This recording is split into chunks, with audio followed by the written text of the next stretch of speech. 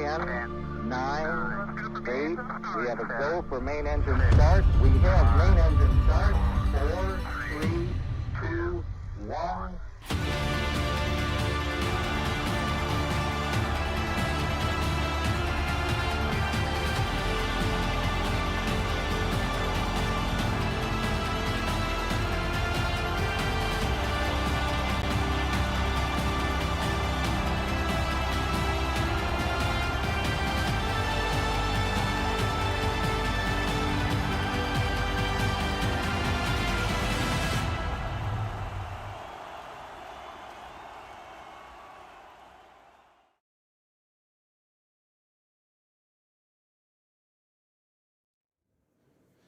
Hello and welcome everybody to the Asian qualifiers here in Thailand, where I am joined, and I have next to me, I have a new commentator today, Alex. Hello, Alex. Welcome. How are you? Very well, thanks, Jan. It's lovely to be here today to be watching this racing for the Asian qualifiers on such a fine, clear day. Yeah, it's an absolutely beautiful day. Today we've got a little bit less wind than we've seen in the last couple ones where we've had the SEA Games as we are finished with that. And now moving on to the Asian qualifiers. Let's take a look today here at the daily schedule.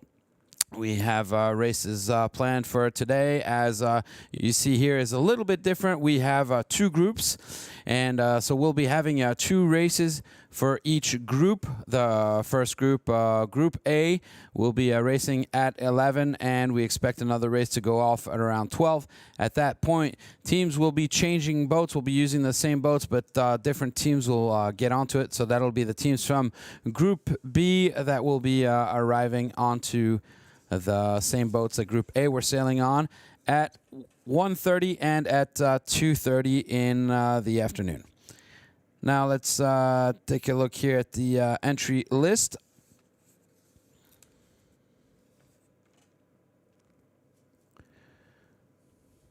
Here we go. These are the entry lists. On the top left-hand side of your screen is captain of the Red Fury of South Korea. There are SSL ranked number 53 weighing in at 725 kilos. The captain is Jing Min Ha. To the right of him for Team Myanmar, Inya, SSL ranked number 75. They're weighing in at 718 kilos. The captain for this team is Mo Mint Situ.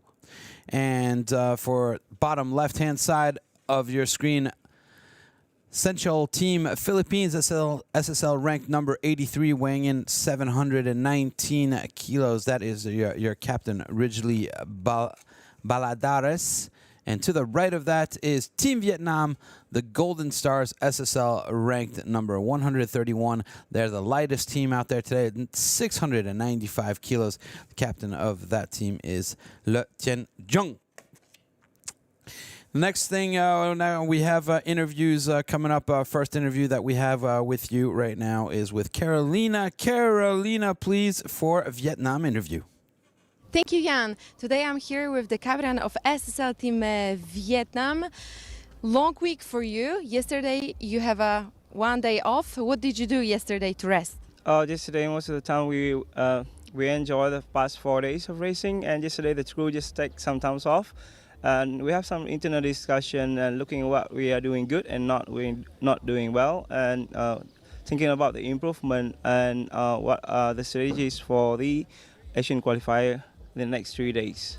Today we are starting the battle for the tickets to SSL Gold Cup in Rio, and basically you have a really similar group than comparing to the SEA Games, because only South Korea is new. What do you think? How it will be on the water today? I think it's gonna be very competitive because Myanmar and Philippines has the training weeks as same as us. As for us, we are underdog as compared to them because we are new to this, and also we're learning. We spend most of the time on the SEA Games learning how to improve ourselves with the boats.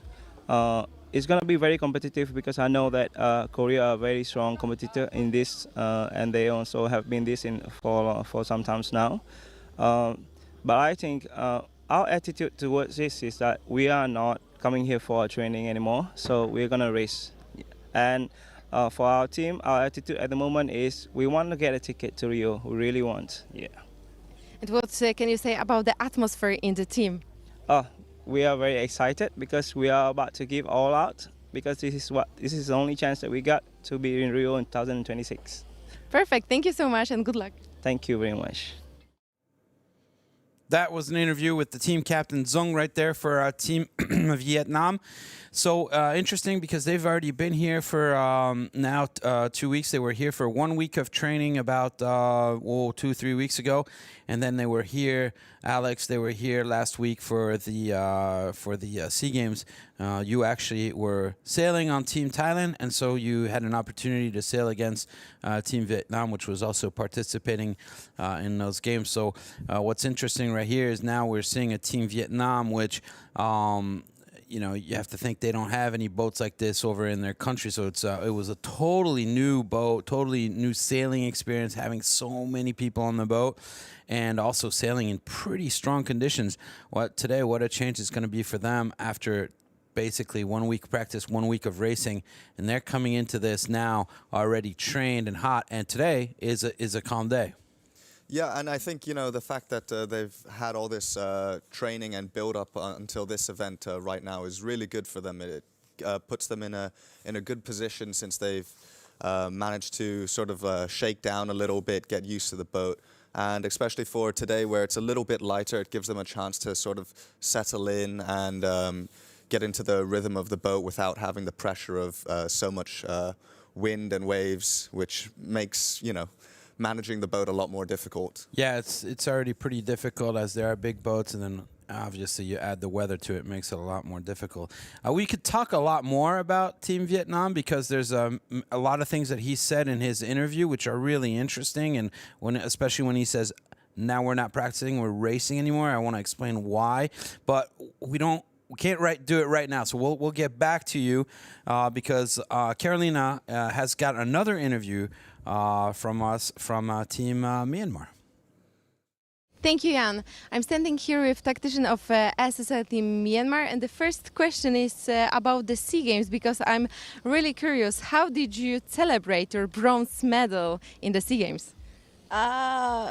We celebrate a lot because in SEA Games we have our flag on my shoulder, a bit tense, A lot of the people from Myanmar say fighting, so it's a bit tense, not free.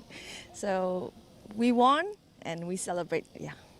So after SEA Games you have really powerful motivation and everything right now to get the ticket to Rio. That's the goal, right? Yes.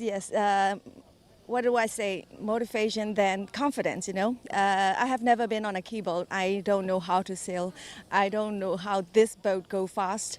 And now I have sailed 8 races and I know the boat condition and as well as how the boat play.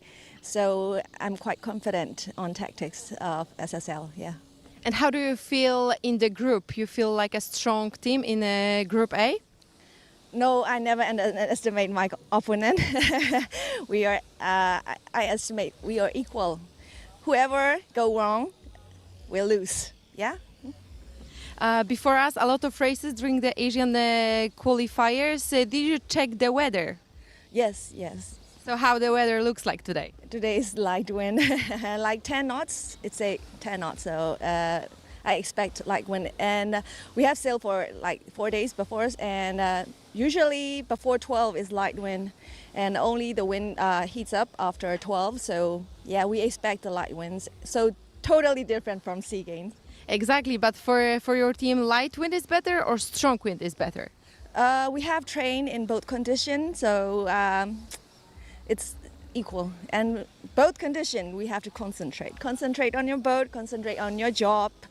That's all, yeah. You seem to be very motivated, and fingers crossed for you and for your team today. Thank you very much.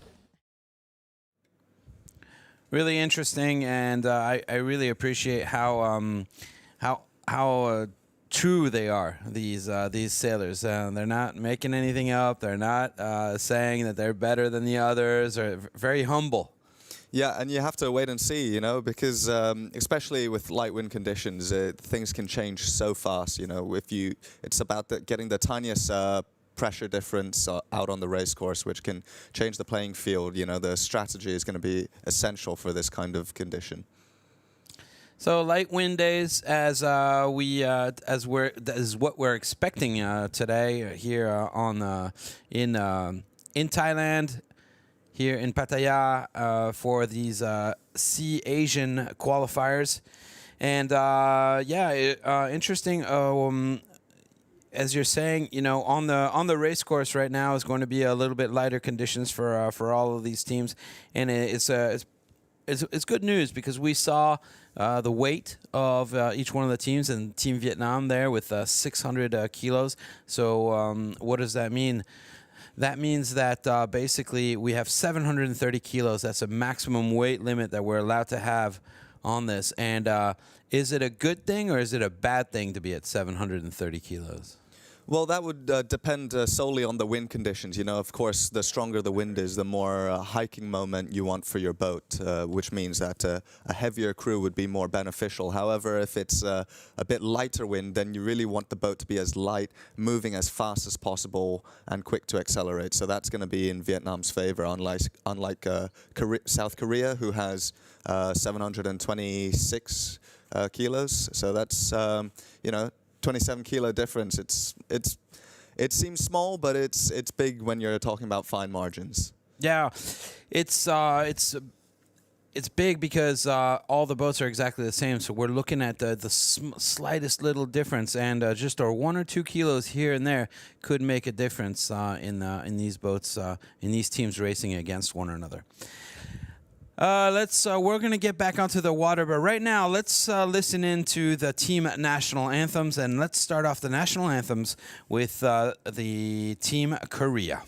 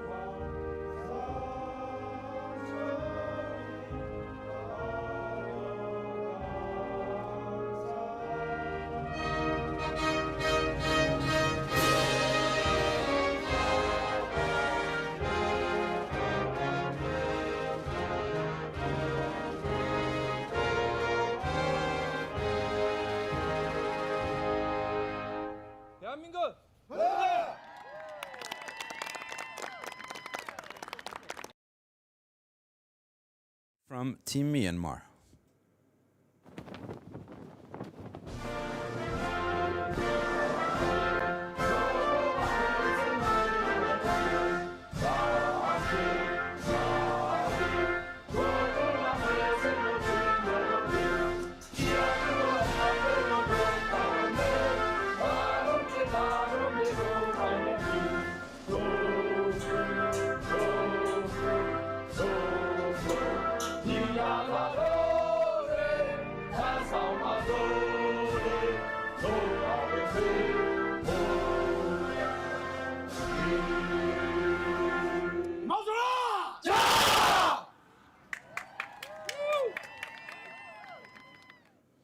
And for the next national anthem is Philippines.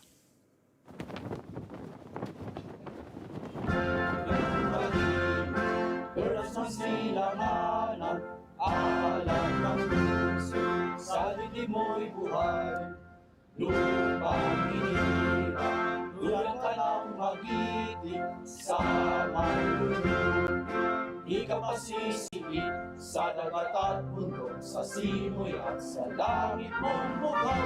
May dilagang tula, tawid sa paglayang minamahal.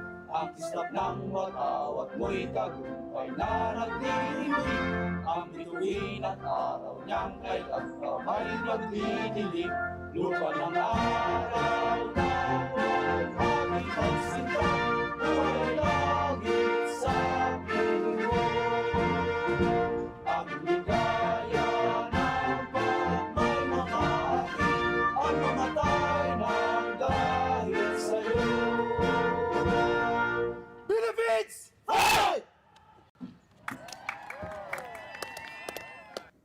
And now for the national anthem of Team Vietnam.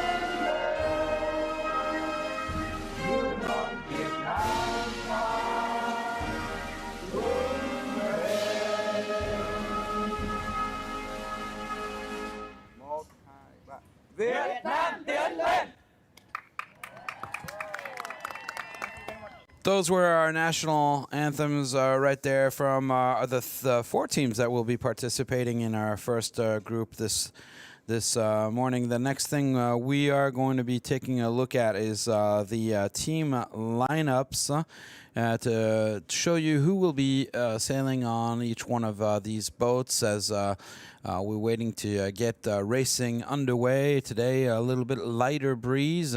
We'll have pictures coming from live from the water as soon as we can. But right now, let's take a look at the team lineups, and we'll start with Team Korea right here. We'll start from the bow. Number 1, we have Hyun Soo.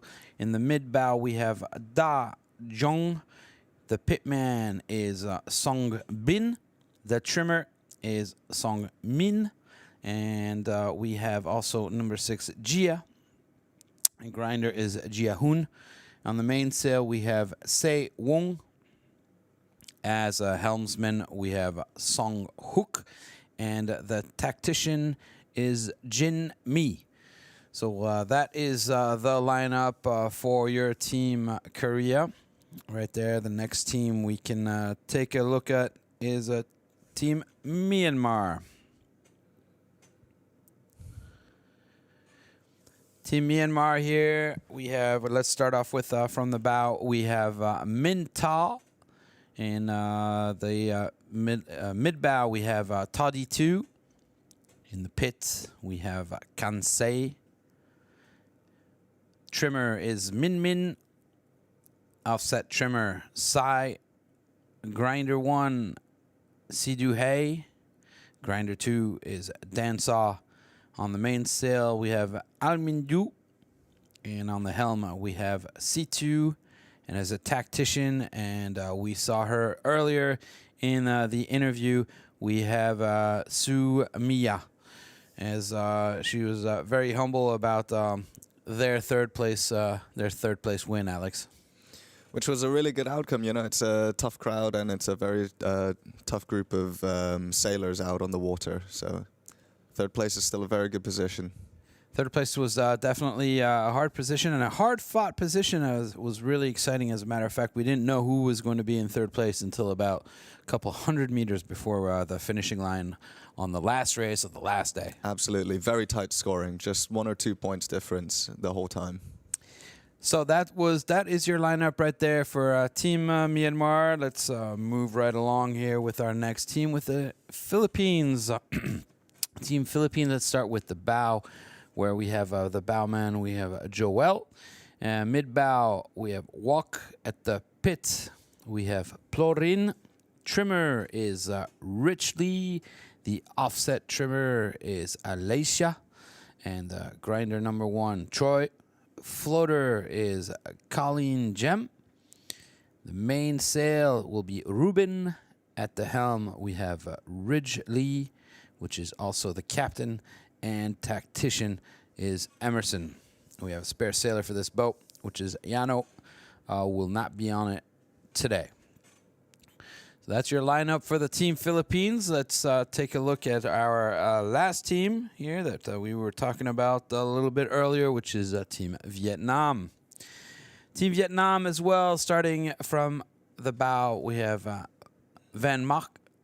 In the mid-bow, Ba Trong. In the pit, we have Ha. As a trimmer, we have Tong. And offset trimmer, Vicky.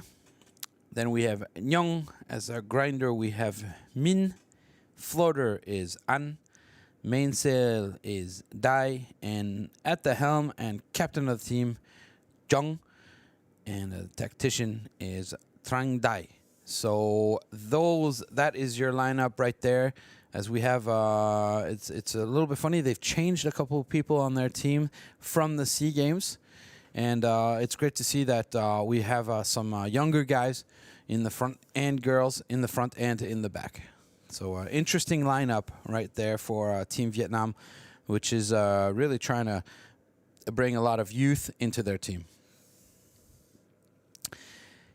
Again, here are the captains for each one of the teams. If we start up on top left-hand side, right there for Team South Korea, the Red Fury, and they are SSL ranked number 53. So they are our best ranked team of this group. They're weighing at 725 out of the 730 maximum kilos that we can have, and that is the captain Ji Min Ha. And to the right of him is Team Myanmar. They call themselves Inya. They are SSL ranked number 75, so they're the second best ranked team in this group, weighing at 718 kilos, so they're 12 kilos away from being at the maximum. That's pretty good. And the captain right there, C2, which is doing a great job at motivating his team and really making sure that he got that third place. Bottom left-hand side of your team is Team Philippine. Central team, they are SSL ranked number 83, our third best ranked team here, weighing in 719 kilos, so pretty close in kilos in terms of South Korea, Myanmar, and the Philippines. The captain of Team Philippines is Ridgely Balardes, and they're weighing in at 720 kilos, so those are the three heaviest teams. And now to the bottom right-hand side is Team Vietnam, the Golden Stars. They are SSL ranked 131, so they're a little bit further down the ranking, and they're weighing in 695 kilos. Those are our team, which is the least highest ranked and is also the lightest. But we'll see what happens if that brings any prejudice to them or not. What do you think about these teams, Alex? And you've sailed against 3 of these teams. So I'm looking very forward to seeing how the racing goes. You know, I've been, as you say, I've just raced against Philippines, Vietnam, and Myanmar, and you know, they all put in an excellent effort. It was very close racing for the past 4 days, and of course they've had this the SEA Games as an opportunity to even train more and get used to it. Whereas South Korea, they weren't racing last week. However, they have been training the past few weeks, so they're probably going to be the least ready to perform in terms of having training the past few days. So it's going to be interesting to see how that changes the game for them, despite their ranking. Yeah, and as you see at the bottom of your screen, it says Road to Rio. So what does that mean exactly? Well, this is the Road to Rio. Rio will be the finals next year. The SSL Gold Cup, the second Gold Cup we've ever had. Basically, in order to be able to participate in that Gold Cup, which will be in Rio, in Brazil, next year, 2026, well, you have to qualify yourself. And these are the qualifiers for going over to Rio. We have 7 teams that are here ready to qualify themselves. Only 2 teams will qualify to go to Rio. It's the best team out of each one of these groups. So as one of the 4 teams that you're seeing on the screen right here is going to have here and within a couple days their ticket to go off to Rio.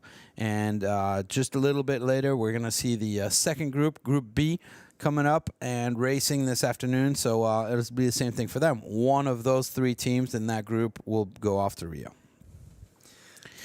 And So- you know, this is the opportunity for the countries in Asia. You know, it's a big continent, and there's a lot of countries with really good sailors. So the fight's going to be very vicious. It's going to be hard, and they're going to really want to get themselves going to the Gold Cup in Rio. It's the event we've been waiting for. It's the build-up. It's what it's all for.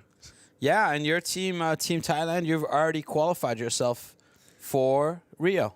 Thankfully, you know, very happy for that, of course. We're very happy for that, and look forward to seeing who our competition is going to be through this qualifier. Yeah, I guess this is really interesting for you right now, as you can really take a very good look at your opposition or future opposition. Here we are. So shots from on the water. We're going to get this started and underway. Here you see our race committee boat. And as we're seeing right now, they have the orange flag is up, and so is AP. And so that means a couple different things out here on the race course. First of all, the orange flag represents the starting line between the 2 boats that we just saw a little bit earlier. And that the striped red and white flag means that right now, or the race was postponed. And we should be seeing that go down just in a couple minutes here, and that'll get the timer started. Right now, wind speed is 8 knots. We are at 320 degrees northwest, and basically this is what we've been sailing with all week. This is the dominant winds right now at this time of the year here in Pattaya, Thailand. Forecast, as you see, a very sunny 31 degrees. Oh, look at that. Now the AP flag, that red and white stripe flag, has now been taken off. And so therefore we are now 5 minutes, less than 5 minutes away from being able to get started. Alex, what would you typically be doing right now about 5 minutes away from the start? So once you're out on the water, from the moment you leave the dock, you know, every minute is essential. You know, you want to maximize the time on water and the training you have. So from the moment you're getting out, and every team's getting out, once sails go up, you're straight into training mode. You're looking for every advantage you can. You're going to be looking at where the wind is coming from, you know, what sort of angles is the wind shifting between. You want to check the start line. You want to be checking which side of the start line is biased. That means whether the committee or the pin end boat is higher than the other, closer to the mark, which is going to give you a couple extra meters closer and less boat lengths that you need to sail. So they are going to be maximizing this, maybe checking their time on distance, seeing how long it takes for them to get straight onto the start line on go. Right, so now let's take a look here at the course animation and what they'll be doing. So they'll be taking the start right here, going zigzagging their way up around to the weather mark, which is the top 2 marks up there, zigzagging their way back down to go in between this, what we call the gate, and we always see a lot of action in that gate. Then they'll be going back up and around to the finishing line. So really the exciting times here is going to be the start, the windward mark, and the gates before we get to the finishing line. Really, always, we've had all sorts of drama this week down at the gates with all sorts of things happening. Spinnakers in the water, boats going a little bit too far, and some protests. We've seen protests this week, so really looking forward to getting some racing in here and seeing what's going to happen. Yesterday was a practice day for all these teams.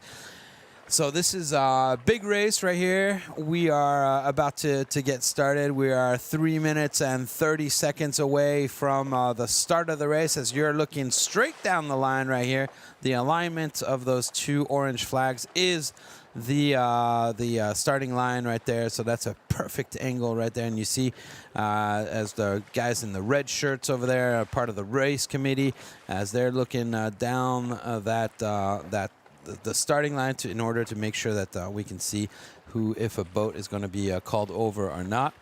And it is purely up to that one man, which is standing behind the flag right there, to tell us if it's a clear start or not.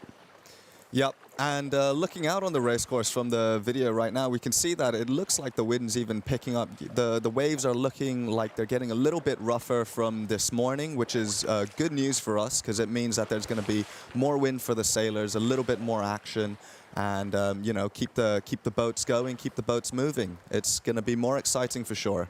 Yeah, 8 knots of wind right now on the race course. We know the boats are fully powered up at 6 knots of wind, so they're already going to be trying to look at depowering a little bit as they'll be sailing this morning with the biggest sails that they can put on this boat. We have the front sails. We can change them out if it's really, really strong, but this morning being light wind conditions, they have their biggest sail, which is called a Genoa, and is out in front. So yeah, so we'll see everybody hiking hard already. We will be fully powered, even though it's only 8 knots, and that's what's so great about these boats. Absolutely, you can see it in the live feed. You know, even the thing is, these are keel boats and they're big boats, but they're so narrow, and you can see that as soon as there's a little bit of wind, they trim on the sails. You can see how much heel there is on the boat already, and you know the feeling on the boat of feeling that heel. You really feel every bit of weight movement on this boat to make the boat go as fast as you can. You can see how much these boats are leaning over, and it's just, you know, it's perfect boat to race against other countries with. Yeah, it's a great support. It's a great boat to be on. Now let's take a look here as we're getting really into the final moments before the start. This is really a critical point. We're just above a minute, so minute 10 seconds now left before the start. We saw earlier 3 boats were jostling for position right there, and what they're trying to do is they're trying to not get blocked by the other. They're trying to cross the starting line with as much speed as possible. We know more or less that these boats with 20, 30 seconds before the start, that's when you pull the trigger, and that's when you can really get going fast. So we're only 20 seconds away from them really now trying to put down the hammer and to get across that starting line. As you see the number 1, the bowmen right there, which are telling their skippers, the guys that are steering the boat, what's going on, how much distance they still have left, and whether they can accelerate or not. 26 seconds, so we should be now seeing them pull the trigger for most of the boats, as it looks like as 2 of them are slowing themselves down perhaps a little bit early, as we see the Korean boat coming in the back, which looks like they're a little bit late. Now let's see what's happening here as we have the 3 boats, less than 10 seconds. Now they've pulled up. It looks like the Philippines are a little bit early right there. They're going to have to bear away, try to kill some time, as Myanmar right now and Vietnam get the best starts, as definitely the 2 boats closest to us have the best starts. They've got the most amount of speed. It does look like the Philippines are a little bit higher. Alex, what do you think about that start right there? So it looked really good for Myanmar, Vietnam, and the Philippines. They were very close to the line. South Korea just slightly lower, a little bit later on the gun. But you know, the advantage for them is they're the most windward boat, which means that there's no boats above them blocking their wind. So although they're below, they've still got room to play around, and the position can still change. Right now, it's all about getting boat speed, you know, going as fast as they can to kind of clear their pathway and set themselves up for the middle game. There you see there, now they've just gone off the starting line. They're passing through the 2 gates right there. Those are those yellow marks, so we won't be using those yellow marks until we come back down the race course. And oh, look at that. What a great shot we had earlier as we were seeing all teams within the same shots, or almost all teams within the same shots. So it's really close right now. Looks like a really good speed for the Philippines and Myanmar, as they're managing to have a drag race between the 2 of them. And let's see what's happening here as these boats right now have just gotten off the line. Myanmar right there, currently in 2nd place, but only a meter behind the number 1. So they're tied up here with the Myanmar really close. Vietnam just behind, and Korea off just 50 meters off the pace. And you can see right now on Myanmar's boat, they're hiking out really hard, trying to keep the boat as flat as they can, keep the sail as high into the sky to maximize the pressure on the sail. you know, keep the boat, the more pressure they have, the more wind they have going into the sail, the faster they're going to make their boat. So the harder that every crew member on the boat can hike, the faster the boat is going to go as soon as there's any pressure on. And you can see on every boat in this view here, they're all getting their backs out of the boat, leaning as far back as they can, holding on to whatever they can. And there isn't that much to hold on to on these boats, so it is a big workout in itself. What a great shot right there. Exactly what you're talking about. So you see, I love it. When you just see only shoes right there, you know your team's working really hard. And yeah, right now it's just a question of keeping the weight outside, keeping the boat. Well, why are they doing this? Basically, they're trying to get the boat to be as flat as possible. The flatter the boat, the more straight your mast is going to be. The straighter up it is, the more wind you're going to catch, the faster you're going to go, et cetera, et cetera. So that's why this whole weight issue has something to do. As you can see right there on the bottom right-hand side, that's Team Vietnam, our lightest team. Their boat is heeling over a little bit more, and they're just having a little bit of harder time being up as high into the wind as the others. So either they go higher and then they'll go a little bit slower, or they bear weight just like the others, but they have got a little bit more heel. So in the upwind right now, it's not an advantage for Team Vietnam, and as they're almost 40 kilos lighter than the other teams. But it will be an advantage for them when we're going downwind, so they'll be a little bit lighter and they'll be a little bit faster. Yeah, once the wind is coming from their backs, you know, then the weight doesn't need to be outside as much, and the lighter weight will allow them to surf the waves down a little bit more, and that might give them the upper hand. So, but we'll have to wait and see how that goes. Right now, they're still going upwind, and you can see it's quite a tight battle between Myanmar and Philippines. Myanmar is trying to hold its position. Oh, they got pushed out the back there. A little bit too close to the dirty wind of Philippines, who was moving ahead slowly and steadily, crossing behind the back of South Korea now. That's very tough, tight though. cross there. You see, they tacked to get away from that bad air, but then they had to really bear down, and they lost a lot of speed right there. You know, having to go behind Team Korea, which was in last place. So that just slowed down the Myanmar boat quite a bit right there, as they've had to maneuver. They were trying to get away from the Philippine boat in their bad air, but I'm not sure that that actually worked out too good for them. Yeah, well, you know, it's difficult to say, because once you're out on the race course, you know, you can have your plan, but events happen and things change so quickly that your plan sometimes just goes out the door, and you have to make the best of the opportunity you have at that moment. And you know, if they're feeling like they're getting too much dirty air, they're going slow, then they have to make a decision whether they want to stay there or they want to tack out and try and find some better air and opportunity elsewhere. Right on. Okay, so what were we seeing just right there as we saw our grinder go down? The grinder going down, so he's going to be engaging that pedestal in the middle of the boat with the winches on either side.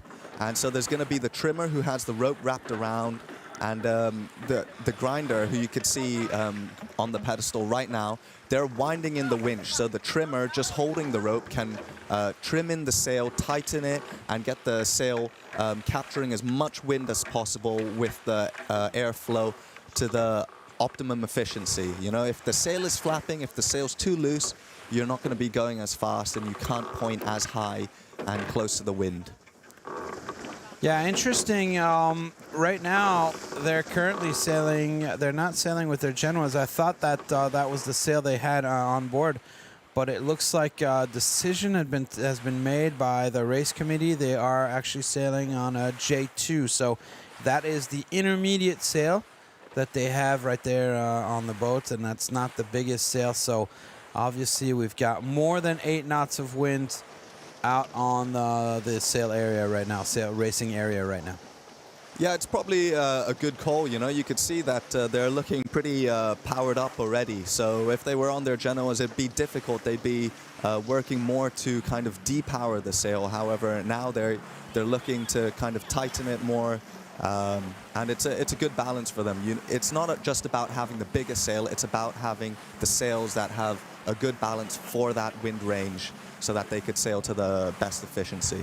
Yeah, Alex, that was really interesting. Just earlier, right there, we saw the rope going around the leg right there. The rope going around the leg of the sailor.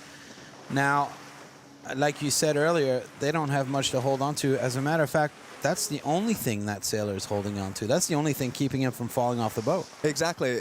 Many keelboats, they have rails, but on these SSL 47s, there's no rails holding the crew members on board. So their backs are out, and they just have to hold on to whatever they have. So for it depends on the position. Some positions, like the main trimmer or maybe the pitman, might have the runner tails or the main sheet to hold on to. Yeah, we see the grinder right there, number 4. He's got a winch handle. He's probably the only one that has a, how do you say, comfortable position to hike from. I think that's a fair statement to make. You know, it's the most solid support on the boat for someone hiking out to have, whereas the other positions, they just have a rope. And that's what you saw earlier, is that they were wrapping it around their feet to kind of lock their feet down on the boat so that they could get their backs out a little bit more. Yeah, and by doing that, it's actually it's not too bad. It's I wouldn't say it's comfortable, but it's let's say it's you can endure. You can definitely endure. There's some positions you could see just at the front right of the screen just now with Philippines, that there's some positions where you're just holding on to tiny pieces of rope inside the boat, and that's not a very comfortable position to hike in, let alone get back into the boat during every tack. It's a very difficult position to get yourself up. So they've got to be really strong, all these sailors. It's definitely teamwork. It's not just pulling on ropes. It's also trying to stay on board, right? Absolutely, and staying on board definitely helps. Definitely. And if somebody were to fall into the water, well, the rule is that the boat must go back and pick up the person who's fallen into the water. And we've seen this. It's happened before. It's not something new, but happens very rarely. But it has happened before, so they need to go. They need to go around and they can pick. They need to go pick up the person. Yes, I believe in the rules they had to go back to the position that they fell off in. Is that correct? Yeah. So what'll happen is one of the motorboats, because you don't really see them on screen, but behind there's a bunch of boats that are following. So security boats, safety boats, and everything. And and we have the 2 jury boats that you do see right here. So they'll obviously go and help the person who's fallen in. I mean, that's. Who are we kidding here, right? Of course. But they do have to go back. So they can't just keep going, carry on, and then the motorboat will bring the person back onto the sailboat. There's a tight cross coming here right now. You can see the jury trying to check in from behind, just make sure there's no rules being broken. Yeah, okay. Nice cross there, clean, no problems there. What a great shot right here. As we're seeing really a very nice overview picture as boats are coming together. You see the boats are crossing one another. There's always one boat that has the right of way. And so that would be the boats that have the right of way right now are the 3 boats that are on starboard tack as we see them coming towards us. And we see Vietnam right now arriving in the picture as teams are now arriving at the windward mark. So Philippines looking like they'll be the first ones to arrive at the windward mark. Even though they were not the first ones across the starting line. Looks like they've got a really good mode. And now we've got a battle on our hands right here for second place as we see Myanmar and Korea arriving at the windward mark together. So right now all these boats are heading off to that second mark, which is this yellow mark that we're about to see on the right-hand side of our screen right here will appear. And that at this moment, the boats will bear away and put up their spinnakers and start their downwind leg. So here's the grinders now. What they're doing is they're grinding up the kite halyard to take the spinnaker up. They're going as fast as they can. The quicker they can get the spinnaker up, the faster they'll have an extra sail up look in the in sky. the left. Look behind them right there on the left. That's Team Korea. Very nice. Good hoist right there. We've got a little bit of an issue right there on Team Myanmar. Look at the top of their spinnaker. It hasn't fully opened up right there. It looks like they've got a little bit of a knot or something. There it is. Okay, good. All right. Oh, that slowed them down, though. Perhaps that's just enough right now for the Team Korea to roll over Myanmar. Myanmar having to put in a jibe and get away from there. Oh, issues right now on the Vietnamese boat. Yep, they've got to get that spinnaker up as quick as they can. You know, it's a huge sail, and every second that they're sailing downwind without the spinnaker up is a second that every other team is going to be sailing away. So they've got to really work to get that in the sky as fast as they can, get it powered up. Yeah, you Vietnam can see the speed difference right now between Vietnam and the boats. No! Now it's gone into the water, and they've completely stopped the boat right there. This is not good. So having a little bit of issues, bringing that spinnaker up, and that put it into the water. Now the spinnaker's in the water. It's full of water, and the boat has stopped. Yeah. Oh, this is this terrible. Should be this really is a top priority for them. They've got to get their people, their crew members forwards, get that out, because that is a huge sail dragging in the water. You can just imagine. You see the size of these spinnakers, and now that's all underwater. They've got to get it out of the water. They had such a good start. They had a good start. They were going well. They were up there, and this is painful to watch as they still have the spinnaker into the water. Yeah, thanks. Let's change boats. Looking here at Philippines putting in a jibe right there. So let's take a look at that. Wow, you can see nice they're job on right the spinnaker, trying to pop it out. Pop the spinnaker so it gets wind. They're pulling it down to try and prevent any twist from happening in the top of the sail like we saw earlier. There it is. All right. Well, bad move, spinnaker in the water. But the worst thing that could happen is that that spinnaker somehow gets ripped because too much pressure inside it. So being in the water, well, that's no good. But ripped, that would be really terrible, because remember, they still need to do another lap, and they will need to use that spinnaker. So if they rip it now, that's going to be a huge game changer, and you know that would even possibly totally eliminate the chances of them catching up in the second leg of the downwind. So they've got to save it, but they've got to prevent it from ripping as well, and that's not easy to do because there's a huge amount of pressure on it. Here's Team Philippines now on board with them. You can see they're moving really fast now with the spinnaker up. The grinder coming in just to make constant adjustments with the spinnaker, make sure that it's powered up, not flapping at all. Here's South Korea going in for a jibe, trying to get back into the ley lines for the bottom mark, match up with the rest of the teams. What's going on there? And they wrapped it around their forestay as well right there. Looks like a little bit of an issue as they're trying to get in a jibe. Unfortunately, it looks like we also have an issue here on this boat as they try to put in a jibe, but it looks like it's gotten wrapped around. What is going on? It looks as though they're trying to perhaps repair something. I'm not sure if that got stuck around the head of the jib just now, or if it was the kite sheet that got stuck as it was going round. It looks like right now they're passing a sheet, or perhaps they didn't have time to check their spinnaker before they hoisted it, and having sheet issues, so they couldn't check. Wow, this is a tough break right there for Korea. But just looking at the front just now, I saw the bowman. He was reaching to the front with some ropes. I'm wondering if that was their kite sheet that may have gone round the wrong way, perhaps, and they're just trying to rerun that kite sheet. I definitely agree with you. I think it's a kite sheet, but I don't know if it went around the bow and underneath the boat, or if they just put it wrong. Well, it looks like they've solved the problem. They've got it going now, and that's really good. You could see one of the trimmers is trying to hold the kite sheet in. You know, they got it round, but it still wasn't quite in the blocks. Here they are trying to sheet it back in again. This is crucial moments for them. You know, they can't be losing this opportunity to get downwind faster. They've got it fixed now, though. So a good lead right now for our Philippine team, which is 167 meters ahead of the second place boat, 360 in front of third place, and a good 530 meters above in front of the Team Vietnam, our last place boat. So Korea, Vietnam having big issues with both of their spinnakers on our first downwind leg.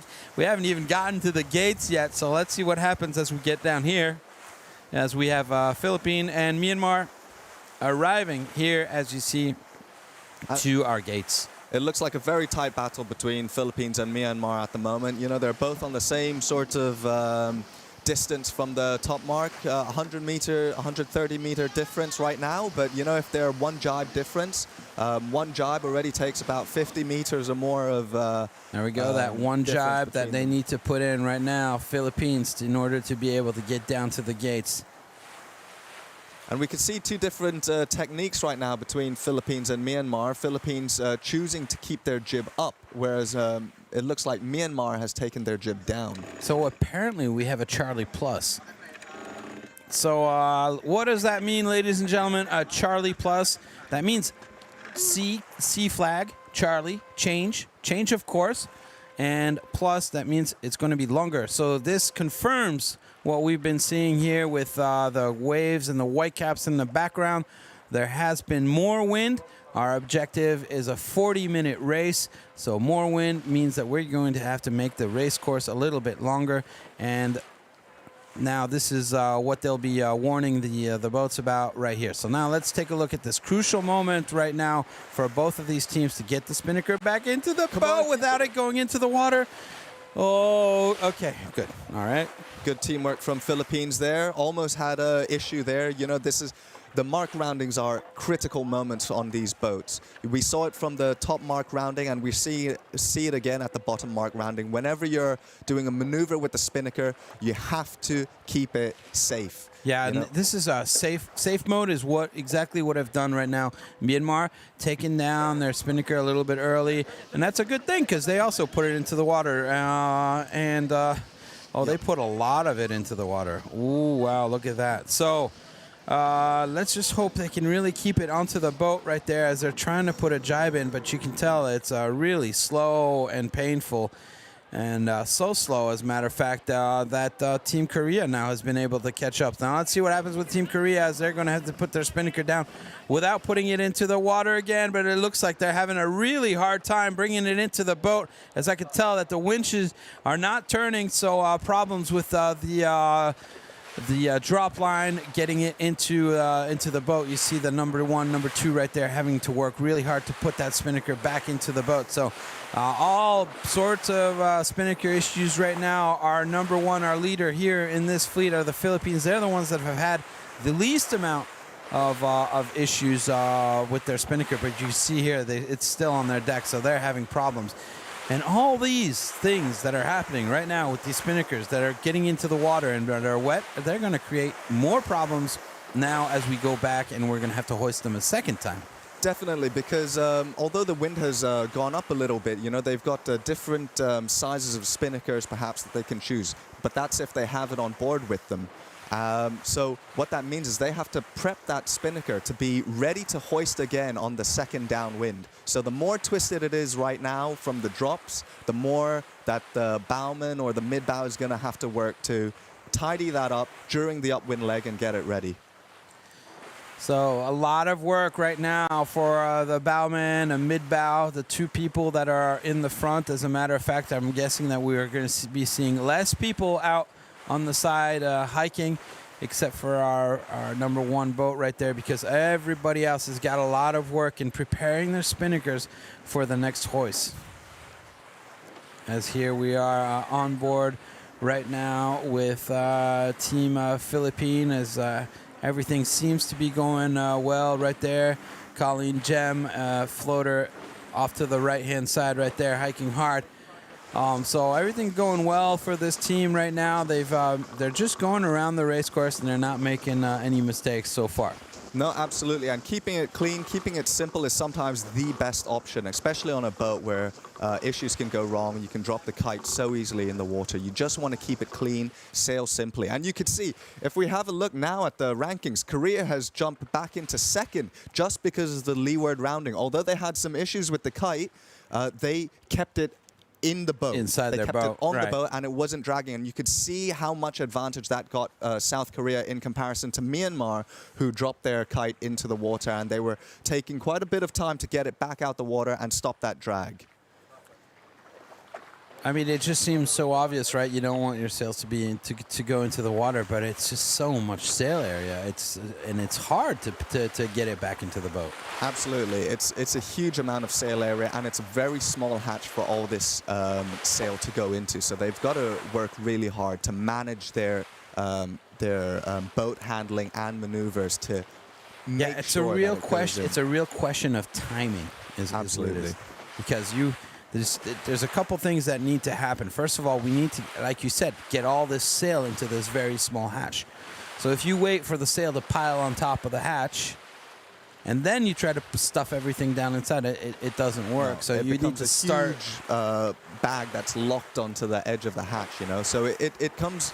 There's a lot of teamwork. It's a whole measure of things that have to happen. You know, the bowman has to be ready to help take the drop line around the headstay, manage it into the hatch, and the helm also has to be able to turn the boat to keep the boat under the spinnaker to help it go straight into the boat. Yeah, then the pitman has to make sure that he releases the halyard. But if he releases too fast a halyard, the spinnaker could fall into the water. Exactly. They can't release it faster than the grinders can grind it in. So the teamwork, the timing, And the it's grinders are all grinding essential. to turn the winch, but there's another guy who's pulling on the rope that's around the winch. If he's not pulling, the grinders can grind, but that's not going to do anything. So already, just to get the spinnaker to come down, you need 4 people. Then you need 2 more in the front to make sure that it actually goes into the boat. 1 guy to make sure it doesn't fall into the water.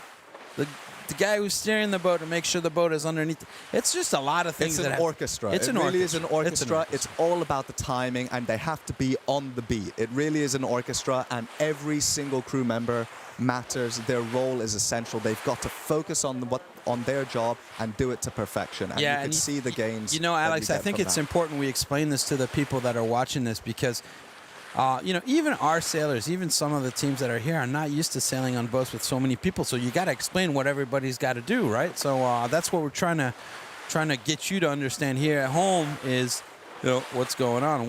We got all these people, and honestly, it does look like they're just sort of sitting around, and then every once in a while they do a little something, right? But it's just so important. Each one of those maneuvers, and you saw, all you at home just saw how important it is to get it right, and what the consequences are of putting a spinnaker in the water. Absolutely.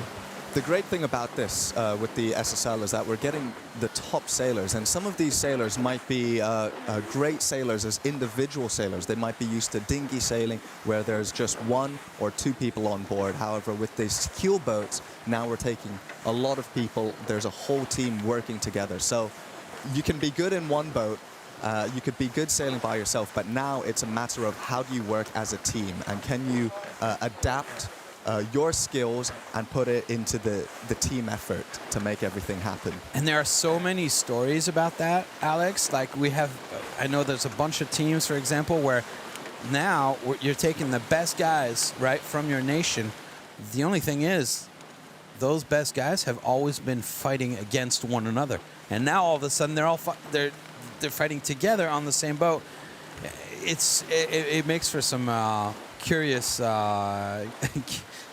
Curious moments on the boat. It is interesting. You know, some might be old rivalries. You know, some might be really good friends. So it's just about managing that and how can they adapt to that. So it's great to see. I heard some stories about old rivalries, even here in the SEA Games from back in the day.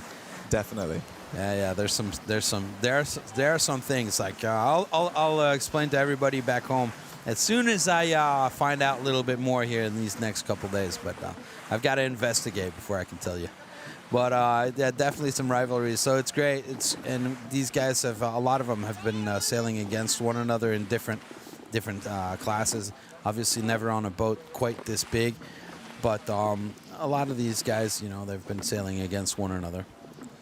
So right now we're on Team Myanmar, and we could see to the left of the screen at the front, I believe that's the floater just doing some cleanup, keeping the ropes nice and tidy, which is a really crucial thing to do with so many ropes on the boat. They've got to manage them very well. They can't just dump all the ropes, because you can imagine if you've ever tried to untie some small threads that got tangled, it's a nightmare. And here you can see the number of ropes on the boat. So they've got to manage it. They've got to keep it tidy and make sure that when they release the halyards, that they can go really smoothly without getting tangled. If there's a knot, that's going to lose some time for them. So they're doing a really good job of keeping their boat tidy right now. As soon as they're done, straight back into hiking out, upwind, and keeping the boat flat. Yeah, you can imagine the mast is 20 meters high. Some of those ropes, they do 2 to 1. So as a matter of fact, 3 to 1. So some of those ropes, you've got 60 meters just of cleaning that one rope up. So 3 to 1. What do you mean by that? So you'll pull 1 meter, or you'll pull 3 meters of rope, and it'll pull 1 meter in the end. So that's the purchase system as well, right? Yeah, to kind of keep like it easier. A pulley system. Exactly. 3 to 1. If there's not enough purchase on the ropes, then sometimes it makes it really difficult for the grinders to put their energy and hoist the sail or trim in the sail. So there's got to be some purchases. But the consequence of having this power reduction almost is that there's more mechanical rope on the power boat. reduction, exactly. But now the spinnakers are wet, so it's going to make things even harder because everything's sticking to each other down there. So it'll be interesting here as you see our 3D images right now of what's going out on the water. Korea on the left-hand side right there, making a good move, have managed to get themselves back into the game after sort of a disastrous tentative jibe right there that they put in earlier. But they managed to go around the gate quite well, and they're now coming back. It'll be interesting to see what happens as some of these teams that have put the spinnakers in water have wet spinnakers, whether they are going to have any issues with the hoisting of their spinnaker. Now, they do have a spare one inside the boat, which they could use, which would be dry. But we'll see. We'll see what happens. We are on board right here with team, I believe, Korea, exactly, as they are hunting down the Philippines, have managed to come back and crawl themselves back up to the top of the game right here as boats are coming together, and we are only less than 400 meters away from the windward mark. Now, remember we said that Charlie Plus, you guys remember Charlie Plus we said down at the Leeward Gate? So the race course has been made a little bit longer. It's been modified. It's been modified, exactly. And we're going to be arriving at a buoy, which is pink in color. When we modify the length of the race course, we also modify the windward mark. And so it's represented in a pink color. But this means now that this mark right here means there's no offset. So it means that the boats have to go around the mark and then straight down. So it's actually, they got even less time now to be able to put up that spinnaker. It's actually a harder maneuver. Exactly. It's going to be a sharper turn. There's no sort of intermediary between that for the crew to prepare, get their spinnakers ready for the hoist. It's going to be straight to the upwind mark, around, and then the kite has to come out as soon as possible. So it's a bigger maneuver. It's going to be harder for the teams to perform this maneuver and execute it perfectly. But it's essential, and the teams that can do it will definitely reap the rewards from this, and the gains are there to be taken. There it is. Here's Philippines arriving at the pink mark.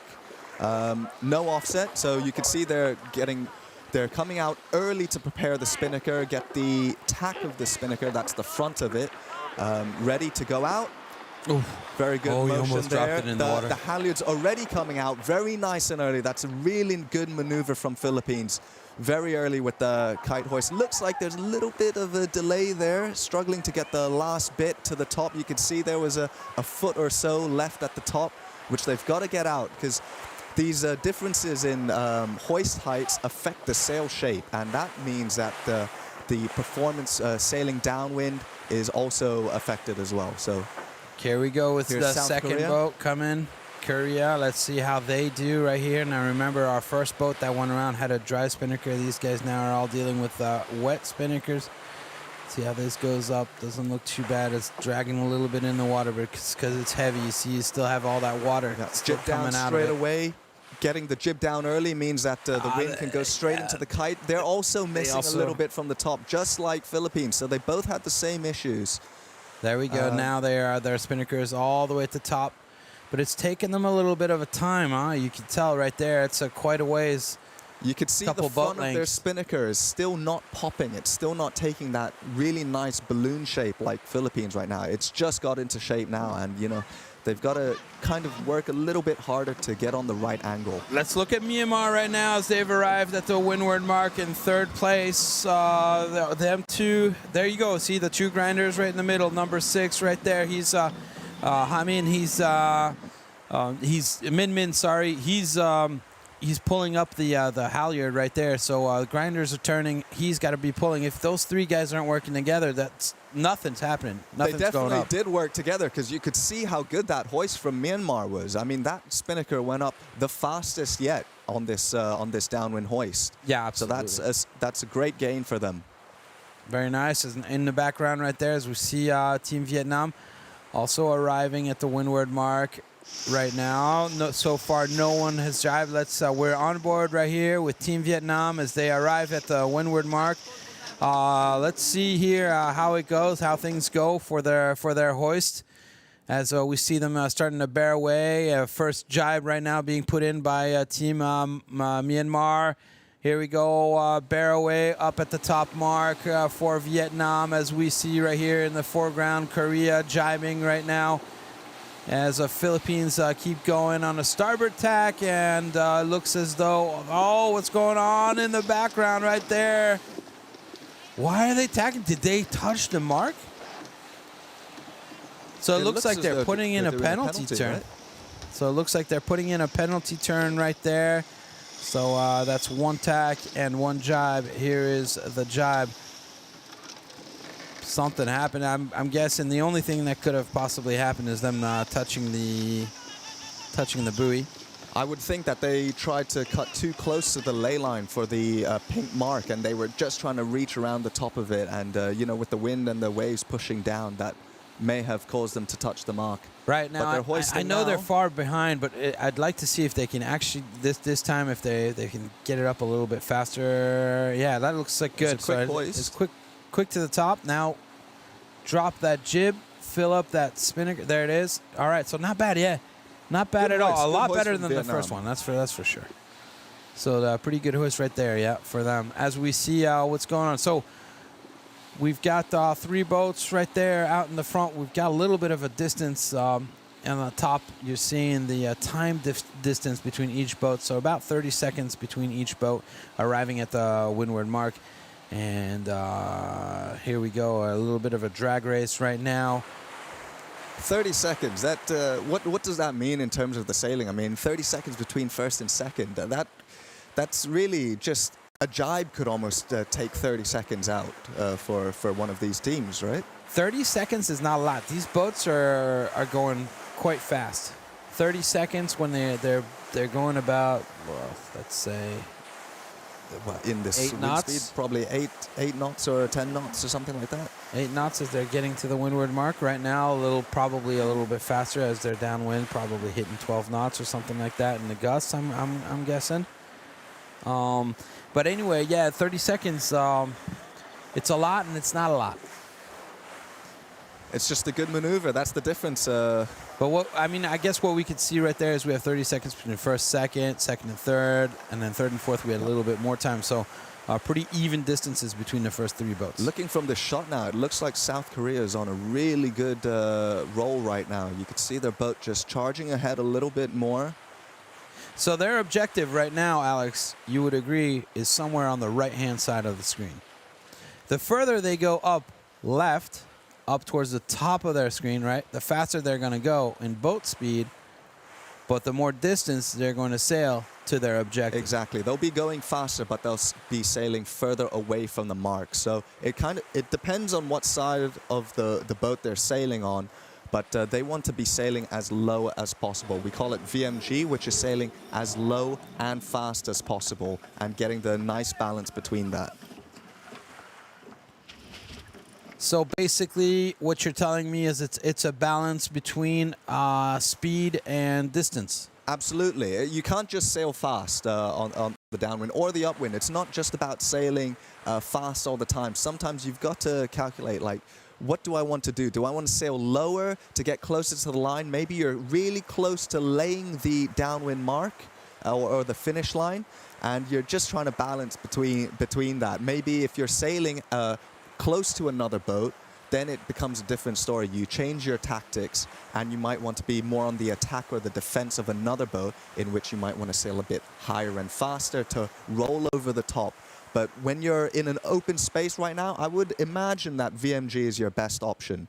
So how does that work? Like, I mean, we saw everybody's like dealing with ropes and stuff. So who decides this on your boat in Thailand? This would usually be the tactician, I believe, on most of the boats. The calls for where the boat is sailing to, where they're heading to, generally comes from the tactician. The helm is steering, but the helm is generally going to be following the commands almost from the tactician or strategist who's at the So generally let's at the look back at of the this boat. Oh no, they just changed the picture. But fine. Here we go. Yeah. Back of the boat. Number 9, number 10. Number 9 steering the boat. He's the helm. Number 10, he's the tactician. He's the one that's calling the game play, basically. Number 10, right there. Jamin.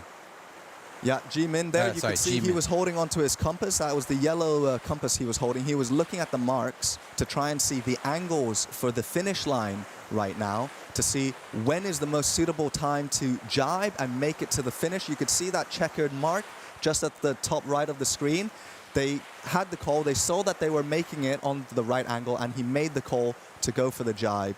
And then, By the way, that's what they're doing. That was a now. really good nice kite popping very quickly.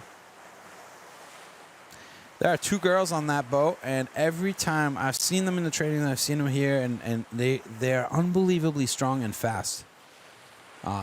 Unbelievable. Yeah. Like, did you see how fast she was pulling on that sheet, on that spinnaker sheet? And once again, you have to be. It's you need some people who have pure power, to grind the pedestals and put as much energy into it. But then you also need someone who's really agile and really fast to be able to pull the sheet at the same speed and the same rate that they're grinding it in. Otherwise, if they stop pulling it and tailing this rope from the winches, the rope is just going to slip and it's not going to do anything. Or worse.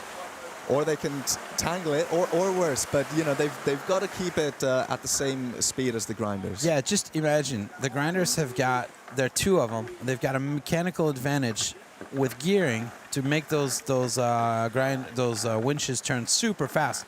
You could just imagine the speed, and if you stop, it will create a knot. So, anyway, again, just one of those jobs. As we're seeing here, that's the leeward gate right there. So they're going through the gate, and they'll be arriving here at the finishing mark.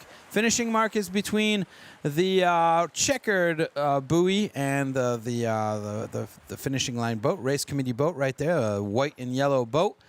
As Philippines right now come in and will take the win here of this first race for this group right here, as we watch the other boats coming in, as Korea is putting in their final jibe. So good job right there. High fives. I'm sure they're very happy, just don't want to show it. They've got another race coming up. A really good effort from them. Absolutely. Not They've got to get their excited. kite down. Here's South Korea coming in now from the starboard side.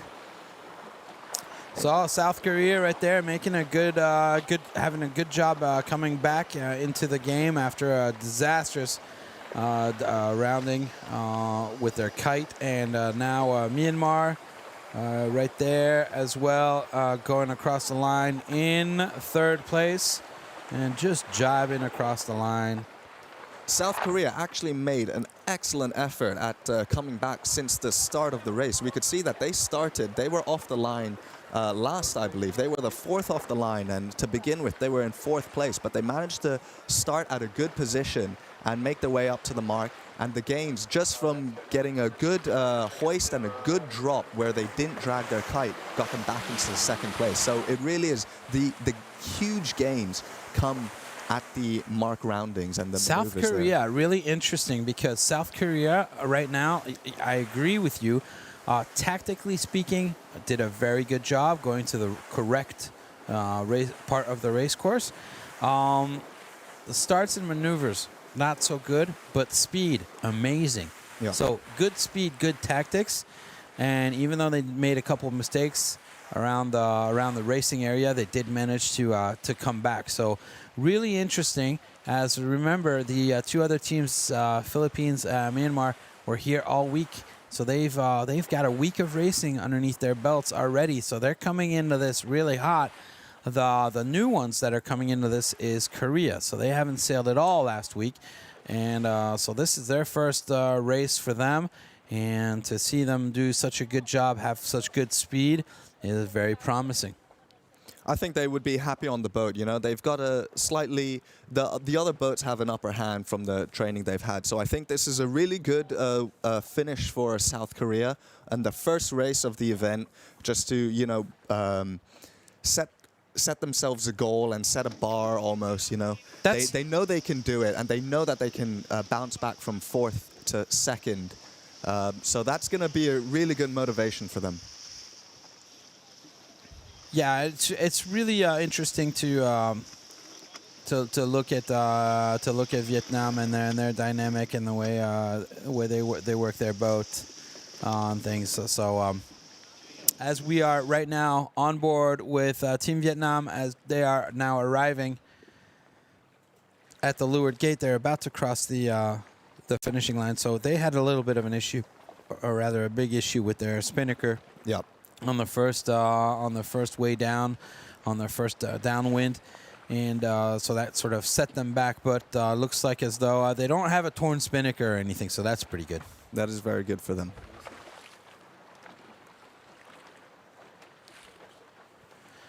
Here we go with the team at Vietnam right now, going across the line, and so this is good. They're arriving right here in time, just a little bit after the others, but no problem, no penalties for them. So that'll be 1 point, actually, as a matter of fact, because we're changing it around. It's the system is the other way around. The winners get 4 points, and fourth place gets. So we're on a high point score for the SSL Asian qualifiers at the moment. That's right. And now let's go back down onto the water as we have Carolina with us here as on Team Philippines boat. Carolina, how's it going on the water? Hello, Jan. Yes, we are here. Great, really great race for you. SSL Team Philippines are back on track, leading from the beginning to the end of the race. Oh, yeah. I'm just happy with the performance of the team.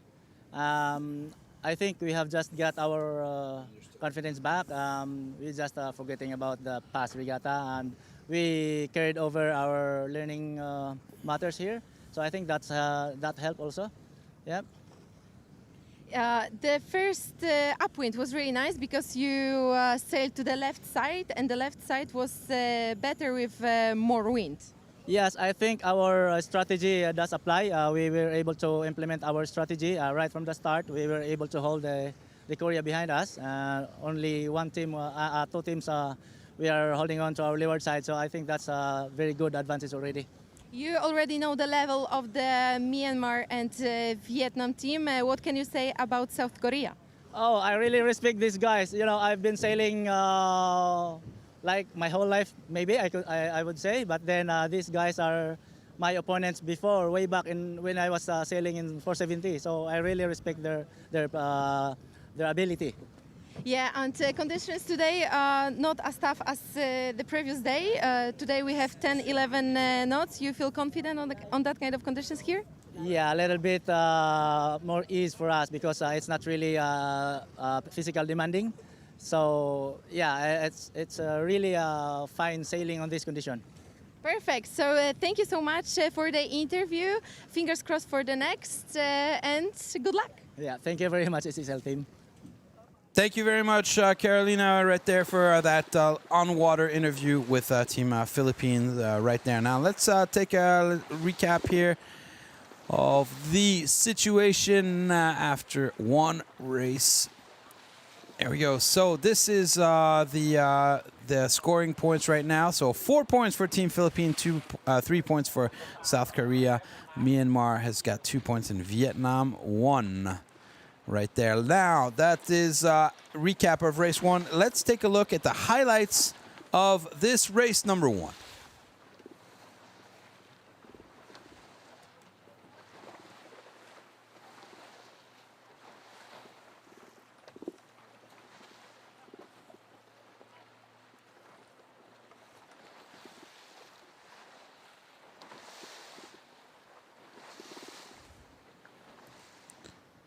All right, we're back. Looks like we'll be giving you that replay as soon as we can, as we are waiting for that to happen right now. Here's the overall points standings after one race. Philippines with 4 points, as they have just won this race. So it's a high point scoring system, Alex. Okay. The replay is now ready, so let's take a look at the highlights of this race number 1.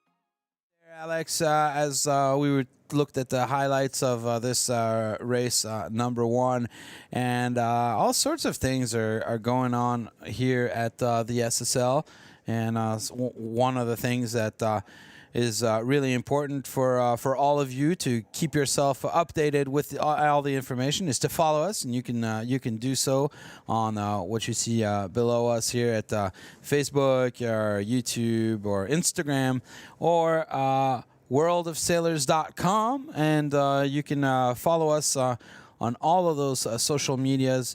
And make sure you can get a bunch of pictures of what's happening. And if you go onto the websites and everything, you can also find out who is racing. You can go onto the official document and the official pages, and everything is open to the public. So go ahead and check it out and come and take a look at all the pictures and your favorite teams, and you could probably even chat with them.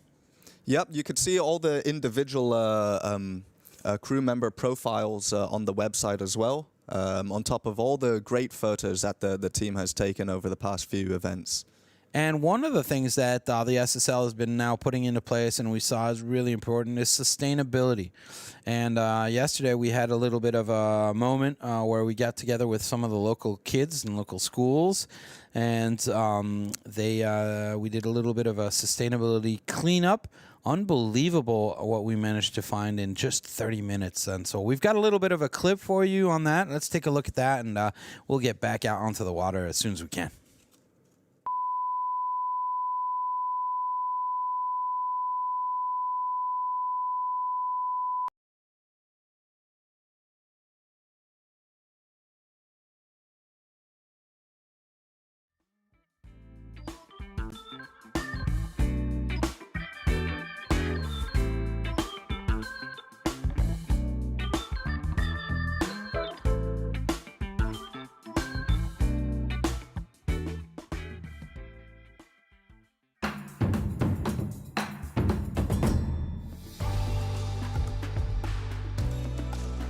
spent 47 years competing and training in the Thai Sea, and I noticed that the last 30 years, there were so much ocean trash.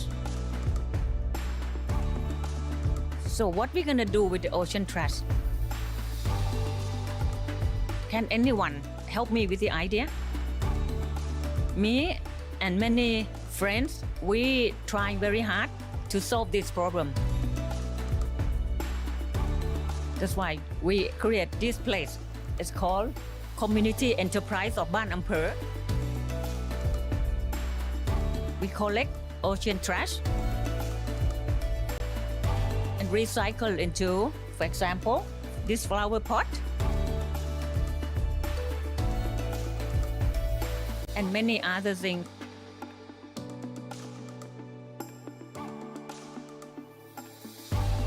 So please help us solve the problem. Reduce, reuse, and recycle with us.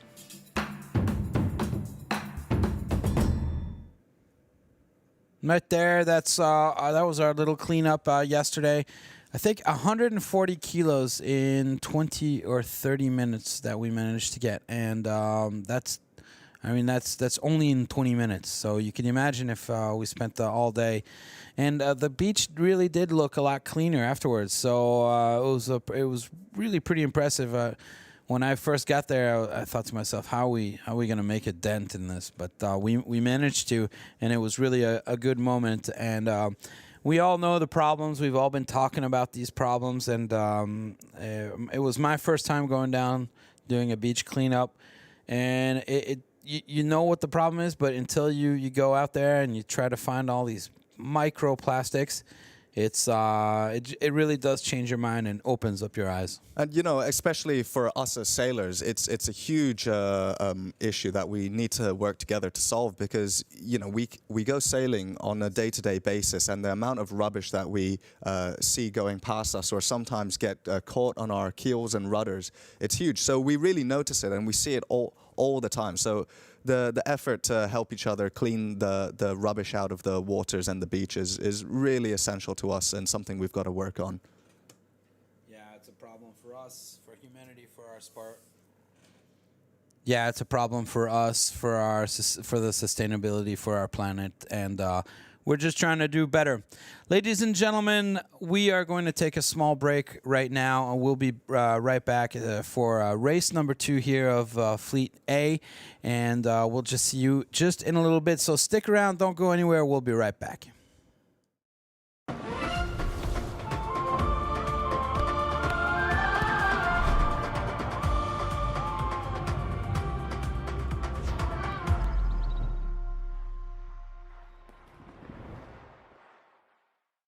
Welcome to the 4th and last day of sailing in these 33rd SEA Games in Pattaya, Thailand. Today is the day we find out who will be on the podium. Before the races even began, the tone was set with all boasting their pre-race intimidation tactics. In the end, Thailand managed to place themselves the best and arrive first at the weather mark. Malaysia arrived last at the windward mark and started a full-on battle between themselves, Myanmar and Philippines. Myanmar and the Philippines are going back and forth, exchanging 3rd and 4th place. Overall, Thailand finishes 1st, Malaysia 2nd, and Myanmar 3rd.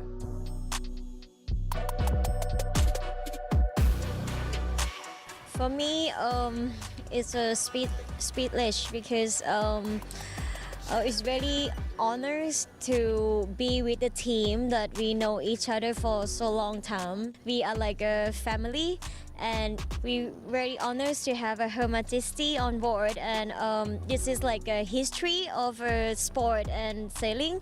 I feel like this is the best of my life, that I make this, we, the team, Thailand team, everyone make this happen. We are fighting for the goal with Thai all the week. We give them a good battle.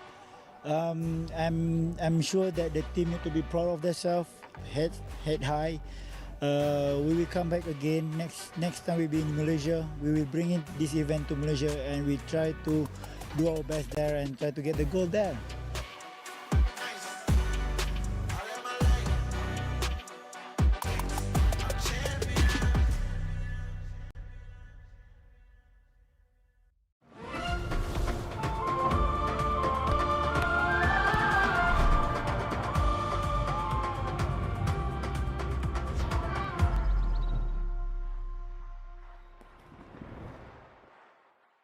Sailor's Box. One place, 100 stories. Isn't it too cold to sail in Finland? I think it depends on your clothing a lot. Yes. And ice. Yeah, I mean, you can go sailing already when the ice melts, which is in April. April, yeah. And then I think when I was young, I think my last training camp ever was in November, but it was really cold. Yeah, I mean, I've been sailing in December as well in Finland. So he's tougher. Yeah. But yeah, basically the ice is the only thing. What is your emblem? Because we are French and we are very arrogant, and of course we talk really loud, and we have the best animal to represent us. Is of course it's the rooster. Because we're proud and the only animals who can sing with the 2 feet in the mud. Yes.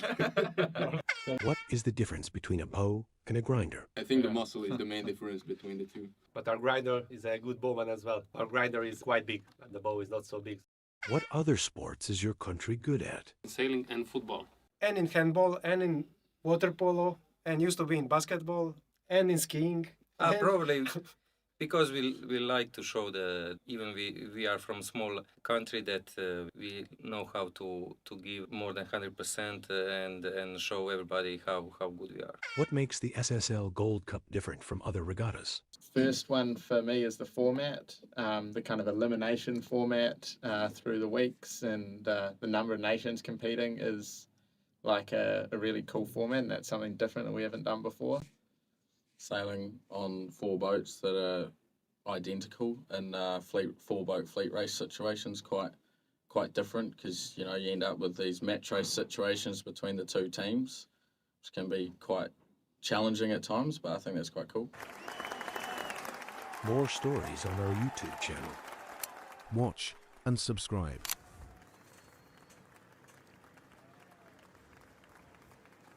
And Sailor's we're back. Box. One We're place, just about to get 100. racing underway, Alex.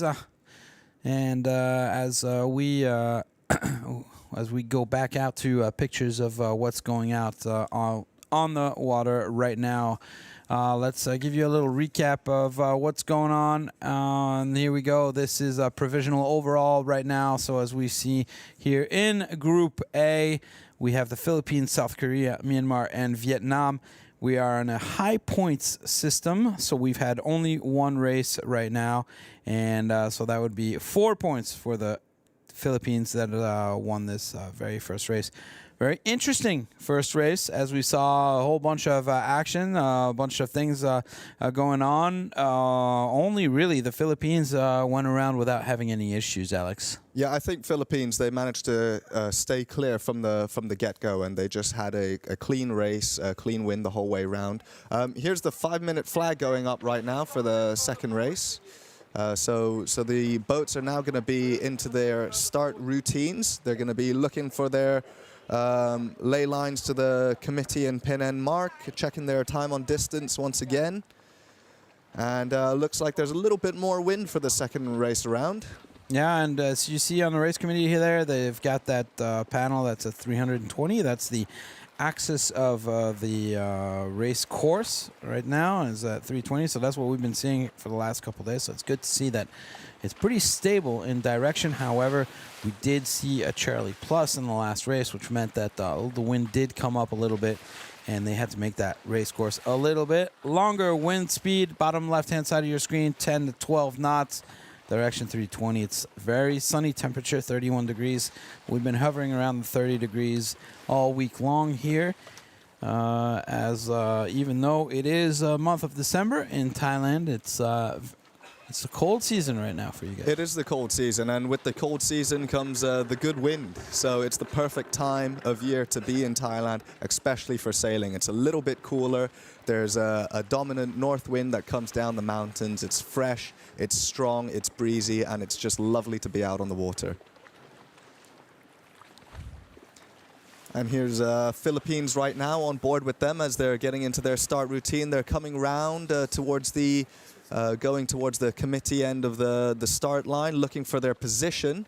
Right now, what the teams are doing, they're looking for the position on the line that they want to start at, but they also want to be careful of other boats, making sure that they're not putting themselves into a position that's subject to getting attacked from another boat who could push them over the line or get them into a worse position. So they've got to get into position at a good time to prevent any issues from happening. Yeah, really the name of the game is to be able to at the gun at the top at the zero, basically you want to be crossing the line full speed and already going up into the wind. You don't want to start accelerating at the beginning of the race. You want to cross that starting line full speed. Absolutely. These are big boats. These are 47-foot carbon fiber boats. Fully carbon fiber, the mast, the boat, and even the sails are composites of that. And these boats, they're heavy, so they can't accelerate instantly. They've got to keep the boats moving. They have to keep momentum and speed with the boats. If they were to stay on the start line and just hold their position, yes, they would be right next to the line, ready for the gun, but they would have no speed. So that means they have to keep the boat moving and make sure that they're accelerating before they get to the gun and have full speed as soon as we hit zero. Yeah, the boats take about 20 seconds to power up and to be at full speed. At a minimum of 20 seconds. So you'll see that the boats are sort of preparing themselves. You see the line is not very long, the starting line right there. It's just between those two boats with the orange flags. So imagine these boats are now moving at 15, 16 kilometers an hour, about 8 miles an hour. So, you know, they're actually, you can't really stop them. It's hard to get them going. It's just really tricky to get a good start. It is. It's a short start line. I mean, looking from the images just now, it looks like it's only really about 8 to 10 boat lengths. That's boat lengths of this particular boat. So with 4 boats already on the line, that's nearly, you know, half the line occupied. So they're fighting, and if they're coming too early, they could easily go straight past the line. So they've got to really get their timing, and this is going to be the role of the perhaps tactician, strategist towards the back of the boat, who are making their decisions of where they want to be starting. There you see Korea right there. The bias and at what position they want to be on the line. So the helm is just listening in on that information. Here's 40 seconds towards the start line now. We've got Team Myanmar right at the top, coming downwards towards Team Vietnam here. We've got Philippines, the second from the top, and South Korea all the way at the very top here. So you see 25 seconds, and now they still haven't started yet. We're about 20 seconds. 20 seconds, bam, they just bear away right there. You see, and that's how they get there, the maximum speed right now. So Myanmar is trying to go down. Look at the number 1 right there, telling his skipper, yes, go for it. Full speed right now. Great position is for Vietnam on the right-hand side. Vietnam could potentially get an excellent start. Look at what's happening here at the racing at the start right there. So we've had Philippines pushing Korea away right there. So Korea now having to go around. Oh, what a terrible start for Korea. That's exactly what we were just discussing earlier, where if you're too early on the line, you're in a good position. But if another boat comes from underneath, they can hook you and push you out of the start line. So Philippines managed to prevent South Korea from getting a good start and made them have to go back around and cross the start line again. So not great for South Korea. A really good attack mode from Philippines just now, right on the gun of the start line. Myanmar and Vietnam had a little bit more of a clear start off the start line, straight into speed modes, and now it's a battle between these two. South Korea has to catch up, and Philippines is just in clear air. And we'll have to wait and see how this turns out. What a good start right there by Team Vietnam, which is at the bottom of your screen. So they were in a really strong position at the start right there, able to have a clear and a room underneath their boat, which means they can bear away, get a lot of speed, and get going. This is their starts have been getting better and better on Team Vietnam. They've been shy in the past, and now they're really getting into the mix for it. So that's exactly what Zheng told us in a pre-race interview. Before we talk about Zheng and his tactics, let's take a look at the start here. You see there it is, Vietnam on the bottom of your screen right there. But look at the top as you see the Philippines squeezing out Korea. Korea not being able to get a start and having to go around. So Philippines, Korea, that's boat 1 and 2 in the last race. So of course, Philippines wanting to push Korea out of the way. Korea now having to go around and going to be taking the start about 10-15 seconds behind them. So great move for the Philippines. Good start right there by Vietnam and Myanmar. Just cruising right in the middle right there, sailing their own line, so not having any issues. Remember, the Philippines slowed down Korea, so in their quest to slow down Korea, they also slowed down. So right now, Myanmar is our leader, having taken a great start with a lot of speed. Vietnam in second place, Philippines in third, and Korea in fourth. As we look here at our skipper Zhang, we just see him making the ever smallest changes right there on the wheel of these beautiful SSL 47 boats right here. As you see, all 4 boats. We are sailing with 4 boats as opposed to 5 that we saw in the SEA Games. This is the classic SSL setup. This is the way the SSL does it. So what's going to happen here is this is the second race of the day for this Group A, and once they're done, they finished this race. We're gonna have other teams, 3 other teams coming back and doing 2 races as well. Group A, only one of these 4 boats in the end will qualify themselves to be able to go to the finals. And only one boat in Group B will qualify themselves to go to the finals of the SSL Gold Cup. And that finals, of course, is going to be in Rio de Janeiro. So that should be a beautiful venue for some more of this amazing sailing action. And I'm sure that every team is going to be fighting super hard to try and get themselves to go to this final. It's going to be an exciting event for sure. Exciting event at the end of next year.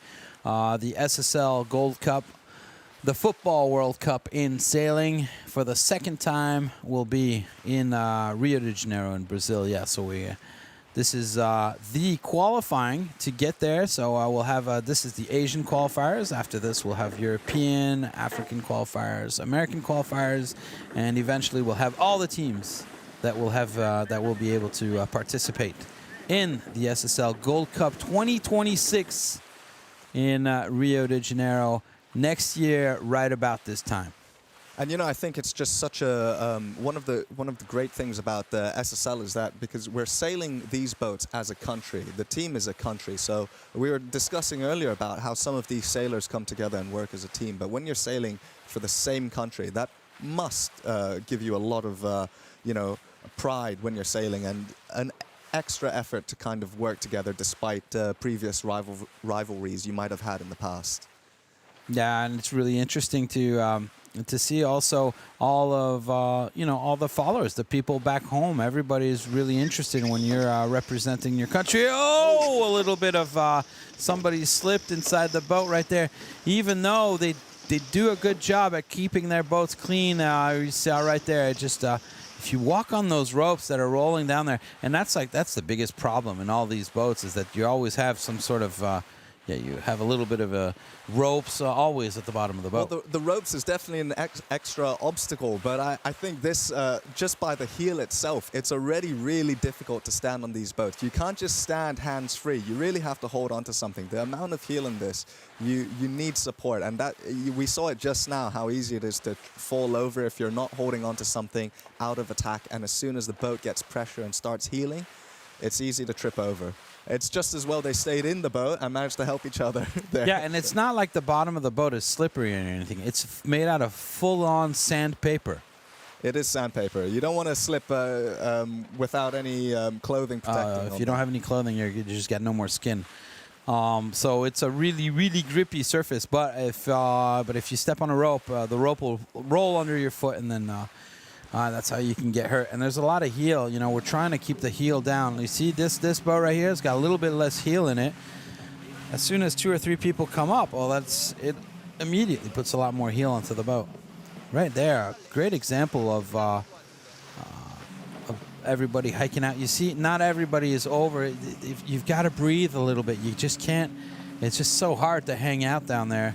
We saw just now in South Korea how one of the crew members, they just slid down out of the boat, and really the only thing that's keeping them on this boat right now is that jib sheet, which is over his feet right now. He's holding onto that, and he's locked it between his feet there. So, yeah, they're trying as hard as they can to hike out, holding on with whatever they have. You see that? Boom! You got to put themselves back in. Very nice maneuver, very clean. And you see how quickly they're trying to get all their crew members back onto the windward side to hike the boat down. The windward side is the side from which the wind is coming from. So that would be right now is the left-hand side of your screen. And so they're basically counterbalancing the wind pushing on the sail. Yeah. And it's not a small pressure. The sail is big. There's a lot of sail area, so they've really got all those kilos that they can, the 730 weight limit that they have on their boat. It's all essential. You've got to try and fight the pressure of the sail there. We can see Myanmar hiking out really well. Philippines also.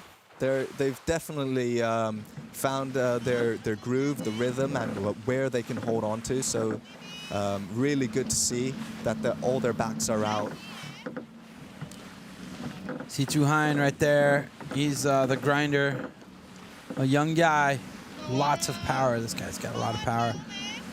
It's always good to get those 20-year-olds in those grinder positions.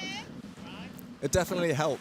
It really does help because, there's some positions where you need a lot more experience in them, and definitely people who have sailed a lot longer might be more inclined to have that, whereas there's some positions where you need youth, you need agility, and you need power. So this kind of forces you to, and encourages the team to balance out between the younger and older generations of sailors. So that's really nice to see on this keel boat.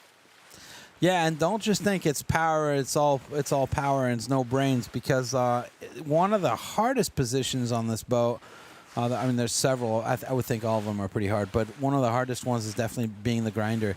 Physically, it's really demanding to be able to turn that coffee grinder and those winches around.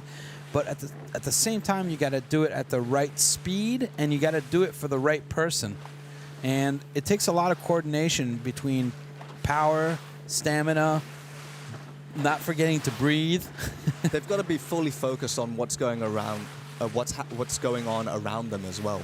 So, because these pedestals, they actually engage onto different winches. So right at the base of that pedestal, there's some buttons. So the grinders, it's not power. They've got to observe. They've got to be coordinated to engage with the right winch at the right time. Yeah, really interesting here. Look at their leaderboard. There's nothing in it between first and second. Zero distance between Philippines and Myanmar right there. So Philippines, wow, a great speed. Myanmar, we saw them; they were ahead just earlier, and Myanmar was ahead a little bit earlier. Philippines, just like we saw in the first race, they've got a great speed, really good speed. It really is neck and neck here between Philippines and Myanmar at the moment. And now the game changers for them on the upwind is to get the wind shifts. That means that whenever they see that or feel that the wind has lifted them a little bit higher, they take it. Or if they decide that the wind is knocking them lower, that the tactician might have to decide that they want to tack to get into a better wind shift that is more beneficial to their team getting closer to the upwind mark. It's going to be a tough battle for South Korea at the moment. They're still trying to fight back from their from their incident at the start line. They're on one tack more than the rest of the boats right now, getting back to the left side of the course. And we can also see on this screen right now, there's this yellow line on the overlay. Jan, could you explain to us what this yellow line is? Yeah, that's what's called a ley line right there. So basically, that's the you don't want to go further than that yellow line. Any distance that you're going above the yellow line is distance that you're going to essentially be traveling too far, right? Okay, so you see how all these boats are now tacking right on that yellow line or just above that yellow line, and so that would be the yellow line, the ley line. That's what brings you back to the windward mark. So you see right there, they're all sailing on that yellow mark. They don't need to sail any further left. You see further left, for example, right there, that Vietnam is going to go, the further they're going to be sailing away from that line, which would bring them to that windward line. So they essentially, that's what it is. It's the ley line. However, from my understanding, it's not set in stone, this line. Although we see it as a solid yellow, this does change as soon as the wind shifts, this ley line also changes. So these boats, the teams, they're going to have to decide, depending on the wind that they have at the moment, whether they're on the ley line or not. And they might decide to go early or late, depending on whether they've got clean air or they're in dirty air from the boats ahead of them. Yeah, of course, it all depends on how the wind, if the wind turns left or right, or it'll bring you closer or further away from that buoy. But that's all tactician's job right there, is to figure out when to turn, when to tack to get to the windward buoy. And it's lucky for us, because we see the line. We might have the overlay, but they don't have any line with them on the boat. It's an invisible line that they're seeing. Yeah, they more or less know by eye when you can tack. I mean, if once you know the boat and you know the angles to the boat, but it's still very hard. That's why the tactician is in the back, and they've got that portable compass that we see them a lot with, and that Her Majesty the Queen on your boat was in charge of. So here we go, as we're looking right now at Team Myanmar hoisting. Good fast hoist and a good fast drop right there of the jib. That's a lot better in terms of getting that spinnaker full. You see it's already full. It looks like right in the back, Philippines right there having a hard time. They really need to drop that jib in order to help to get that spinnaker full. You see that jib being up right there is actually preventing air from going into the spinnaker. You'll see what happens right now as soon as the pitman drops. There it is, and bam, there goes the spinnaker, and it's full. So you see that was about 3 or 4 boat lengths too long that we waited for the pitman to drop that. Yeah, it's terrible because we know exactly whose fault is doing what. And well, it's hard to say sometimes, you know, because we saw with Philippines, they struggled to get their halyard up because it got stuck underneath the forestay of the jib halyard. That could be because the bow man didn't pull the head forwards enough, or the boat did not turn low enough to help the spinnaker pop out. Oh no, another problem right now for Team Vietnam right there, as they've got, once again, the spinnaker in the water. I don't know what's happening. Why today? It almost looks like they had exactly the same issue as Philippines just now. Their kite halyard stopped right at the top of the jib forestay just now, and that's something so essential to keep it forward to prevent this from happening. Once it gets stuck, you know, if the kite doesn't go up and then there's no pressure, it drops into the sea and then it starts dragging. Yeah, it's painful to watch because I've seen them sail just a couple days ago and they weren't doing this at all. They're having clean hoists, and they were up in 3rd place right there. So that's definitely something Team Vietnam's going to have to work on because. Well, it is also one of the first times they sail with this few amount of winds. They've always been telling me, "Oh, there's too much wind. It's hard." Well, now they don't have any excuses. You know, the thing about sailing is that, especially at this level, is that all the teams are really good.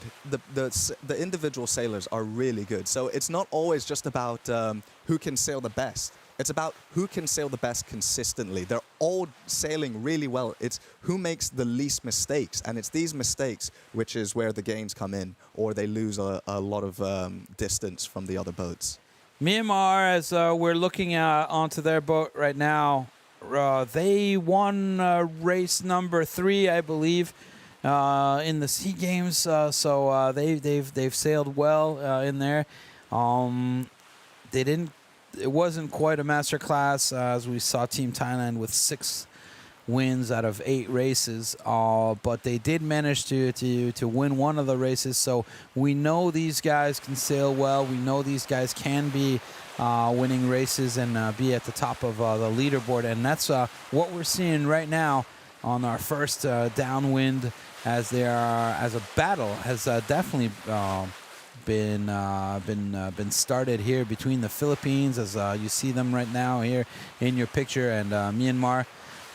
Philippines, Myanmar, and Korea right now very close here, as we are only on leg 2 of this second race here for group number 8. Remember, this is the Asian qualifiers. We're looking at Group A. We have 2 groups. In this Group A, we have 4 boats racing against one another. In the other group, Group B, we have 3. The best boat from each group will be going on to qualifying themselves for the SSL Gold Cup in Rio de Janeiro 2026, the Football World Cup in sailing, the SSL Gold Cup.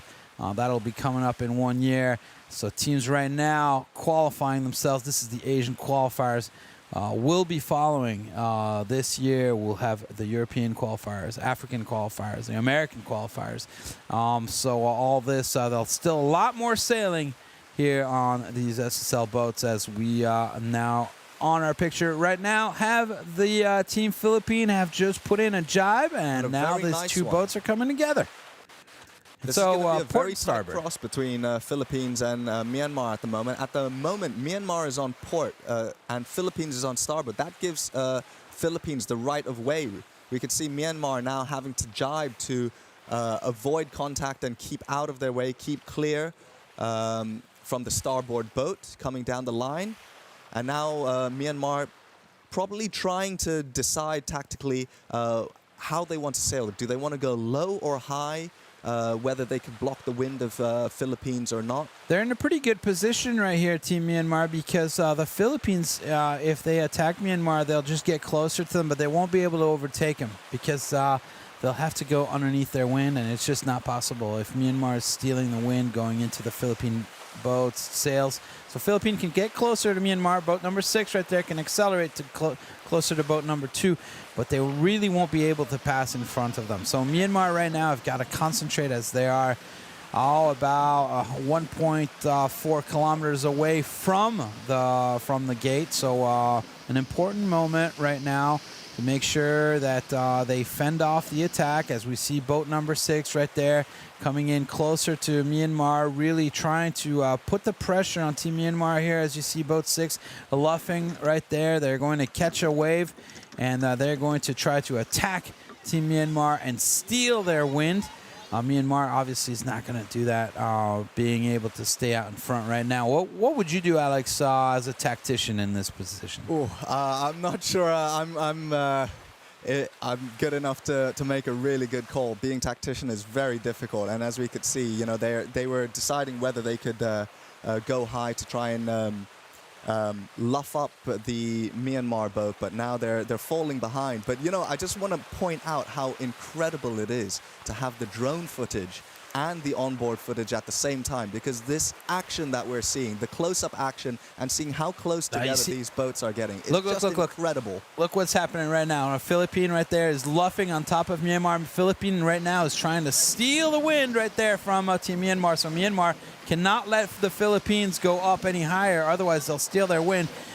But it really depends what's going to be happening, because I believe that looking from where C2, the captain of this team, is looking, he's looking further to his left, so I'm thinking they're going to have to put in a jibe. They're going to want to be putting in a jibe before the Philippine boat. Here goes Team Philippines right now. They're about to jibe. So Myanmar's got to react real quick here in order to be able to protect their position. Here goes Team Myanmar. So this is going to be really important that Myanmar gets a really good job here and can accelerate. Otherwise, the Philippines are going to roll over their boat right here. Boat number 6 is going to roll and steal the wind of boat number 2 as we're getting down to the gates. So the next step now is making sure they take those spinnakers down, not too early, not too late, and especially not in the water. Absolutely, not in the water is going to be the main name of the game for the drop and leeward mark rounding. But right now they're getting so close together. This is going to be a crucial moment for the tactician. They're going to have to decide exactly which mark they want to go around. Are they going to go around the left or right mark? And it's going to be nice really drop for Myanmar. Really nice, clean drop from Myanmar just now. Kite staying out the water. A little bit slow with the jib right now. The jib is completely loose. And Philippines now doing a good job, good effort to keep the kite in the boat as well. A little bit more control on the jib right now. And you can see they've both gone different ways at the moment. Myanmar going for the left side and Philippines going for the right side at the moment. There we go. Okay, good. Because all of a sudden I saw that jib flapping on our boat to the left here of our screen, and I was thinking to myself, what's going on? So look at that as they go around 1 second. So we're still at a tie. We were at a tie on the upwind. We're at a tie now at the downwind. And we have ourselves a split down at the gate. Looks to me like we have a left shift from looking just from the angles of the boats right now sailing. Wow, we've got ourselves a race here in this second race of the Group A, as we are now looking at here what's happening as a jibe. Oh, just see the size of that wave. Oh! Come on. Oh, no. They got to pick that spinnaker up. It's going to go into the water. Come on, guys. You don't want to stop the boat now. Yeah, maybe all hands on deck right now. Oh, that was close. Very close to being a disaster for South Korea just now. Very quick management of that. You know, they really averted that situation just now. Really, they needed to keep it clean.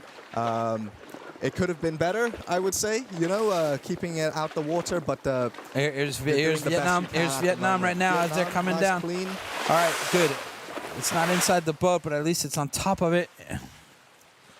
So, they've gone past it. They've gone past the buoy. I believe they've overshot the leeward mark rounding right there, as the captain not wanting to or not being able to come back up into the wind. His crew's not ready. You just can't turn the boat around, otherwise it'll go. If they turn the boat up too quickly and the spinnaker is not safe, it's not inside the boat, then suddenly wind starts blowing over the top of the boat, and the spinnaker, although it was all in a bundle, could suddenly blow out over the side of the boat. So it's really important for the helmsman to turn up when the kite is safe, but also they don't want to turn too late. Otherwise, every meter they go further down from the leeward mark is an extra meter or boat length that they have to sail back up.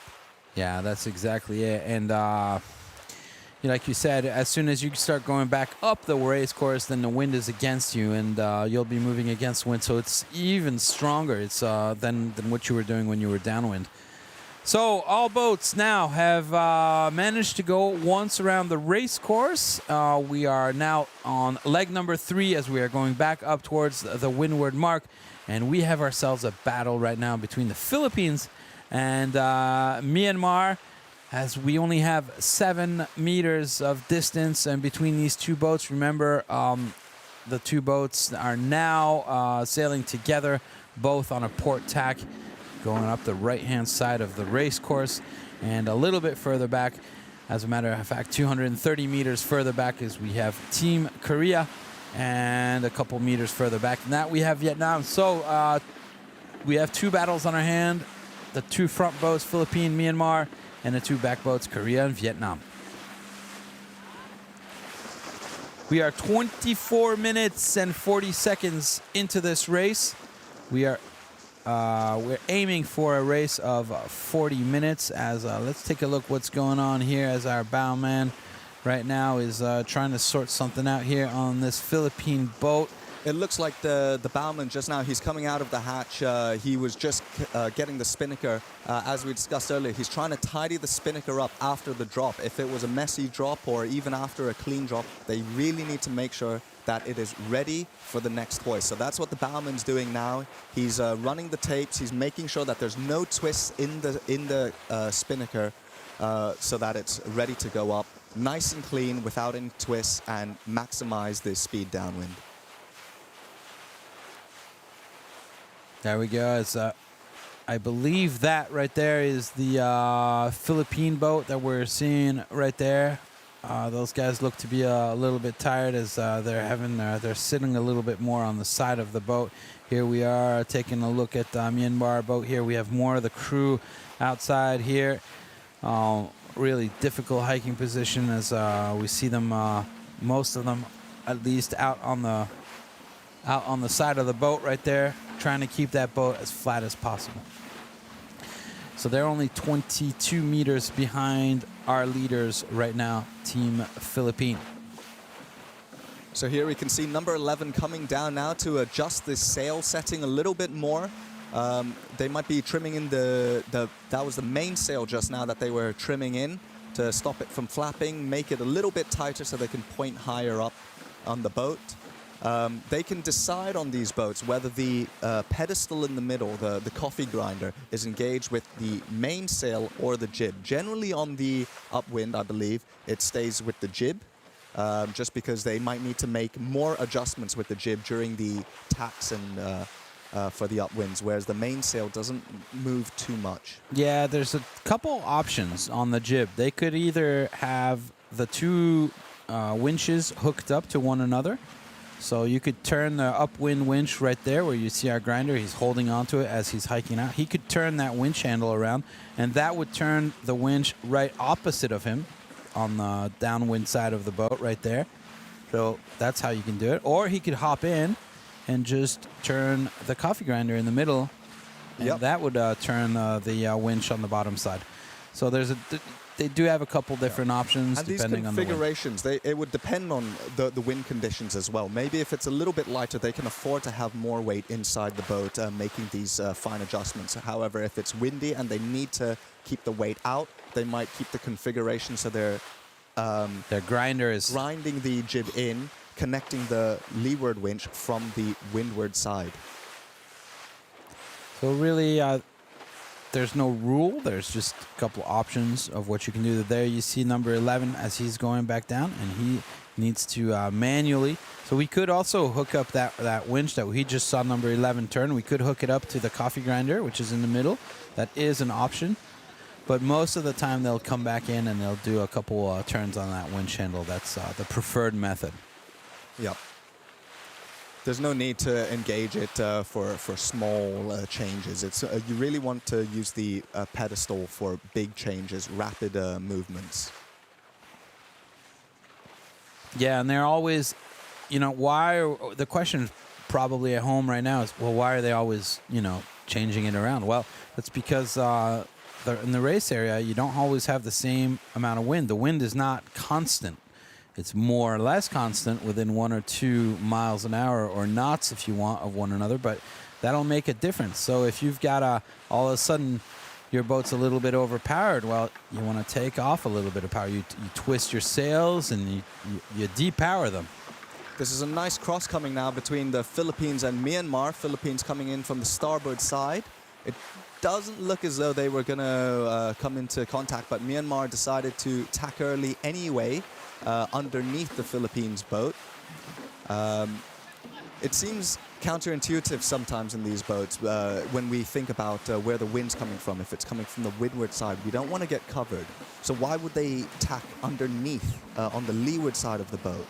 Yeah, it's a really interesting question, and it just really has to do with, you have to imagine that off of your boat you have an angle almost of 45 degrees on the back of your boat, a triangle from the back of your boat, of waves that are coming off of your boat, of deflection of the wind from your sails.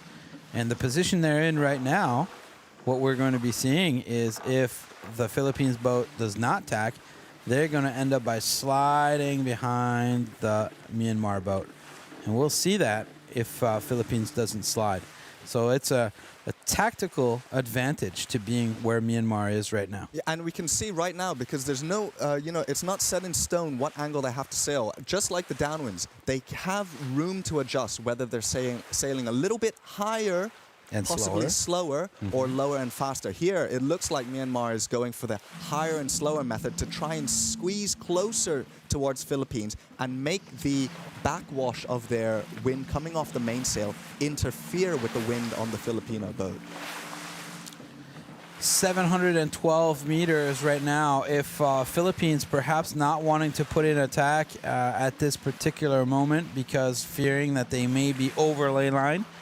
So we talked about that ley line, that yellow line to the top right-hand side of your screen right now. That's the ley line. And so they're close to it. But if we have a right shift, they'll be on it. If we don't, they won't. So we just have to see what's happening as here. As you watch it on TV, we could show you the ley lines, but it'll never really be exactly the same thing as what's going out on the water. So we just have to look at what the boats are doing right now, and it's looking like it's a struggle for the Philippines right there. You see, as we haven't quite gotten to the windward mark. We can't even see it on the screen yet. We've got this battle between our two boats right here. Philippines not wanting to go further out to the right. You see they're getting closer and closer to that ley line. So I believe they probably are on the real ley line out there on the water. It looks very close. I imagine that I think both boats might still need to put in one more tack because they still look quite a little bit too low below the ley line. They're sailing really slow right there. So interesting right now because it looks as though Myanmar right now, they're trying to decide whether they have gone far enough forwards in front of the Philippines that they can safely tack and be on the port side and still pass over the front of Philippines for another tack without getting a penalty. So this is going to be a crucial moment for both Philippines and Myanmar right now, where they're deciding how they're going to get to the mark first. Philippines, they want to try and keep their course a little bit higher to prevent. Right now, they are sort of preventing Myanmar from tacking if they are close enough, whereas Myanmar is sort of dictating whether they can afford to go lower and faster. It looks like both boats right now really trying to sail as high as they can. As we just saw Myanmar bow down a little bit, getting some speed, and now coming back up to try to be in front of that Philippine boat. There you go, the Philippines. You saw they lost a lot of speed right there. They're having to bear away. So both these boats right now really struggling to get to that windward mark, and no options for Philippines that have to put in that tack. We knew that tack had to come in at some point. And what does the other team, Myanmar? Well, they're not going to take any risks, and they're going to cover the other boat. So basically, right now, Myanmar, if they can stay between their opponent, Team Philippine, and their objective, which is the windward mark, then they are making sure that they're staying out in front. So there we go, Philippine now putting in that second tack. And Myanmar, as you see right there, I've also put in a second tack. So two quick tacks we've just seen right now from our two leaders. And Myanmar doing a great job right now of staying out in front of our Team Philippine. You know, it's interesting to watch because actually when we're looking at this sport, it's a little bit harder to understand maybe for our viewers who aren't familiar with sailing. But there's always changes between who's attacking and who's defending each other at certain points in time. And right now, it was really a battle between Myanmar attacking Philippines and Philippines. And now we're going to see the opposite. Now we're going to see the opposite as the Philippines will be behind Myanmar, and the Philippines will try to steal the wind of Myanmar. So Myanmar right now got to do a real good job at putting up the spinnaker, not have any issues, and get out of there and make sure they've got some speed. So jib goes down real quick. Really nice hoist. Look at the power they've got, and they're able to just sheet out, bear away. And there we go. Look at now number 6, bout number 6 in the back. Oh, looks like we've got a little bit of a twist.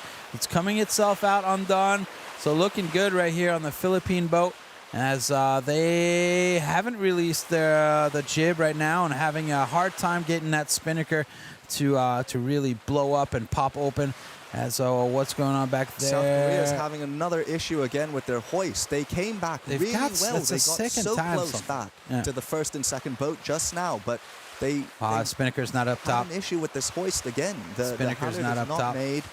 they had a little bit of a tangle with the halyard, and now their halyard is not at the top. They can't get their kite to fill properly and go for a high and fast mode. Yeah, right now they can only sail that low mode. They're almost there. The spinnaker is almost at the top of the mast right there. So that was a little bit unfortunate, but they saved it. Yeah, and you know, it's unfortunate for South Korea because that was such a critical moment. That really could have been the change between third and second place for them. And now it's just been made a little bit more difficult for South Korea. But we'll see how it goes. There's still a lot left in this downwind leg for positions to change around. It's looking a lot closer for Korea, and their opportunities have opened up a little bit more. Here's Vietnam now approaching towards the offset mark. Getting ready, and the battle is getting tighter and tighter. Now, let's take a look here at Vietnam. This is the last hoist they're going to be doing. We really need them to get a nice, clean hoist here. This will be good for the morale of the team, as every hoist so far has not been very good. So, all right, now they're gone off the. Here comes the spinnaker. That doesn't look too bad. It's almost at the top, a couple more meters. So objective number 1, get to the top of the mast. Good, that's done. Right, it's not in the water. Very, very good. Now, get that jib down. Spinnaker full. Let's take a look here. Looks like they're struggling a little bit to get the pressure into the kite. There it is. This might have to do with the angle that the boat is sailing sometimes. It could be the angle the boat is sailing. If they're too low, then too low, too high. The wind doesn't get into the kite, so they have to turn the boat. They have to turn down to hoist it and then turn up to catch the wind. So it's the dance between getting that right. The dance, I like that a lot. I always refer to sailing as a dance. You're dancing with your boat. You really want to be smooth and fluid, and you know, it really is a dance. Vietnam doing a good job. Very nice. That was a very good hoist from Team Vietnam, so good to see. Now, let's see in the next races if they can be a little bit fighting for the lead. Right now, as we are looking at Team Myanmar right now, and the tactician in the back right there, scratching her head, asking herself, when am I going to have to put in these jibes? And so she's looking back and around right there, number 9 in the back of the Myanmar boat right there. She's the tactician for that boat, Sumia. So, you know, I'm looking at the leaderboard right now, and it looks like Korea is really hunting down for that second place. They've put in a huge effort to try and get back into this game. And look at their meters from first place and Philippines. It looks like Philippines has probably an extra jibe under, which is why they're under. But, you know, they're going very different sides of the race course right now. And this is going to be critical, because if Philippines went for a gamble and went for the opposite side of the two opponents, you know, the thing that changes the game is whether they get better wind on the top side of the screen from us or worse, and that could really be the make or break for them. Well, Alex, you sail here, you know this place, so there's a couple different things going on. One, the further you go inland, less wind there is, right? It can change, but definitely what we know from when the wind is coming off the shore is that you could see right now in this image, look how many buildings and high-rises there are. The closer you are, the more turbulent air you get of this wind blowing over the buildings. It's not as stable. The further out you go from the land, the more the wind has had time to stabilize and be consistent. So being further out from the land gives you that advantage at times. However, it is also more shifty at times when it's going around these buildings. And if they think that there is more to be gained with a wind shift that's in their favor that can get them lower to the line, then that may pay off. But we'll have to wait and see. It's hard to see until the boats start getting closer together and meeting up towards the middle. Right, but you also have got bigger waves, right? You've got bigger waves further out as well. But good now thing, they're on bad a thing? downwind. On a downwind course, if you've got the wind, it sometimes pays to have nice big waves, because these boats, if they can shuffle the weight back a little bit and balance it correctly, the waves can be to their advantage. Now I've noticed the waves also. The waves are not exactly perpendicular to the angle of the wind. No, they're because we are in a sort of a bay here. Exactly. The predominant wind that's come from far away is where the wave direction comes from. So the wind that is currently on the race course might not be exactly in line with the waves, but the boats are also not sailing straight down with the wind either. So does that make it easier on a port or on starboard to surf the waves? It's hard to see from here, from this view, but it definitely makes a difference. There are sometimes certain tacks, whether you're on port or starboard, where it would be, you would feel the boat surfs or sails a little bit better because the wind and the waves is in line with your direction a little bit more. Yeah, I think that's it's on good for port tack. getting you to surf in more.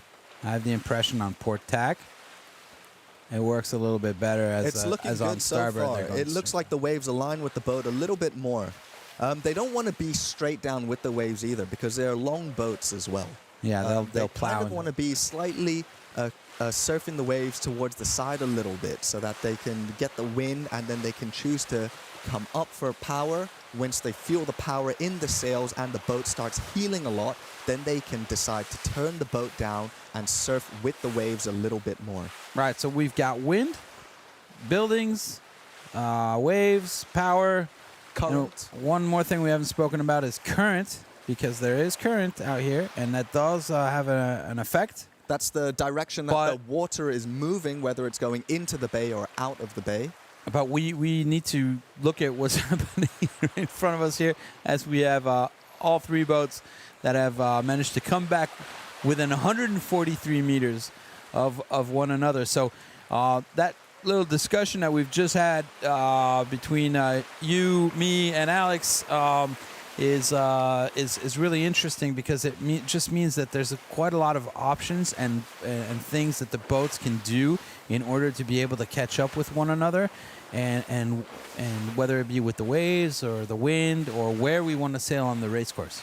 We're trying to get your mind to understand what's going on in the mindset of the tacticians and the people on board at the moment, what they're thinking of, and from this discussion, there's so much to think about. There you go, the tactician right there in the back. She's giving the angle right now to where is the next buoy and her objective. So she's talking to the skipper right there, C2, captain of this team right there in the back. You can see he's talking. So he's definitely giving orders, telling them what they want to do and how they want to get across this finishing line. Looking this close to the finish line right now, Myanmar looks like they've happily secured their position. They're in a really strong point. They can't really be attacked, and there's no room. But the battle right now is between Philippines and Korea. The margins, the differences for them. It's now a battle for second place, and it's going to be really hard to see who's going to be able to grab this at the moment. They've both gone for a jibe. Look at the celebrations on board Myanmar right now. Happy. Really good performance from them once again. This is going to be a very close finish tight. right here between the Philippines. Philippines looking like they still have a little bit of speed right now. Whoa! Why? Why? Just now. No. Oh, no. I mean, I don't believe they could have caught. I mean, it would have been really close, but if you just released a spinnaker like that, it could have been. It's game over. They could have been quite below the ley line, perhaps, and had to go higher and overpowered. If they're overpowered, they risk what's called broaching, in which the boat heels over too much and the kite. Yeah, but it didn't look like they were close to broaching. I don't really understand why they decided to do that. Perhaps it was a call from the skipper. He wasn't. I don't know. I was a little bit surprised to see that little move. Surprised, but that was a critical moment just now, and I think if that was not the intention, they're not going to be happy about that last minute kite being cut off. Yeah, it's all right. Well, interesting. Interesting. Very good for Myanmar right there, putting in a great race defending themselves. Philippine right there. Also, what a great race they provided for us coming back into the game. They really fought well from the second upwind. You could see the battle as they were approaching the top mark between Philippines and Myanmar. Just very tight crosses and really critical decisions from the tacticians. Yeah, on their way up, they were tied. There was nothing in it. As we saw them split at the Lure Gate, there was nothing in it as well. So they were tied for more than half the race. These two boats were really neck and neck, and I mean, it couldn't be more neck and neck than that. It was 0 meters gain to either one of these boats. As we're looking now at Team Vietnam, which is coming into the picture and about to cross the line. So Team Vietnam having a disastrous day with the hoists out there. Finally putting in a pretty good hoist on the last one. So yeah, a little bit sad to see that. I've seen them sail better than that. So it is only the first day, however, and maybe a little bit of nerves as they're out here on the water. But here they go, Team Vietnam just cruising through the sailing area as you get a good idea of the speed right there that the boats are going. You know, bear in mind, although it could be an advantage to some of these teams who have had extra training from the previous event last week, but this also takes a toll on the physical energy of these guys. And that's it for this race number 2, as we are going to go on to an interview with Carolina here on Team Myanmar. Carolina, how's it going on the boat with C2 and Team Myanmar? Hello, Jan. Here, very good atmosphere on board. SSL Team Myanmar winning the second race today. So this race showed that every second really matters here, because you start very well, like South Korea and Philippines was a little bit late. Yeah, definitely. The start's super important. The conditions are shifty, but not shifty enough that if you don't have a good start, you can pretty much predict how rough the day is going to be. So we're happy with the start. I think our time on distance is finally on point. And that gave us the ability to bow out and take the first phase. And once you are in phase, everything just comes together. During the first downwind, SSL Team Philippines catch up with the distance a little bit. Absolutely, absolutely. So it's very, very gusty. And so whoever gets the pressure first is able to close the gap. And so we had to accept that reality and just make sure that we execute a good rounding and be able to come back and execute our strategy upwind. Yeah, you were leading and you decided really bravely to go to the left side of the race course during the second upwind. Yeah, for sure. So we wanted to make sure we're in phase, and that was a really gutsy, tricky call by our tactician. And we gave that priority over trying to smash the other boat. So it looks like it worked out. Yeah. The battle here looks really, I would say, close to the teams. Your guys sailing all together in the three boats. Yeah, 100%. Look, our competitors are formidable. They're great sailors. They're excellent sailors. We've got our work cut out for us, and we welcome the challenge and we welcome the fight. Yeah, and atmosphere here looks really nice. I was talking with your tactician in the morning, and you seems to be really motivated and going for the win here. Oh yeah, we're much more relaxed. The nerves are not as tight as the previous regatta. And yeah, the conditions are great. We wish it'd be a little stronger, but still, we'll take this over anything else any day. And do you feel your support of your country right now? Because like a lot of people cheering for you in Myanmar. Yeah. Well, အားလုံးကမ်းပြန်ရောက်တော့မှအားလုံးအားပေးနေတဲ့ video တွေ့လို့ပါပေါ့နော်တကယ်တစ်ဖွဲ့လုံးပေါ့နော်ရင်ထဲနှလုံးသားထဲထိကြပါတယ်ပေါ့နော်ဆက်ပြီးအားပေးဖို့လဲကျွန်တော်တို့မျှော်လင့်နေပါတယ်ပရိသတ်တွေအားလုံး team ကိုစားကျွန်တော်တို့သိကျေးဇူးတင်တယ်ပေါ့နော်သိပြီးကြိုးဆိုတဲ့အခုအားပေးမှုကိုလို့ကျွန်တော်ပြောချင်ပါတယ် I think after this regatta I will starting to learn Myanmar language, you know. Thank you so much for the interview and good luck tomorrow. Thank you Carolina. Thank you very much, Carolina. Thank you, C2. I love it. I love the attitude. This guy always brings a smile to my face. He's such a nice guy. And I didn't realize it was that gusty. We did talk about the fact that it was gusty, but I didn't think it was that gusty. So we've got some DNF. Oh, what happened here? Oh, no. South Korea. Okay. Okay. Well, Alex, we're going to have to figure this one out. I don't know what happened right there with South Korea. 0 points.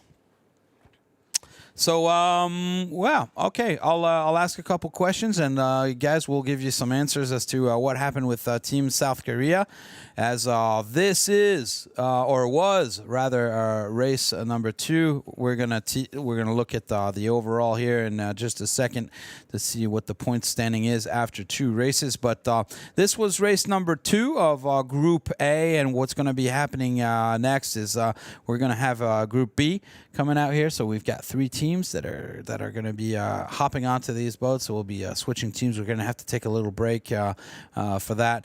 And by the time we come back for the replay, hopefully, I can't promise anything, but hopefully we'll have an answer and the reason for why South Korea is 0 points here in this race. So either we'll get a recap or we will show you the race highlights of this race number 2. Looks like we're going to go straight to the race highlights. So stick around. Here are the race highlights, and we'll see you afterwards for the first race of Group B.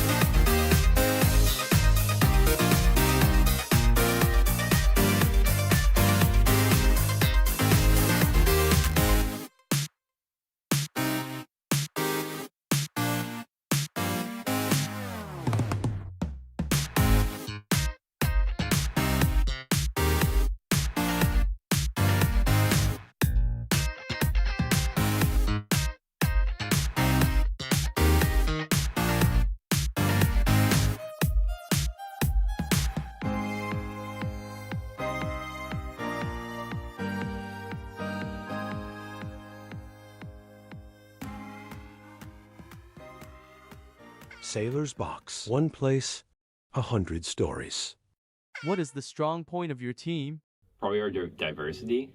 We have like dinghy sailors, a lot of yellow sailors, which is good. Yeah, our talent is very well It's a big, spread. deep talent pool. I'd say we have the most fun too. Yeah, except when Rob's angry, but. Yeah. I think one of the stronger sides is that we know each other for many, many years. Austria is a small country, so everybody knows everyone. We are like a family, so I think this is one of our strongest sides, I would say. Agreed, yeah. What is your emblem? We have the canoe and 5 people on the canoe. So the 5 people on the canoe is the 5 archipelagos we have back in Tahiti, in the French Polynesia. And the canoe is like the main connection in between islands, I guess. Go ahead, Nigel. And this is how the Polynesian people came in the Pacific. In Tahiti, the history says that we are from the Philippines, so Asia. What are your personal Olympic memories? For us, it was historical moment because 4 years earlier we were in Busan. It was Seoul Olympic Games, and we were there with Soviet team. And now it was after 50 years the first moment when Estonia has a possibility to go with blue, black, white flag to Olympic Games. In Estonia, yeah. And then this way, it was for us very important. We were very happy that we get there silver, bronze. And it was mostly light winds, and when we had on the last day, we had a little stronger wind and we took our chance. We finished second. During the race, you were focused on Boat speed, like every race ever. If you're not fast, you're not doing well. Yeah. It's relatively easy to get a lane compared to big fleets. So Not much traffic management, so you just gotta go fast the whole entire time. teamwork, communication, boat speed, what do you want to improve? English, boat speed. What is your secret talent? Also, when we sailed 470 two-man boats, it was for us easier because we know each other. We were all time together, and we also know what others are thinking in different situations, and especially with heavy winds, and when you have a lot of water in your eyes and you see nothing, you know what the brother are doing. We call it the mana. The mana is like the tension feeling. You have it or you lose it. But for the moment, we have it. Goodbye, my friend! More stories on our YouTube channel. Watch and subscribe.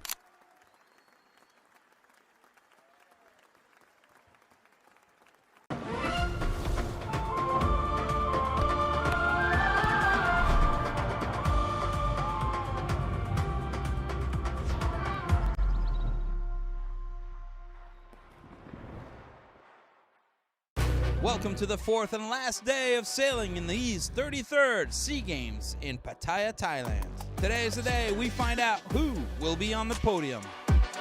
Before the races even began, the tone was set with all boats boasting their pre-race intimidation tactics. In the end, Thailand managed to place themselves the best and arrive first at the weather mark. Malaysia arrived last at the windward mark and started a full-on battle between themselves, Myanmar and Philippines. Myanmar and the Philippines are going back and forth, exchanging third and fourth place. Overall, Thailand finishes first, Malaysia second, and Myanmar third.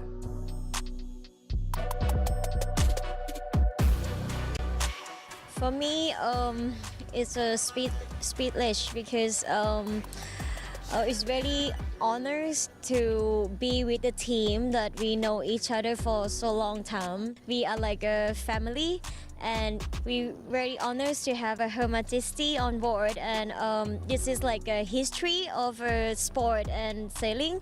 I feel like this is the best of my life that I make this. We, the team, Thailand team, everyone make this happen. We are fighting for the goal with Thai all the week. We give them a good battle. I'm sure that the team need to be proud of themselves, head high. We will come back again next time we be in Malaysia. We will bring in this event to Malaysia, and we try to do our best there and try to get the goal there.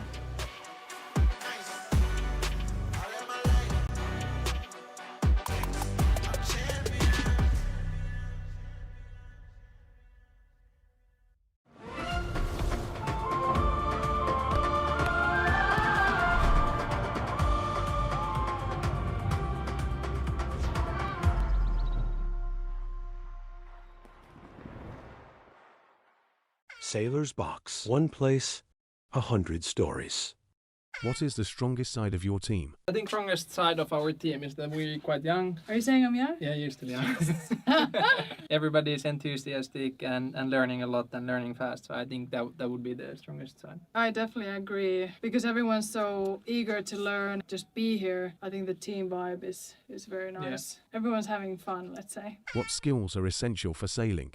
Believe yourself. You need to know how to trim the sail. You need basic sailing. And then sequence. Every boat have sequence. We have to follow the sequence, timing, like tacking. Tacking have the sequence. Bow have the sequence. Speed have the sequence. So if we jump the sequence, it's become trouble. Yeah, so just follow the sequence. To be focused on sailing. No spinnaker in the water.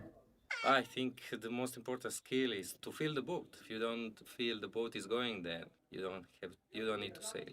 I'm not sure about the exact answer because I think it's too complex sport to set the one important skill. Well, in the current format with Star Sailors League, you'd have to argue that sailing together as a team and working together pretty well and making sure you know your roles, I'd say that's pretty up there. Yeah, sailing's got like a real variety of kind of technical and kind of social skills to be successful. You got to be kind of thinking about the big picture, looking outside the boat and understanding the weather and the wind, and then also in the little picture, understanding how to do your role, how to control the sails that you're controlling or the lines that you're controlling. So kind of like a ability to move between the big and the small picture is pretty important as well. During the race, you were focused on backstage. Yeah, it's teamwork because we are 8-9 puzzles and we need to make a good picture out of it. We need to fit together. Some puzzles are bigger, some smaller. So yeah, but still puzzles. Which without any puzzle, there will be not full picture. So exactly, this is the most important. Is there anything you can't do well? Everyone's we did everything so good. Everything, but we are Swedish Vikings. Being Norwegians, we're not so good at. On the boat or in general, it could be. Enjoy the moment is something we all need to practice more, Yeah, I think. we can always do better at that. But we are pretty good. Yeah. We're a pretty good and happy team. Yeah, we're happy. How do you like the SSL Gold Cup format? It's high pressure, but you got to take it as it comes. I mean, it's a pretty good feeling going in knowing you've got nothing to lose but everything to gain. I think it's pretty cool as well in terms of making it understandable to people who come from like a different sporting background to watch. And yeah, it's really clear who the winner is, and that's exciting for all the fans. What is your method to overcome stress? Well, we didn't overcome it. Yeah, we never overcome it. Good high fives, good banter all the way around. Do a lot of visualization. Yeah. Last night before I went to bed, I was thinking about I'm in the pit, so I'm just kind of thinking about what are my steps, and I just went over it a bunch of times. That's great. Don't take it too serious, but also know where you can improve. Later, see ya. More stories on our YouTube channel. Watch and subscribe.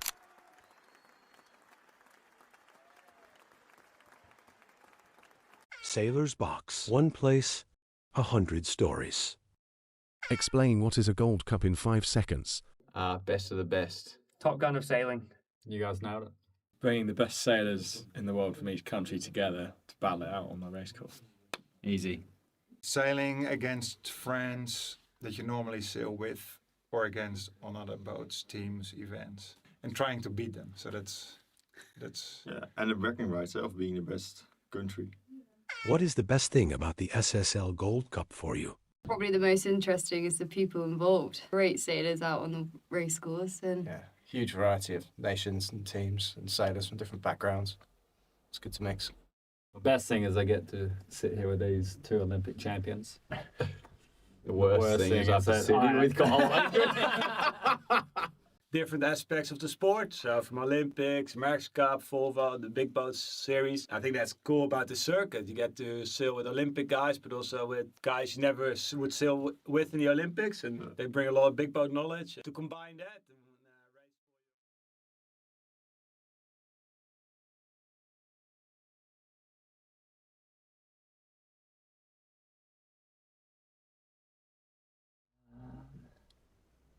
Well, I just saw Top Gun recently.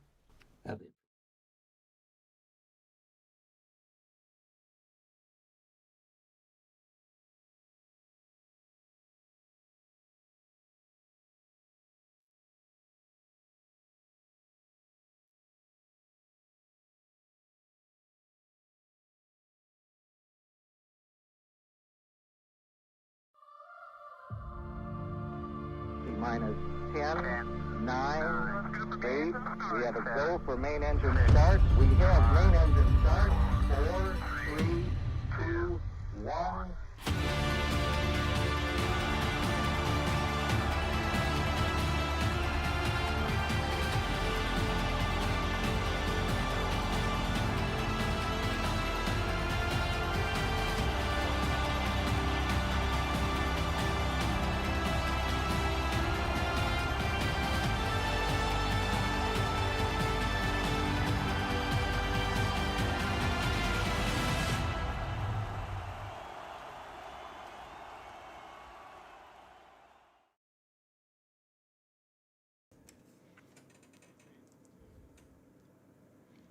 Hello, ladies and gentlemen. Welcome back here to the official Asian qualifiers. Road to Rio. We have just had Group A participate here and do their 2 races. We are now moving on to Group B, which is Kazakhstan, Oman, and UAE.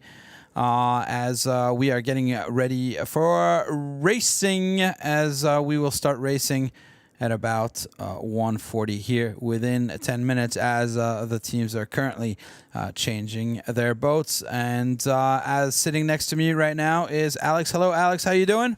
I'm very well, thanks. I'm really happy to be here today with you, Jan. It's a lovely day to be watching the action out on the water today with all these teams, and I'm really looking forward to seeing how Group B is, being that still haven't raced against any of these teams. So it's going to be exciting, and look forward to watching with you, Jan. Yeah, Asian Qualifiers Group B. Here we go. Top left-hand side of your screen is Team Kazakhstan, the Nomad Force. They are SSL ranked number 93. Pretty light boat right here, 698 kilos. The captain is Murat. To the right-hand side of him are the Lions of the Sea from Oman. They are SSL ranked the number 62, weighing in 729.6. So they are 400 grams away from the magical number limit of 730 kilos. The captain right there is Nasser Al-Mashari. And to the bottom left is the Falcons UAE team, SSL ranked number 50. They are weighing in at 659 kilos. So they are by far the lightest team here of this Group A. And as a matter of fact, of both groups, I think that we saw.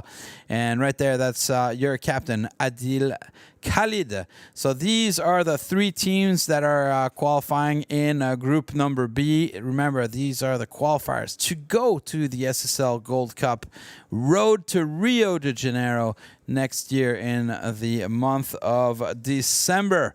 Now, let's listen now to the teams' national anthems, and we'll start with Team Kazakhstan.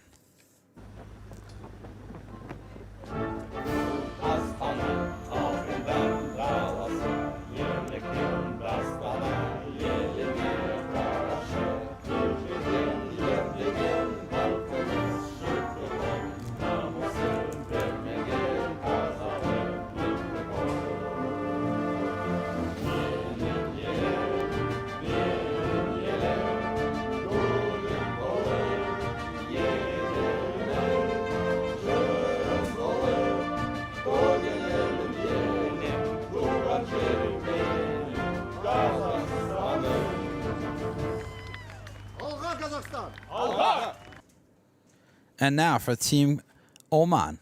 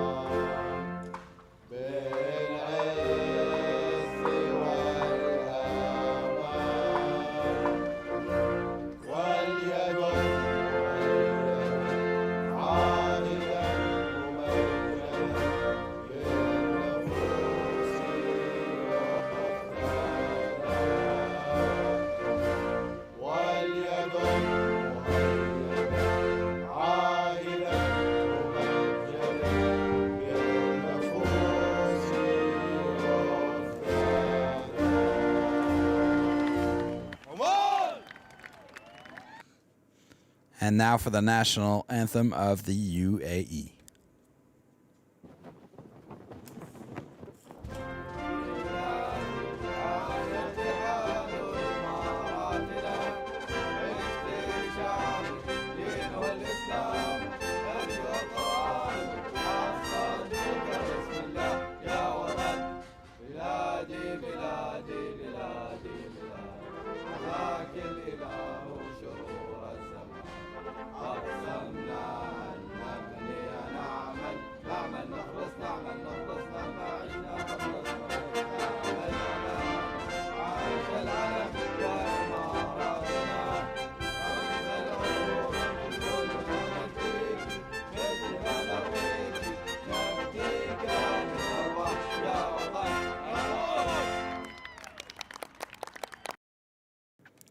And those were the team national anthems right there.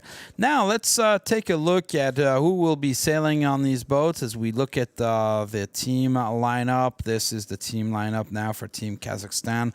Let's start off at the bow with number 4, Darhan, in the bowman position. Mid-bow, just behind him, is number 2, Milana. Pit is number 3, Vladimir. We have trimmer number 5, Danat. Trimmer number 11, Ruslan. Grinder 1 will be Inya. She's the only woman that we have as in the grinder position. Our main trimmer is Vladimir. And at the helm, we have Murat. Tactician, Yevgeny. That is the lineup for Team Kazakhstan. Let's move right along to the next team, which is Team Oman. Again, we start over at the bow with the number 1 is Yasir. Just behind mid-bow, number 2, Ali. In the pit, number 3, we have Abdu. The trimmer and captain of this team is number 10, Nasser. And we have trimmer number 5 is Ibti-san. Perhaps some of you remember Ibti as she was also commentating during the finals back in 2023. We have the grinder, which is number 4, Rad. The main trimmer, number 7, Akram. At the helm, we have number 8, Hussein. And tactician for this boat is number 9, Haitam. So that is your lineup for this Team Oman. Our next team is Team UAE, United Arab Emirates. The lineup from the bow, number 1 is Saif Noimi. Mid-bow is Al-Taha. At the bow, we have Ali. The trimmer, Otman. And trimmer number 6, Mohamed Harib. Grinder, number 4 is Al-Bastaki. And number 7, and the main grinder position, or the main trimmer position, is Al-Jazi. At the helm and captain of the boat is Adil Khalid. And our tactician, Iglai Jamai, in the back is wearing the number 11. So that is your lineup right now for the United Arab Emirates team. Have you sailed with any of these guys, Alex? No, I have not. I have not met the UAE team before, so it's going to be all new to me to see how they sail, and I'm very excited for it. Yeah, it will be excited. We've seen these teams. All these teams have trained. They've all come to Switzerland, which is the headquarters of the SSL Gold Cup, and they've already all come over there to train. As a matter of fact, some of them have already been in the qualifiers last time around for the first version of the SSL Gold Cup. But as you see at the bottom of your screen right there, it says Road to Rio 2026, which will be the finals and the second SSL Gold Cup that will have ever existed. So SSL Gold Cup, the football World Cup in sailing, the principle is the same. It is countries fighting against one another. The lineup is very similar to what we have in the football World Cup. And it's direct elimination. So that's what really makes this very exciting, as here you see the teams that are in our Group B right now, as we are waiting to get some pictures from the on-water images as we're waiting for that. But like I just told you, the teams are changing out boats, so they're getting everything ready. Perhaps they're even changing sails depending on whether the wind has gone down or gone up. Before we go back out onto the water, we want to show you this small clip that we did yesterday about ocean cleanup, beach cleanup that we did here with the local kids. We have a little bit of a clip about that. Really interesting, eye-opening experience. Here it is.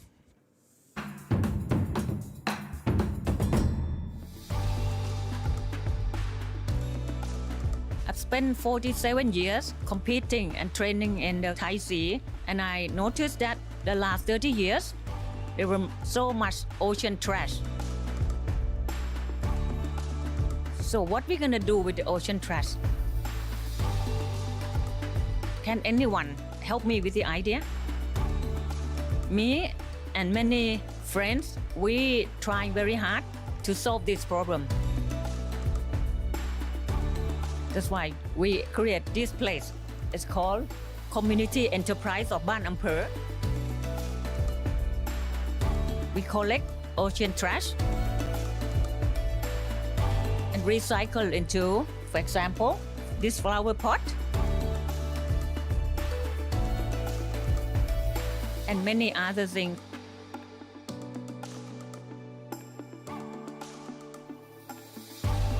So please help us solve the problem. Reduce, reuse, and recycle with us.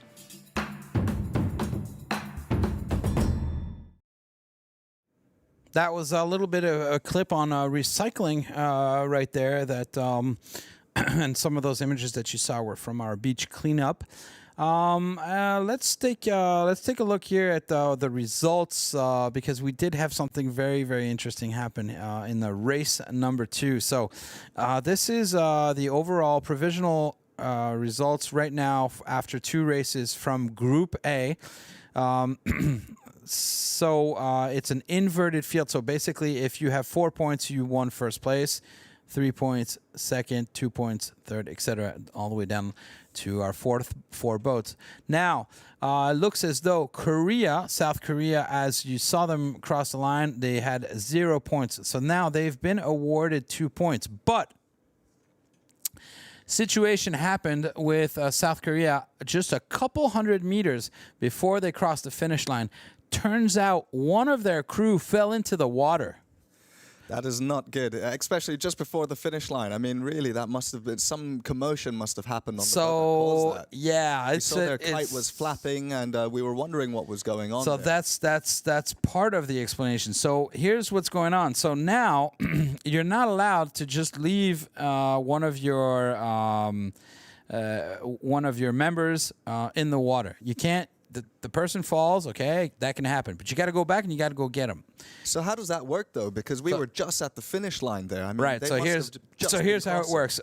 Just behind this boat, there was the jury boat, right? Of course, the jury boat picked up the person because for safety reasons, obviously, we're not going to leave the person in the water. But the safety boat's not, the jury boat is not going to bring that person to the sailboat. The sailboat must take their spinnaker down, come back, get the person, and then go back and cross the line. And they didn't do this. So now they left their person in the water, and they went across the finishing line, and so they didn't go back. So what's going to happen is now they are going to be protested. The jury is going to protest against Korea for several different things. It's breaking actually several different rules.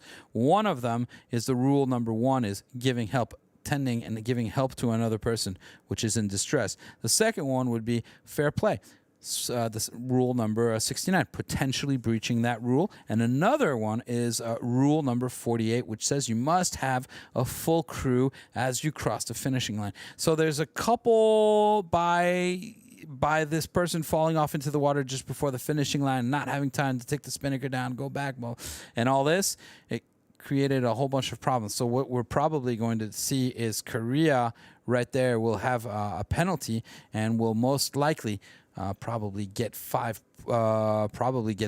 points for that. So they'll be deducted points because they didn't go back. So that's going to hurt them a lot in the standings. That's going to be a really unfortunate outcome for South Korea. But we could see from that clip just now just how close to the finish you can make or break your points, and it's just unfortunate that they fell off. And the key is we got to keep them on. Yeah, it's a really difficult situation for them, and obviously it's always hard when you're right in this situation, right? Because perhaps they couldn't at that moment, take the spinnaker down. It does take a great amount of time, etc. Can you imagine, Alex? We're talking about this happening here. It's daytime. We've got cameras, drones, and all sorts of things. First of all, we didn't see the person falling off into the water. No, we didn't. And then second of all, they got to go back and it's daylight and everything. Could you imagine this happening at night off a race boat and things like that? It's just how can you imagine the No, for complication? sure. I mean, the safety involved with it. I mean, we understand why it is essential. We have to have the crew members on board, and we have to make sure they're safe. You know, but I mean, just the fact that this happened, it's hard to take the kite down, and it's just such an unfortunate event. It is. However, that is racing. These boats were pushing it all the way until the end, as far as they could, and it's happened. It's happened before. We said it at the beginning of the day. Perhaps it could happen again. So these are facts, racing facts, right there. Racing incident, shall we say? Nobody's hurt. Everybody's doing fine. So there's absolutely no problem on that side of the spectrum. So nobody's hurt. No big deal. Points deducted. That will be a big deal now for the rest of the qualification. For South Korea. Yeah. Okay, so that was what happened in Group A. Now let's go. Let's talk about Group B here, which are now onto the water, and we should be. This is our Group B. We've got 3 teams. They're changing boats right now as we're talking. Something interesting here to take a look at is the weight of each one of the teams. As you see on bottom left-hand side, the weight, 659 kilos.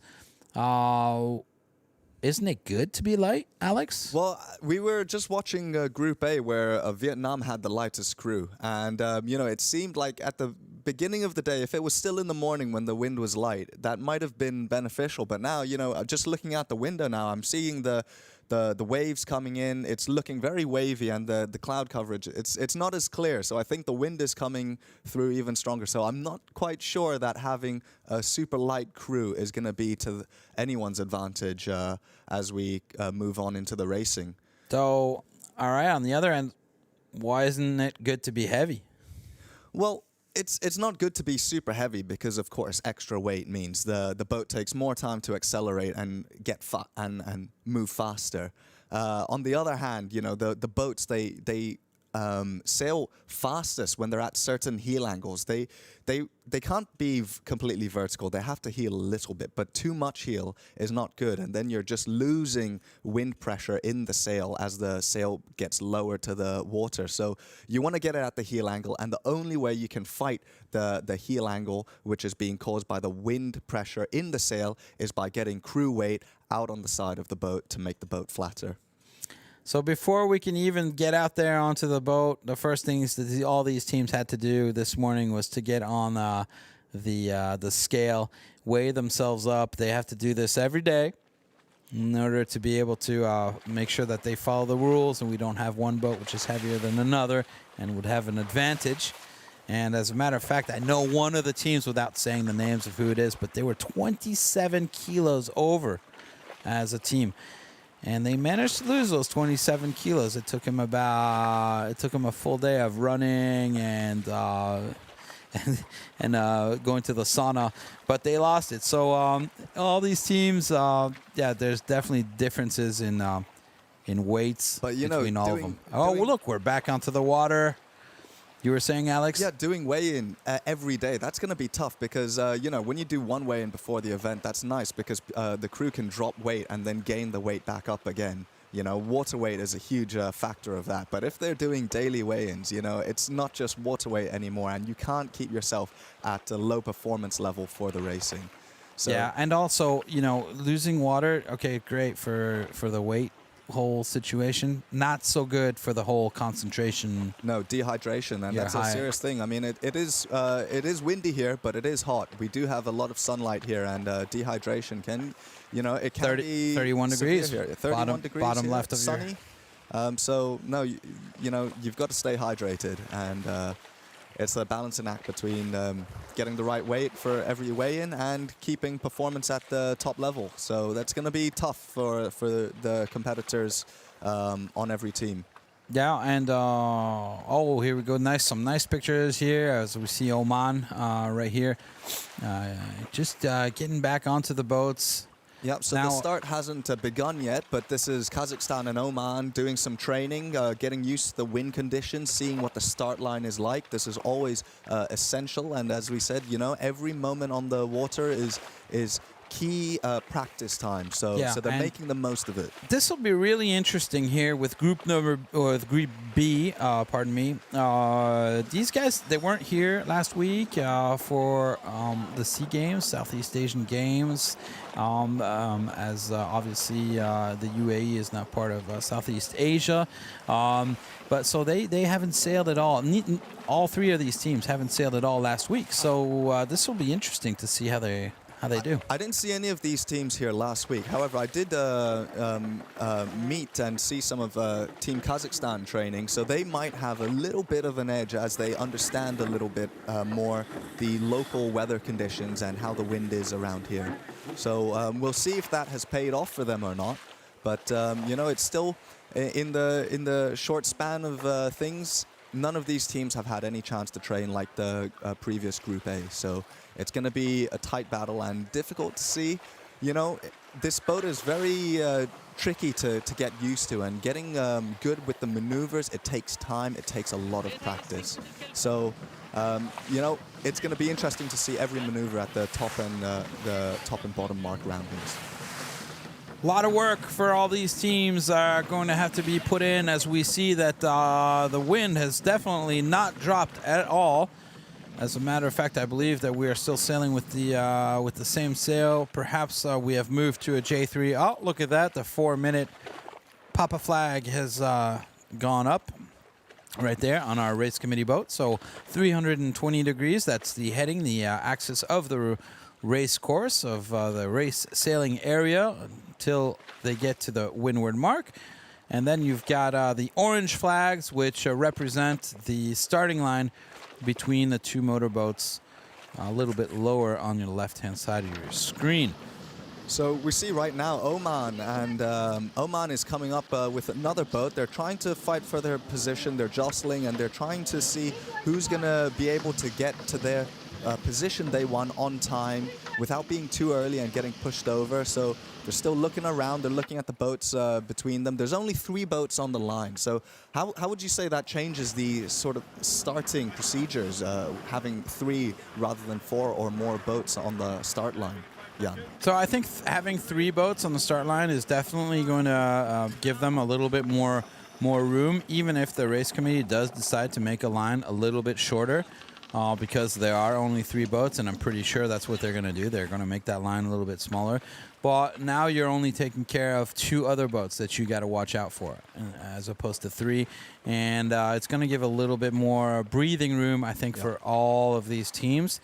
And we'll see how good of a start Kazakhstan can get here, and if they can get a good start with quite a bit of speed.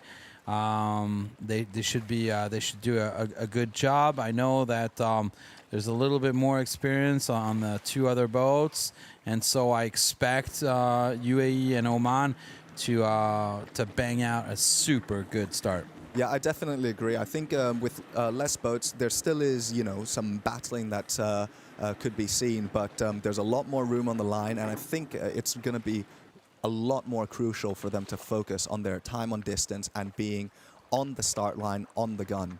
And, you know, just having a clear start, clear wind, and a nice pathway all the way up to the windward mark. So we'll see how that goes. As we're only 1 minute and 40 seconds to the gun right now, we see all the teams, they're getting a little bit closer to the start line now. UAE is hanging around the committee end of the start line. Oman and Kazakhstan, they're still on the right side of the line, making their way back round. We've only got 1 minute and 20 here, so they don't want to be too far away from the start line. They want to be nice and close in a position where they're ready to accelerate the boat and come off the start line.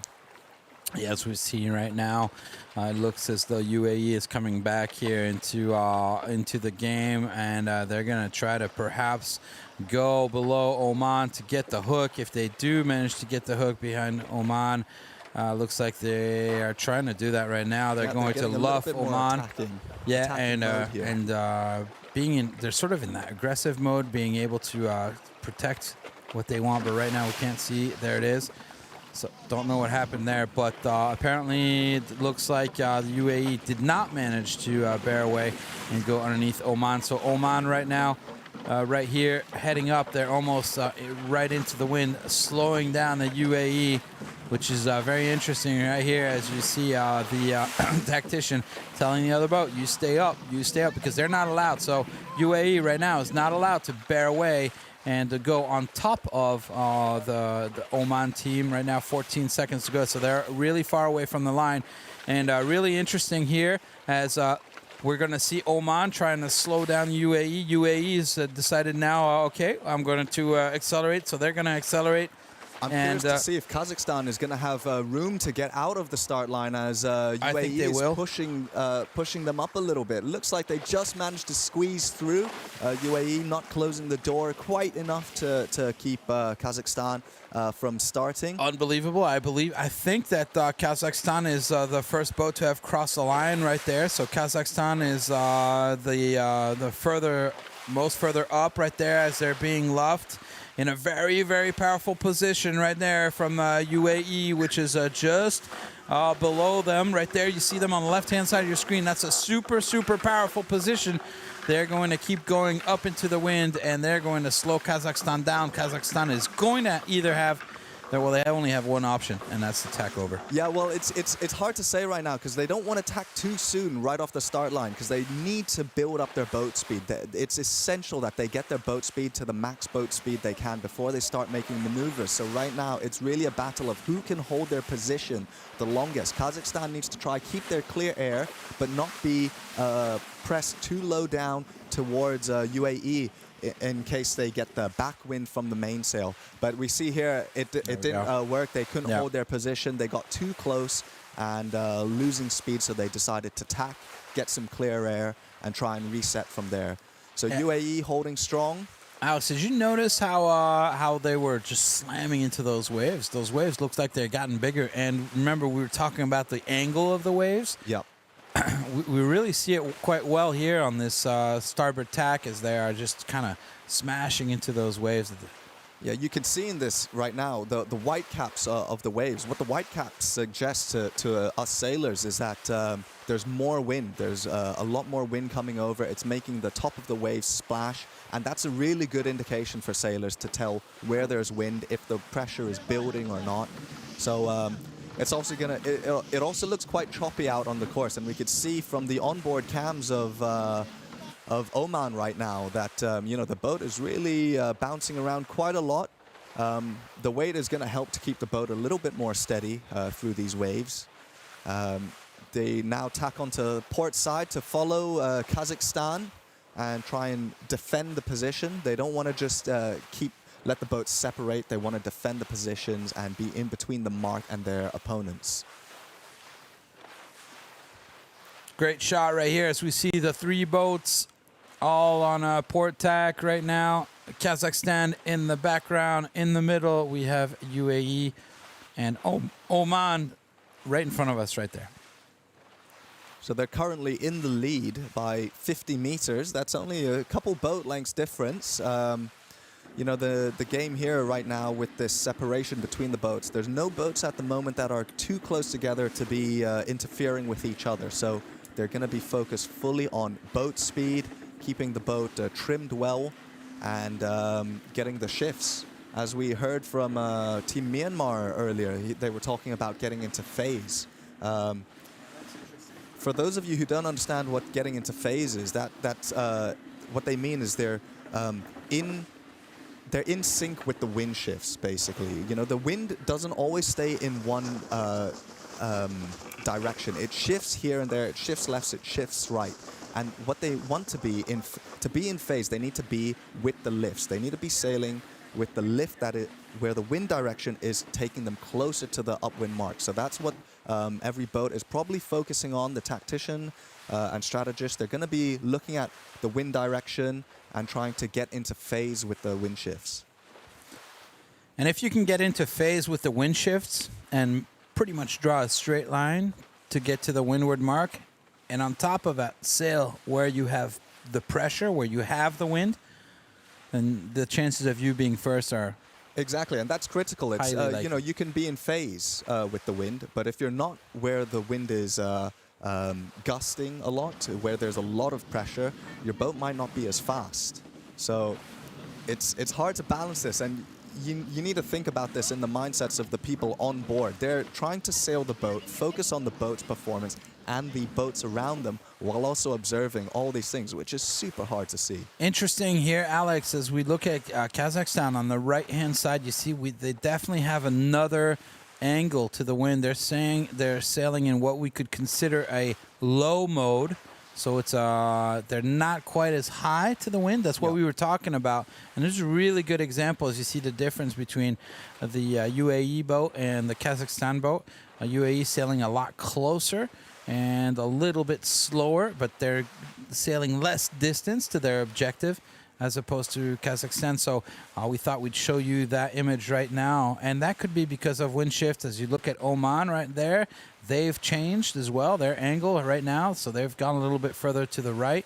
It looks as though that angle to the right, there's the angle right there. Very interesting as we look at the bottom of the screen. So there's a 20 degrees difference between the two angles of the boats. Never mind those little squirrelies behind Oman. Yeah, interesting to see that even though they have the same objective, they're going in the same place, they're not sailing exactly the same. And the wind is never the same all around the course, you know, so it's hard to tell, and it's almost invisible to some of us viewers looking out on the course, you know. It's not easy. It takes a lot of time to get used to knowing what you're looking for. Especially with wind direction changes. I mean, it's easy to see waves and see pressure where there's more pressure on the water, but it's even harder to see, you know, the wind is invisible basically. So how do you tell if the wind has shifted left or right, you know? I mean, it's incredibly hard to identify this. And some of the telltales might be small changes in the direction of the waves, perhaps, but you know, it's really hard to tell. And these boats, they don't tell you the wind direction, you know. The only thing they have on their compasses on the mast is basically the boat speed and the heading. You know, they don't have wind direction. So this is all coming from the tacticians or strategists. Someone on the boat is identifying this. Yeah, definitely. And you can also compare. So the information that you're getting off of the technology which is on the boat, and on these boats, there is not much technology on these boats. I mean, they're technological boats, but I mean, we don't have all sorts of computers and things like that, and we just got very, very basic speed and angle. Yeah, some boats, especially the bigger boats, they do prohibit this in racing to have a lot more information coming through. But here, it really is focusing on the sailors. We're keeping it every boat is the same. It's one class. It's the same design.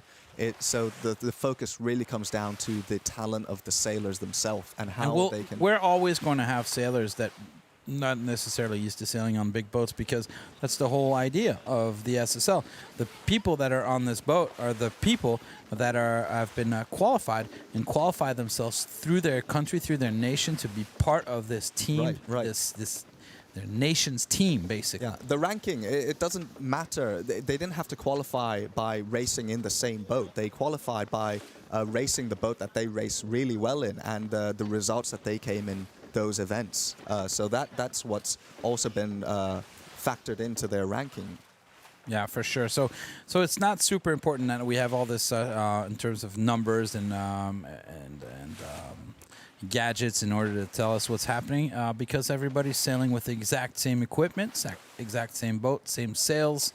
It's just a question of the people on board, how they want to do their setups. They can change a little bit the setup of the boat. It's really interesting right now. I'm just looking at this, and it looks like every team has decided to go to the very right-hand side of the course. You can see they've all gone over the ley line, but very early on. I mean, you know, the distance to the mark, there's still quite a distance to go, but they all decided to go quite towards the right side. Maybe a right shift, something like that, or perhaps all boats wanting to stay real close between each one of themselves. There is one thing that's important, is if one boat, for example, is going to go to the left-hand side of the race course and everybody else goes to the right, well, it's basically It's like gambling. It's double or nothing. Exactly. It's like gambling, you know. You Either you'll choose whether you want to sort of lose less and stay with your opponents, or you risk the gamble by going the complete opposite way, almost like a Hail Mary, and you sort of see like, you might have an idea that I'm sure this is going to work, or you know nothing at all, and you're just going for a different tactic. So obviously here the tactics for everybody is stick together. Don't let our opponents get away by themselves. Everybody right now is just trying to sail up towards the mark, make as few mistakes as possible. Remember, these teams have only had a couple hours yesterday to train. That's all they've done since the last time they've been on this boat, and it is blowing out there. It's blowing pretty strong. We've got some pretty decent sized waves. We are by no means in offshore conditions, but we've definitely, with these really powerful boats, as you can see right here, very interesting, as the mainsail Traveler is all the way down on the Omani boat. So they're overpowered and trying to do something about that mainsail. We did see the Omani mainsail flapping just earlier. I noticed that. Didn't say anything about it, but I noticed it, and now I can understand why that Traveler is all the way down at the bottom. Really, apparently they're overpowered. Yeah, but I wonder if that's a good thing, because you don't want your sail flapping, right? You could be overpowered, but anytime your sail is flapping, that's power that you're losing. So by releasing the Traveler lower down, you're closing the gap between the jib, which is the front sail, and the mainsail. And that causes the wind coming off the back of the jib to collide with the wind that's going into the mainsail. So I'm not 100% sure if releasing the Traveler all the way is the way to go. But looking at how they're going right now, they are doing very well. Yeah, I'm not a big fan of that. We can see Kazakhstan. They're keeping their Traveler a little bit higher to try and open the gap a little bit more. Yeah, get a little twist on the main. For sure, I agree with you totally 100% on that. I don't like the Traveler to be all the way down. It does release a lot of the pressure, but we saw, that was one thing with Team Thailand in the SEA Games. The biggest difference that I could see was you never had your mainsail flapping, and you had a really good setup on that mainsail. As a matter of fact, you were the fastest boat. Well, the thing is, they're small gains, and it doesn't look like much on here. The change in speed is minuscule, but when you're going 1 kilometer to the windward mark, it all adds up. It's a lot of time you're spending with that setup. So half a knot is huge. Alex, we're getting to the windward mark. Only less than 160 meters now as we get to the windward mark. This is going to be a really important moment right now for these teams as they're arriving here at this yellow marker, and they're going to be bearing away to go to the offset mark, which is just a little bit further. So right now, as we will see Team Oman in the lead. No, sorry, that's UAE. No, it's Oman, which is in the lead right there, followed by UAE and then Kazakhstan. It's very tight at this upwind mark rounding right now. Look at the distance between all three boats right now. It really is. It's 1 or 2 boat lengths only. So this hoist is going to be crucial. Let's look at the front of the boat. They're going to be covering the wind to the boats ahead of them. So they need to escape as quickly as possible, get that kite up. So this is going to be a critical moment for them. You can see how focused they all are, looking for where the offset is. They're getting into position as late as they can, and now going for the hoist. You see the grinders, full power. Look at the energy going into getting that kite up.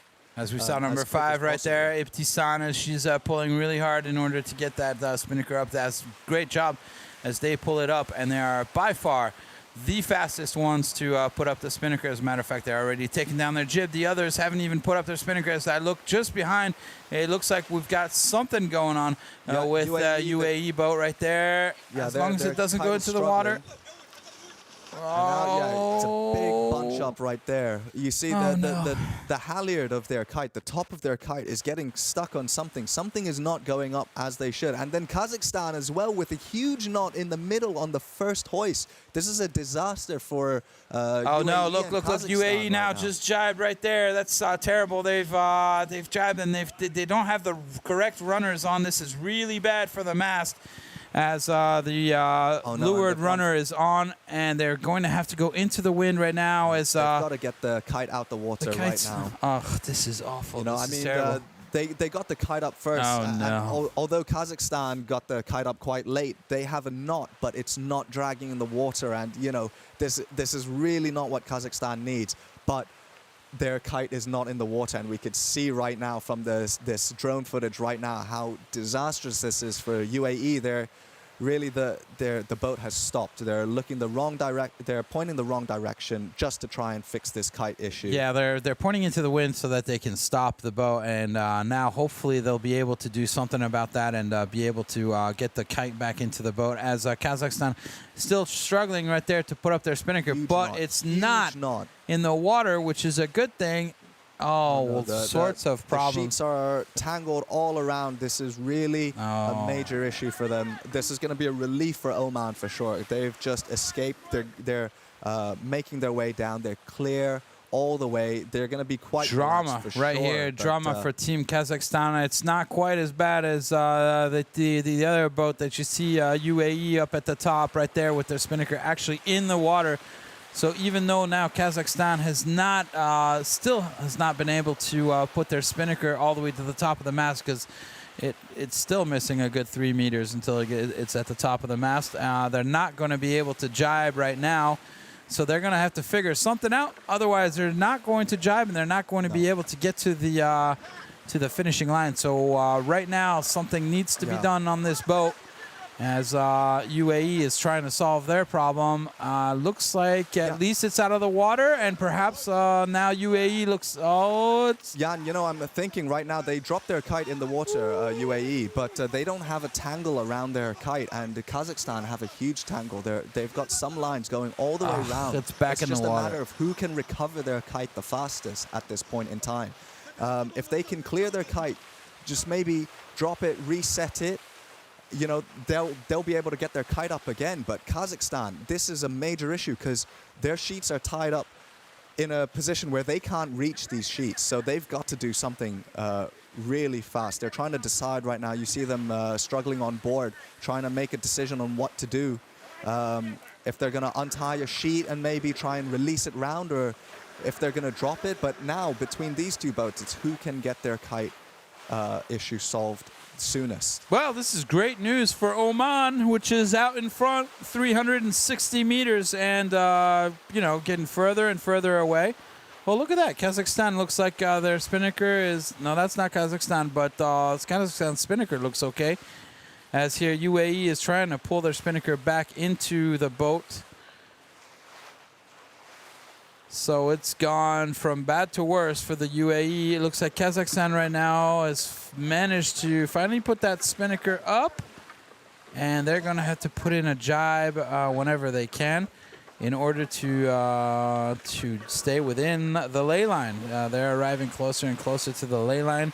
Oman having a nice leisurely cruise down the middle of the race course. They don't need to worry about anything. The only thing they need to worry about is making sure that they put their spinnaker down correctly inside their boat, not have any issues down at that lower gate. The game is simple for Oman right now. It's keep it simple, keep it clean, no mistakes. You know, they just need to finish the race really nicely now.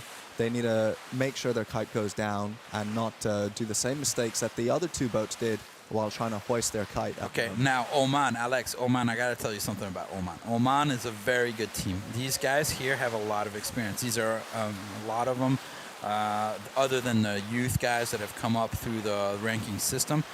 Some of the guys that they put on the Oman team are really big boat specialists, and they're used to sailing on bigger boats. So actually, an SSL 47 to them is not something unbelievable. They're really good sailors. I expect them to have a very nice drop and take their time and do things well.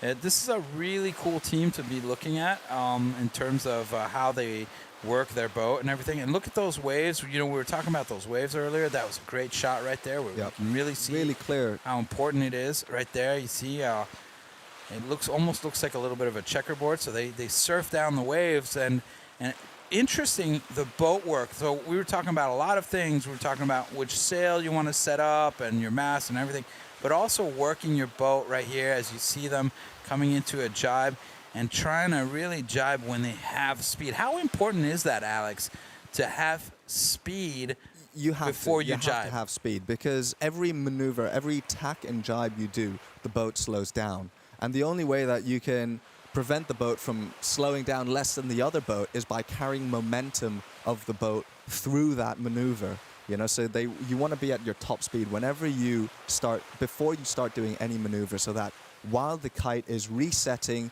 going onto the new side, the boat is moving for you through momentum. So it's really critical, and we could see from the jibe they did just now, that was really look at this, really early, really early, taking their time, and you don't want to take too much time in putting it in. No, you want to get the bottom of the spinnaker to go into the hatch. You see that? So the hatch, the boat's going into the hatch. They're taking their time. Yeah, this would be considered as an early and slow drop, but safe. I think that's what they were in going a racing. For. You know, they knew that the game is basically theirs at this point in time. They've got such a huge lead. Yeah, right absolutely. Now. I mean, that's what we talked, right? We don't need any mistakes. Exactly. Keep it calm. No mistakes. You have time. Settle down. Absolutely. And perform. Look at that, right? They jibe far away, round up, nice and smooth. They'll finish really close to that buoy. Look at that. Sail set up straight out of the exit of the leeward mark. Textbook, Oman. right? Textbook. It really is. Really, you see that? Nice, smooth, no rushing, no making any mistakes. They don't need to. They don't need to hurry up. There are a ways out in front. They had everything ready. Everyone was ready to hike out straight away as soon as they rounded and straight into upwind focus. All right. Well, now let's take a look here. What's happening? Team Kazakhstan, 300 meters away. No. That's 300 meters away from the leader, but it's getting a lot closer. They are arriving towards the leeward gate here, Team Kazakhstan. Now, let's go to the live image of Team Kazakhstan arriving here down at the gates. This I'm interested to see how this is going to go down. I hope for them they'll have an easier time dropping. Yep, they're going for the drop right now. It doesn't look like the drop line is quite getting their kite into the boat, and now they're trying to hold on to the halyard. They've got to get it out the water right now. It's, they've made the mistake once. They have the time. They had the time. And they've got to get the kite down. They're getting really close to the leeward mark now. They've got to save that kite, keep it safe. And this is interesting because the way the kite is going down into the boat right now, normally it should be going around the front and into the hatch. Yep, from the left side, from the front left of the boat generally. In this situation. So they're going to have a tangle. They're going to have a lot of work cut out for them on the upwind to fix this problem and get the kite back into the correct position for the It wasn't wet, so that was the good thing. The kite wasn't wet, but where they brought it in right there. I think it is now, though. Yeah, but where they brought it in now is the wrong place to bring it in. So oh man, that just means they're gonna have to bring the whole thing back inside the boat. They've got a couple options here, but I mean, they're not good options. These are really last resort things. But there's one really risky one, of course, is that if they were somehow able to bunch up the whole kite and take it around the forestay into the hatch, but there's no rails, and it's so hard to stand on the front of the boat that I think that's not an option. It almost seems like the only option they have at this point in time is to disconnect the kite and then to put it all back. Well, in the hatch Alex, and reconnect it, or they've got another one. Hoist it from here. They've got another one inside the boat. Well, I think if they do, that's going to be a savior for them, and that means that they can reconnect the new kite and just hide this kite down below. I think that put it away. I don't want to see it anymore. Have another one. That is definitely the option they are most likely to go for. Right, we still have one boat, the UAE, which needs to arrive down at the leeward mark here. As you see that look at the shape of that mainsail for Oman. The top of that sail is looking very creased, you know. If you compared it with some of the boats earlier, the sail shape and how flat and smooth the sail shape was is very different to Oman here. I wonder, you know, if they could adjust that to kind of take the wrinkles out a little bit more towards the top. This would explain why UAE is taking a long time to go down. They've put their spinnaker inside their boat. So they're sailing downwind right now with no spinnaker. That's going to be very slow. Yeah, very, that's very slow. definitely very slow. The mainsail and the jib, they're not really designed for downwind sailing at a fast pace, right? That's what the spinnaker is for. The spinnaker is your mainsail for getting speed and sailing at a low mode. So without that, they're going to struggle. But at this point, it seems like if they've got issues, they've got no choice, right? Yeah, it's like 130 square meters that they are not using right now. Exactly. And you can see how slow it looks on the boat. They're not going to be able to surf any of the waves at this speed. It's going to be a painful downwind for the UAE, I must say. Yeah, but I'm guessing they've got people inside the boat already preparing. It's going to be a lot easier to work inside the boat when it's flat like this than Kazakhstan right now, which is going to have to deal with this whole spinnaker going down in the back. And well, my question right now is that if do all the boats have a spare spinnaker in the boat, because that would be an option for the UAE as well then to reconnect their new spinnaker. Yeah, I believe so. Yeah, I believe so. So we'll see what's going on here with as we get up to the weather mark and what they've decided to do or not. We'll see. This is the UAE going around the leeward gate now. 4 minutes and 50 seconds behind from the leader. So, yeah, that's a long way away. It's going to be a long way away. Yeah, a rough upwind. I think they're going to have to focus on not having the same mistakes for the next round. They were sailing quite well until they had issues with hoisting that spinnaker. Super close, super close. But really, that's all it takes. It was pretty good, and Kazakhstan getting a good, the best start. As a matter of fact, first one across the line. So good job for the Kazakhstan boat. We can see Oman right now. They're slowly and steadily extending the lead from Kazakhstan. We could see that the meters are just going up and up and up. And you were talking about, you know, wind deflecting off of the jib. You can see right now that there's so much wind deflecting off of the jib that the mainsail is flat. The mainsail is actually inverted right now. Yeah. So inverting means when the wind comes from the leeward side of the sail, basically, and that's what causes the sail to start flapping. And or be shaped the way it is right now. You see those bottom battens, those two white lines? They're shaped the other way around. Opposite way. As opposed to the jib in the front. Really interesting. You see that right there? What a beautiful shot right there from our drone guys. Amazing guys, by the way. I just have to say and thank them for all their work. And, they're doing a fantastic job. And Ike, which is doing a great job. Thanks, Ike. Really awesome shots right there. It makes it so much easier to explain things when you can have this sort of shot. Anyway, we were explaining mainsail right there. You see it's inverted. And that's something that you managed to avoid doing, even though you guys sailed in really strong winds all of last week. And that has to do with where you're going to put that traveler and how much pressure you're going to put on that jib, on that mainsail. Sorry. Well, it's interesting because I'm just looking at the people on board right now. They're trying to make some adjustments now, but you know, I wonder if there's anything they can do to adjust it as they're sailing. You know, to try and depower the sail perhaps and fix that sail shape. Wow, there's a couple things they can do, right? I mean, the traveler right there for the mainsail is one. Traveler for the jib is another.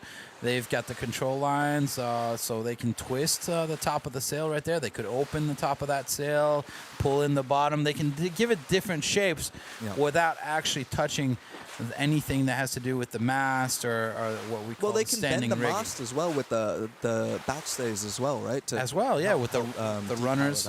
Yeah. So they have options. There are a lot of options, yeah. And they could do a better job. They could. So, you know, it's always easy to be sitting behind a screen Exactly. telling others how to sail. sure. But I mean, we've seen it, and it'll be interesting to see here with Kazakhstan. I have the impression, you know, their runner is not the runner, the jib track is a little bit higher on this boat. Yeah, you see it right there. It's in the middle, and they're probably going to have a better shape probably on. It would be interesting to see how the shape of Kazakhstan's mainsail differs with Oman, with the different kind of setup. But I don't think we have a drone above them right now. Right now, I mean, it's just so good to have this onboard footage. And yeah, we'll see it. We'll see it later. We'll see it later. Yeah. But you know, just to be able to see exactly what's going on the boat is such a game changer for the sport of sailing, especially for the spectators and viewers, because, you know, when you're on shore, you really can't see anything of what's going on unless you have binoculars. And even that, it's hard to see. But when you have the drone footage and all this, it really gives you the full picture. Yeah, especially here with this 3D image that we have right now. Granted, you know, they're not very close, but it's really interesting when we get some boats that are going off to the left and to the right. So you're right, when you put drones, 3D images, these onboard cameras, looking back from the mast, looking back from the pedestal, you know, it's you really have the impression. And on top of it, you can hear the noise that's inside of the. Whoa! Look at them sliding down there. Yeah. Full speed, dropping into the picture. So they're ready to put in attack right there, as looks like, yeah, for sure, attack is coming in. There we go. Looks like they're in the slow speed right there. So now everybody getting back up to the windward side. And you can see when they're trying to get back up to the windward side how much they're leaning over, actually. You know, they're really trying to keep their balance. These boats heel a lot. So really great. Yeah, they heel a lot, but they're relatively thin boats, quite long but quite narrow, and it makes great boats for going upwind and close to the wind. As here we are looking at the Omani team being followed by our camera boat, which has a camera stabilized camera on top of it, which is just following them along. So there you go, another camera out there on the water. Looks like they're discussing a little bit what they've got to do. They're, you know, making their plans for the next maneuver, thinking about what they have to do so they execute it really flawlessly. Yeah, I'm wondering right now if they can actually make it to the windward mark, because we're only 282 meters away from the windward mark. And perhaps they won't have to tack and they can just make it one way. Even if they do have to tack, they've got, you know, almost 600 meters. Regardless if they have to tack or not. You could see it on board right now with the body language. They look very relaxed. Yeah, and they're not really hiking out. No, I think, you know, with this much of a lead, it is really save the your last strength. leg. You've got to make a major... just save your strength. You've got another race coming up, and you've got 600 meters lead right there. So you see, yeah, they're making the ley line for sure. They're actually sailing above it. They're going to bear away right now. So let's take a look and let's commentate here as we see the Omani team bearing away here. What you're seeing is the boom being released so that they can bear away. If you don't release this boom and if you don't release the downhaul, you cannot bear away. It's too much pressure on these boats. And so really important that the first thing to do is to release the mainsail. The mainsail is a big sail, and it's a lot of the pressure is coming from the back of the boat. So if you don't release it, then the mainsail kind of wants to force the boat to turn up into the wind. So they have to release that so that the pressure of the jib helps the boat to bear away. Now they get to the offset mark, and right now what they're going to do is they're going to take the spinnaker. You see that tack line that the bowman is holding onto right there. He's holding it, and he's not going to let it go until the spinnaker goes up into the air so that it doesn't fall into the water. It's really critical that bowman right there holds that spinnaker, and that they manage that IPT right there is pulling on that halyard. Super important. They haven't got the pole out yet, though. The kite is almost set, and they still don't have the pole out. So they're going to have to get the pole out. If the kite fills with pressure, they're going to find it really difficult to get the pole out. And right now, they're not going to be able to set this kite. They've also got another issue right there. It looks like something. I think the pole is the issue, and then because it's too close to the jib, so there's no wind filling in. For sure, right there, the sheet, they got to release the sheet, and the pole has not gone out. No. So. They're not going to be able to fly this kite properly. So, you know, we were just talking, strangely enough, they had the time. Yeah, and look they at just the have distance. to perform and just look at the everything distance right now, you know, behind them. So somebody forgot, but nobody's noticed, actually. That I'm not sure if they noticed. No, I'm pretty sure they haven't noticed. Oh. Dude, did you get the pole out? Yeah. It looks like the tack line's on. The pitman is on. They look like they're. Yeah. If they don't release the tack, the problem is if they don't release the tack line, they can't take there's the no pole possibility. There's too much pressure. Now, why did they do that? But they have the time to fix it there's right an now. issue? If Because now, but now they would have, surely they would have noticed by now that. You know, I'm wondering, just from the upwind, I did notice actually that the pole Did is you see that too? incredibly far in. And, yeah, you me know, too. just personal experience is that sometimes if the knot on the pole is not adjusted properly, it can get stuck. So they might need to go down below deck to kick the pole out.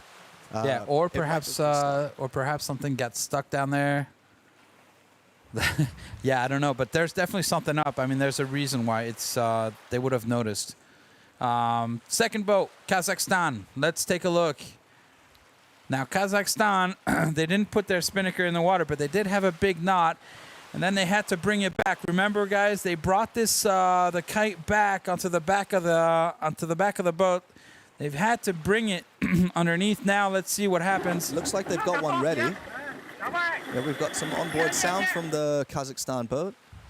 I love it when you can hear everything that's going out. All right, so pole's out. That's a good thing. Nicely. Almost. The tack out. It's not in the water. It's stuck right now. Looks like the halyard right there is stuck just where the forestay is coming into the mast. Yep. As long as that spinnaker doesn't go into the water, they should be okay. Come on. Not going up. It's definitely stuck up there. Oh, the tack line. Tack line is not out in front right there. Oh, no. Oh, no. Oh, no. This is bad. Uh-oh. Oh, is that the sheet? What happened to the tack line? Yeah. Look, the tack line's on the right-hand side. They've got it wrong way round. They do. They've put the sheet on the tack. They've put the sheet on the tack. Yeah, well, that's exactly what we were talking about. It's super hard to set up, to bring a spinnaker back and to put it correctly, place it correctly. Now it's looked like definitely they've changed the tack with the clue. This is not what they needed. This not. Especially with Oman having their own problems, this could have been a chance, at least, for Kazakhstan to take the lead back. But this is really not what they needed right now. They're taking the kite down again. Oh, yeah. They need to take it down and reset the kite to swap around the tack and the kite sheets. Right, so now they got to solve this problem. Perhaps they're just going to try to change the sheets inside the boat without putting the spinnaker completely back inside. But this could spell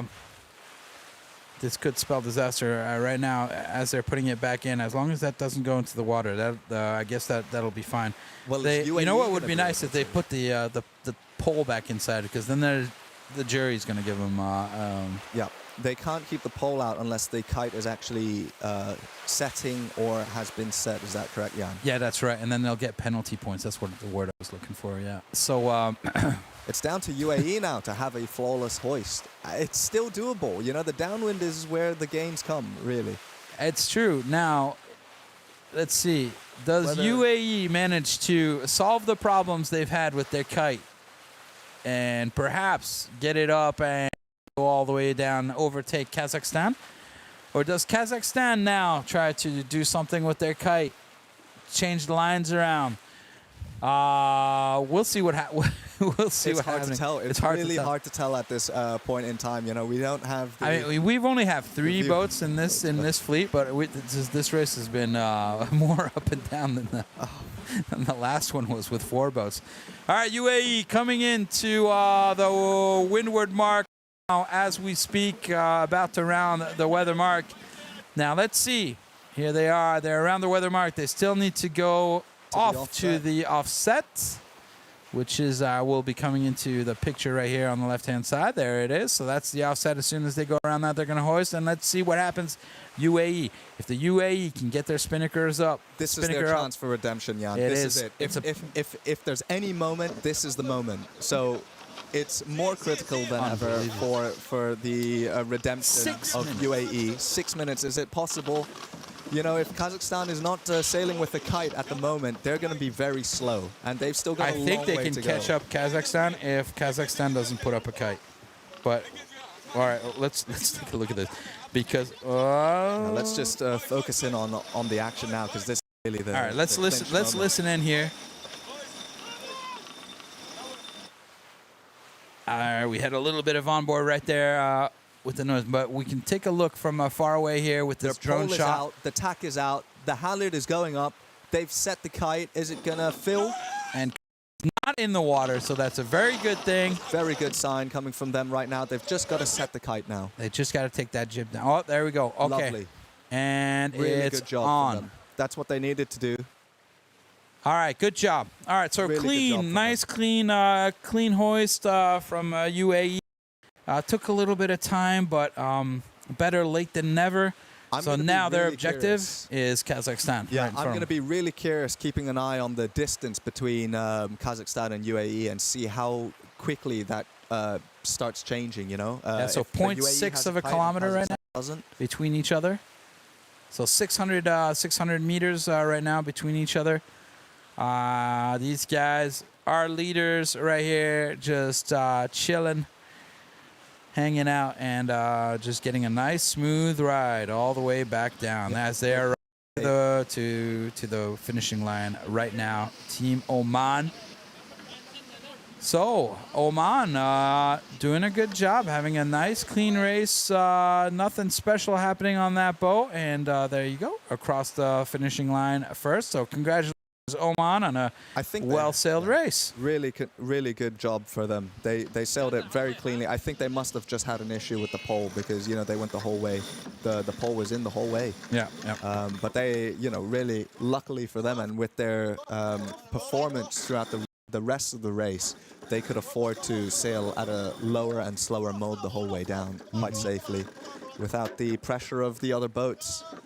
Yeah, so now definitely shore crew will be on that boat figuring out what's going on with that pole that didn't want to come out, or stuck too far in, or something that we were seeing. There's something's going on with that. But they'll definitely have time, because right now we're waiting for Kazakhstan, which is a little bit further. Yeah, there you go. That flag right there, ladies and gentlemen, means we need to repair. So they're asking for time. And what that is asking for is time to delay, basically, the following start.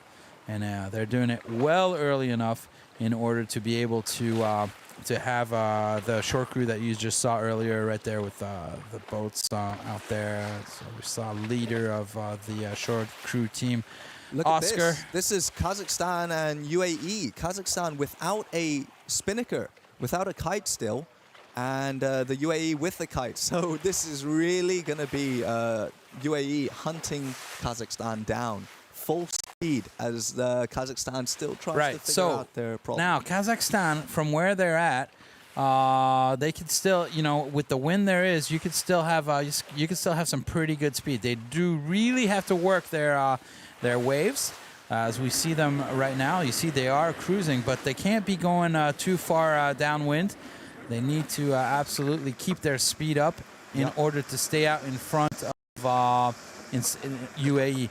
UAE, though, closing the gap real quick. There they are, just right there. So how much the distance do we have? 300 meters.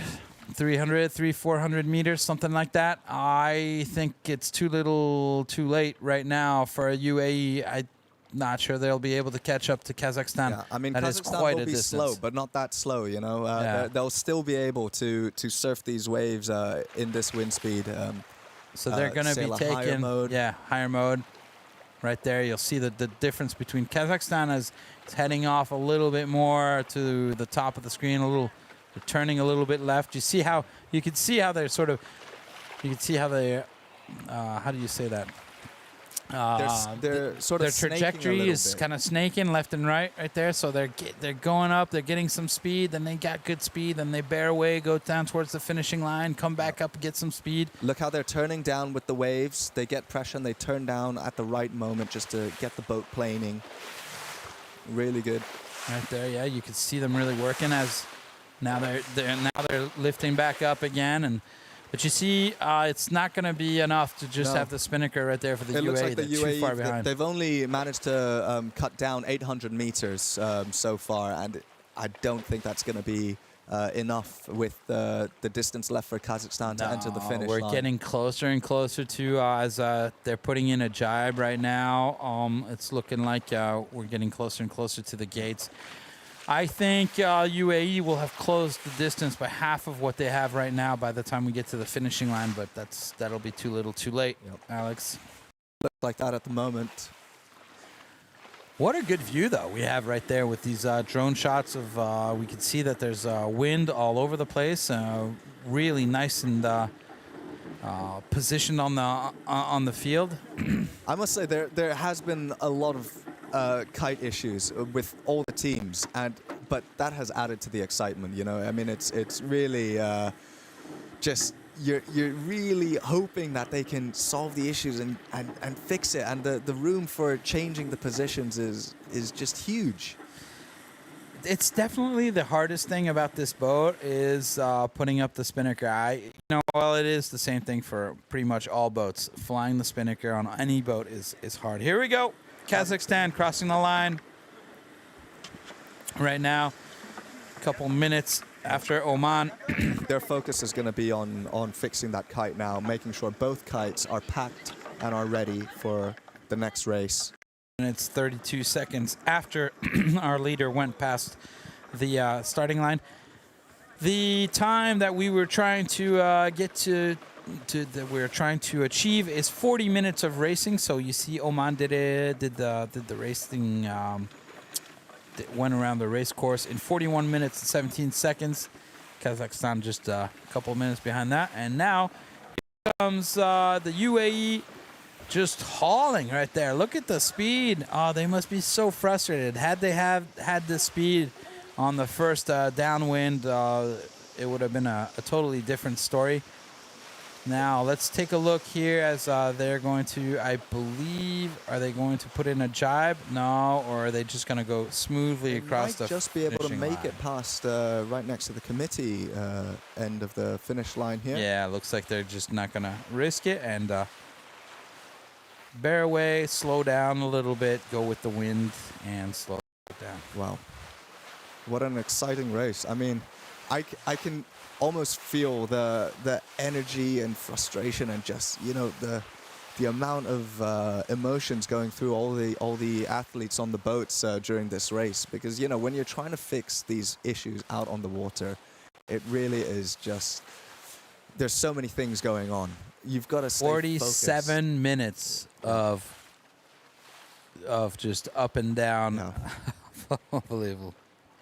That will take the toll on everyone's mind. An emotional roller coaster. Yeah. That's the right description. An emotional roller coaster. I'm being told that we'll have an interview coming up soon with Oman. As soon as they're ready down there. I think that's Oman that we're looking at right there into the picture. There we go. So, and Carolina is out in front there. I see she's closer to the mast. So whenever you're ready, Carolina. Hello, good. There you go. Yeah, I'm ready. We are ready. SSL Team Oman, beautiful win. It was like too easy for you this time. Well, it's not too easy. Fortunately, it's lovely condition first of all, and the battle still on. First race win, which is we aim for that. Next race, hope to do it again. So just a little bit to be twist around and hopefully to get again first. The first upwind looks really close. All the boats were sailing really close to each other. How can you describe the first upwind?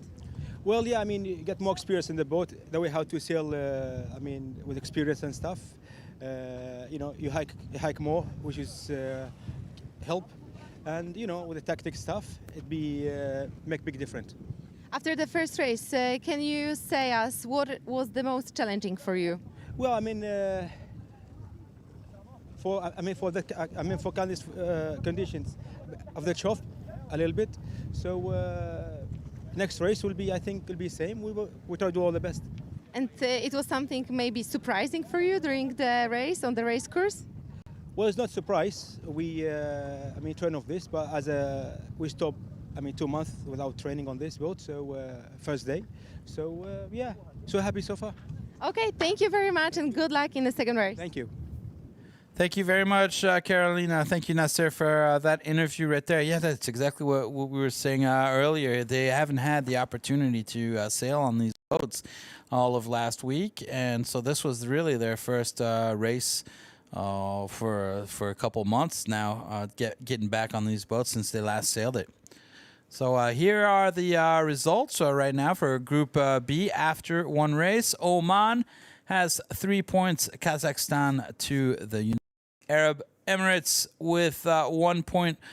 All sorts of chaos and disaster in this last race with spinnakers, more spinnakers in the water than we saw out of the water, which is a little bit unfortunate. We didn't know what was going to be happening, but definitely a lot of things were happening in this last one. So this is the overall right now. We've only done one race, so it stays the same. You're perhaps wondering, why does Oman have 3 points? Because we are on a change of systems. A high point system. A high point system, thank you. And so basically our winners are getting 3 points and the last place is getting 1 point.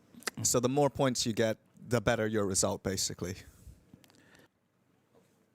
So let's take a look here, and right now we're going to do the replay for you of this incredible last race. Stick with us, because after the replay, we will have the second race of this Group B. Enjoy the replay.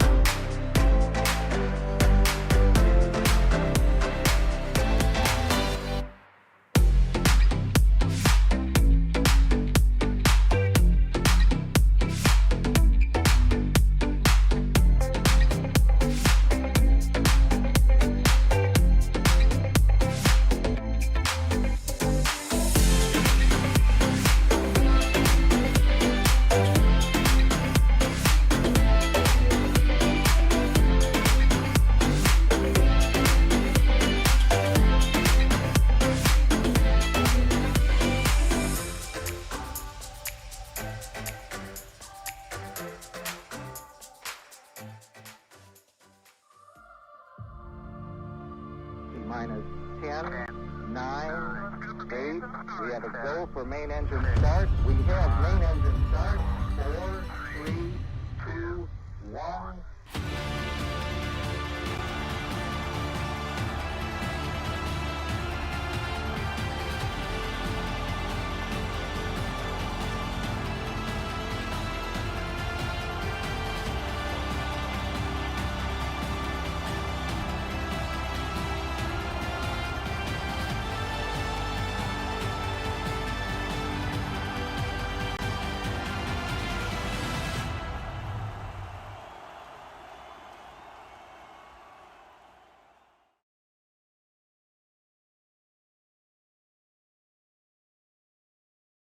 Sailor's Box. One place, 100 stories. Explain what is a Gold Cup in 5 seconds. Best of the best. Top gun of sailing. You guys nailed it. Bringing the best sailors in the world from each country together to battle it out on the race course. Easy. Sailing against friends that you normally sail with or against on other boats, teams, events, and trying to beat them. So that's Yeah, and the bragging rights of being the best country.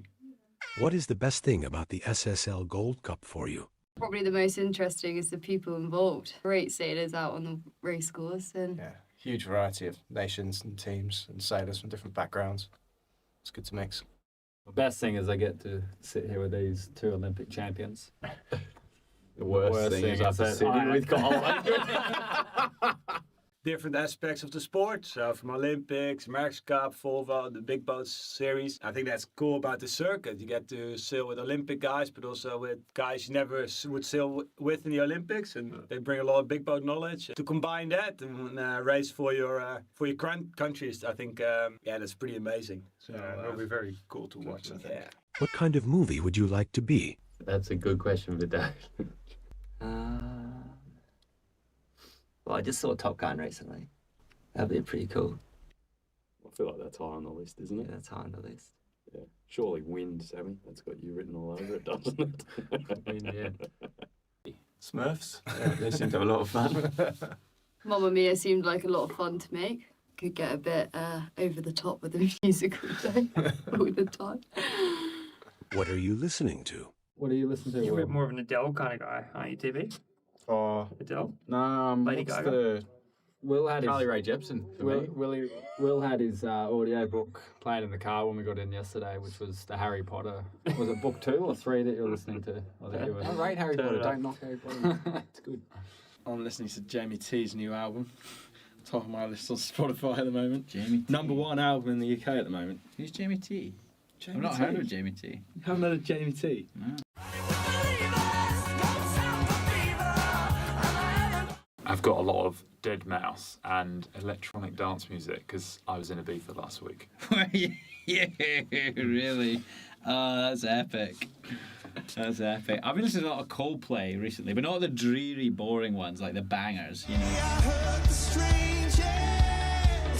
Yeah, euphoric. Yeah. You were in Ibiza last week, were you? Choose the best young sailor. Out of us, I think it's going to have to be Freya. You're only young one. Yeah. I think the youngest on our team is Odile, and she's Odile, exactly. She's doing a really good job, and you can see she got a pretty good eye for the wind. So yeah, and he's the best looking as well. Our best looking sailor. She represents a team pretty well. Exactly. Yeah. How much do I have to pay you to eat a live spider? Depends if it's poisonous. Yeah, that's a good point. And if it's hairy. Yeah. Oh, quite a lot for a big hairy one, but a small one maybe. How much for a small one? I'd do it for 200 quid a small one. 200 quid? Yeah. €10? Yeah, I was thinking 10 euros. A wee one. Yeah. It's protein. Do you know there's a restaurant I went to in London which is only the only meat on the menu is insects. Bugs. Yeah. They're like, this is the future of eating. Is you don't eat red meat or cows or whatever, you eat a bug. So we're going to be paying Locusts. to eat spiders in a few years' time. Yeah. Might get that crunch and salty crunch of a spider's leg down your neck. $5. Depends where you're coming from, eh? From an island. From an island, I would do $5. Yeah. That's good. I think it depends on the spider. Yeah. What would you like to improve about yourself? I was always really, really bad at reading books. So I would start reading a page of a book.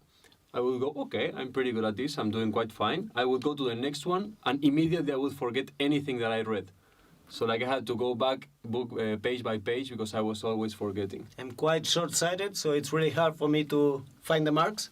We are suffering that this week. Or we saw it in the first race against Australia. Or play basketball. What is the difference between a bow and a grinder? Well, the bow is the front of the boat, and a grinder is a guy or a girl that trims the sails using the pedestal. And the bow is the smartest guy. Yeah, I would say. Compared to a grinder. Grinder is mostly like meat and muscle, and the bow is lean, mean machine. Like. Yeah, it's all about, in the grind, it's all about eating. Fitness. Okay. Yeah, more eating. What is interesting about the SSL Gold Cup? It's a proud moment, for sure. Yeah, to represent the country. The country. The lion. Holland. The orange lion. Oh, it's beautiful. It's very proud. What are your sailing achievements? The 6th place in Tokyo in the last games. Coaching Sant in the Olympics, but also as a sailor myself. I've done many years with Azur and Super Series that we've been quite successful, and many other regattas. I like the Melges 24 Worlds that we did this year that we finished third. I think was very good regatta. We have to fight hard for that and was good. Thank you. More stories on our YouTube channel. Watch and subscribe.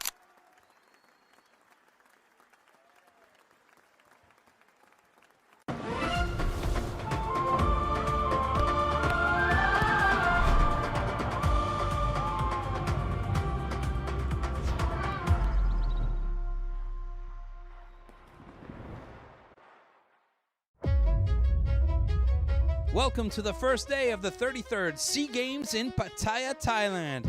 In the mixed sailing team events, we have 5 teams competing. The weather conditions today were exceptional. 30 degrees Celsius, 16 to 18 knots of wind, and a good 1 meter chop. In race 1, we saw Thailand take a commanding lead and never looking back.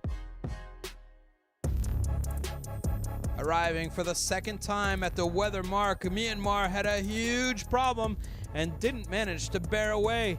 Thailand took their first win of the week, setting themselves up for success. Second race of the day, as we saw the Philippine boat getting the very best start from everybody, followed by Malaysia, Myanmar, and Thailand with great speed off of the line. The Philippines arrived first at the weather mark. It was a close race on the first downwind as Thailand and Malaysia managed to pass in front of the Philippines. Philippines, however, had a huge problem with their spinnaker down at the first leeward gate and losing their lead. On the second windward, there was a huge duel between Malaysia and Thailand. Thailand managing to get out in front and stay out in front, get the second win of the day. Race 3 saw a super hairy start for Team Philippines as they almost crossed the line early.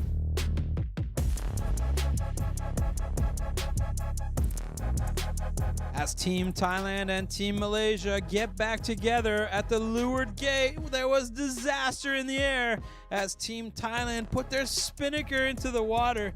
Just behind them followed Malaysia. Malaysia too had problems with their spinnaker, not managing to pull the jib up.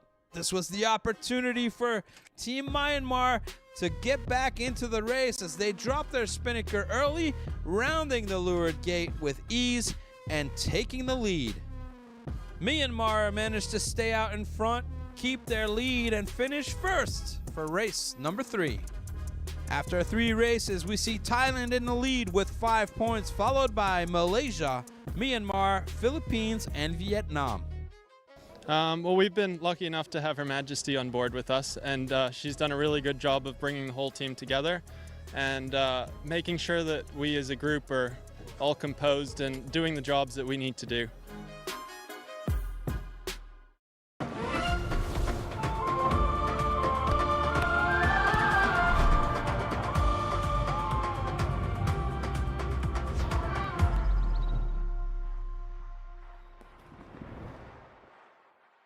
Sailor's Box. One place, 100 stories.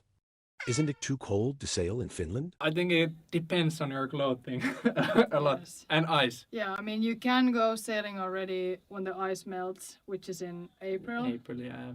And then I think when I was young, I think my last training camp ever was in November, but it was really cold. Yeah, I mean, I've been sailing in December as well in Finland. So he's tougher. Yeah. But yeah, basically the ice is the only thing. What is your emblem? Because we are French and we are very arrogant, and of course we talk really loud, and we have the best animal to represent us is of course it's the rooster. Because we're proud and the only animals who can sing with the 2 feet in the mud. Yes. What is the difference between a bow and a grinder? I think the muscle is the main difference between the two. But our grinder is a good bowman as well. Our grinder is quite big, and the bow is not so big. What other sports is your country good at? Sailing and football. And in handball, and in water polo, and used to be in basketball, and in skiing. Probably because we like to show that even we are from a small country that we know how to give more than 100% and show everybody how good we are. What makes the SSL Gold Cup different from other regattas? First one for me is the format, the kind of elimination format through the weeks, and the number of nations competing is like a really cool format, and that's something different that we haven't done before. Sailing on 4 boats that are identical in four-boat fleet race situations quite different, because you end up with these match race situations between the 2 teams, which can be quite challenging at times, but I think that's quite cool. More stories on our YouTube channel. Watch and subscribe.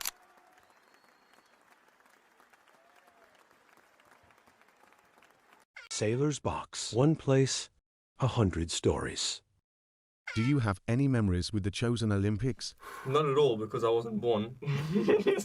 I have here the gold medal of the 1992 Barcelona Games.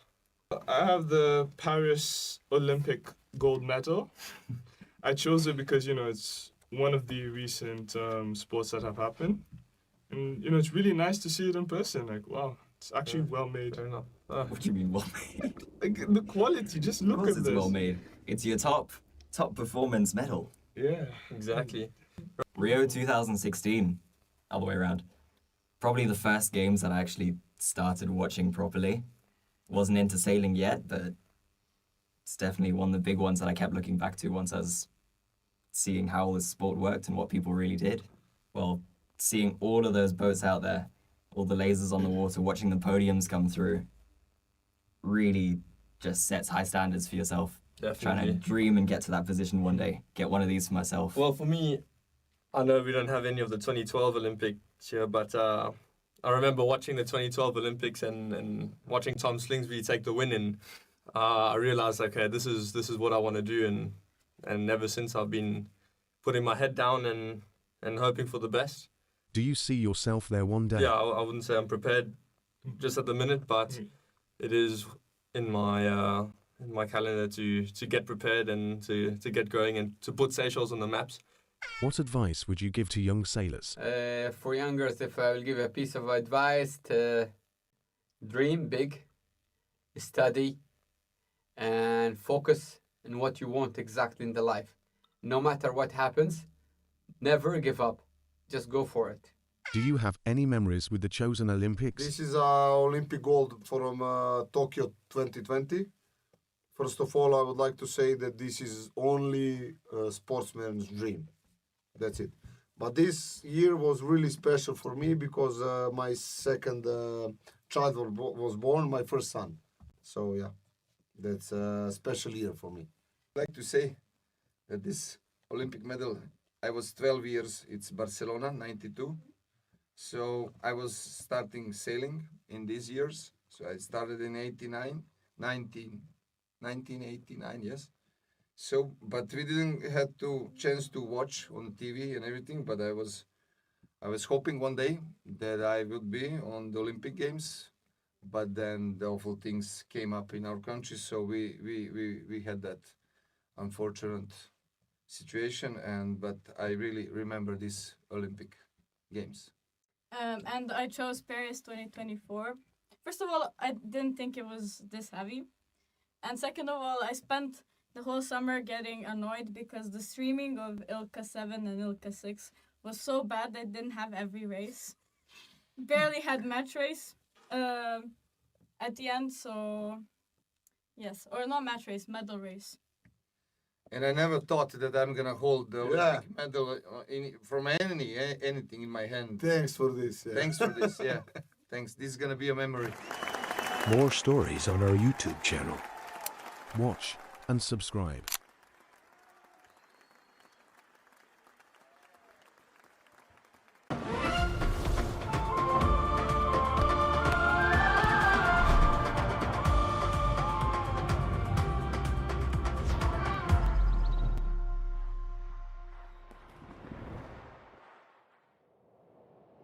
Welcome to the second day of the 33rd SEA Games here in Pattaya, Thailand, in the mixed sailing team sailing event where we have 5 teams competing against one another. The weather conditions today are optimal. It's 31 degrees Celsius, 15 knots of wind, and some really nice waves to be able to put a surf down. In race number 4, we saw a very, very close start as 3 of the boats almost went over the line early. On the first windward beat, we saw Team Malaysia having to do a double tag and lose precious ground to Team Thailand. As we got to the first weather mark, we saw Team Philippines out in the lead. During the first downwind leg, we saw a big battle between Thailand, Malaysia, and Philippines. In the end, Thailand managed to stay out in front, getting their third win. The Philippines sailed well, placing second. Malaysia was third, Myanmar fourth, and Vietnam fifth. Race number 5 saw a great start from all boats, but in particular, Team Philippines nailing the time on distance. On the first beat to the weather mark, Thailand managed to adjust their sails just a little better than everybody else and made it to the top mark first. Team Thailand kept building their lead as they got down to the first gate rounding, where they put in a textbook spinnaker drop, giving a masterclass in downwind mark roundings. As all the other teams arrived at the gate, none of them took any risk in dropping the kite late, but no risk means no reward. In the end, Thailand put a 4th bullet, winning 4 out of 5 races. Malaysia, Myanmar, and the Philippines are all within 4 points. Our team did very good job today. We won all the 2 races, and how to manage, we make it simple. Yeah, what we practice, we try to be simple, and we did very good job.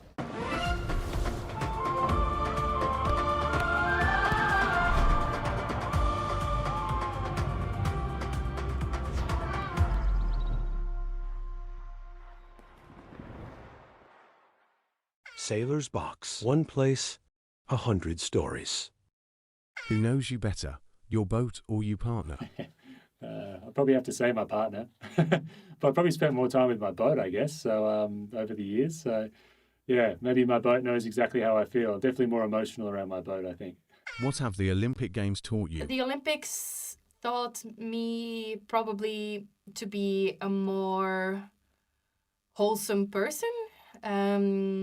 There's so much that goes into planning an Olympic campaign, and realizing how important it is to take ownership of everything that's happening around you and with you and your program and in everything that comes with it.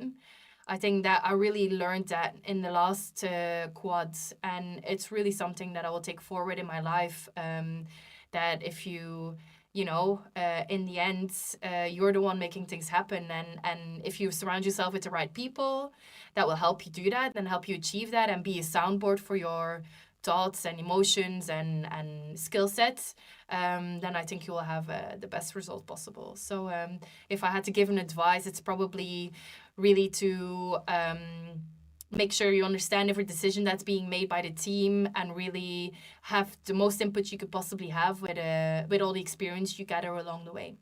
When did you start dreaming of the Olympics? Like a kid, I had a dream, When you were in the club, we learned sailing with my friend, my cousins, my brothers.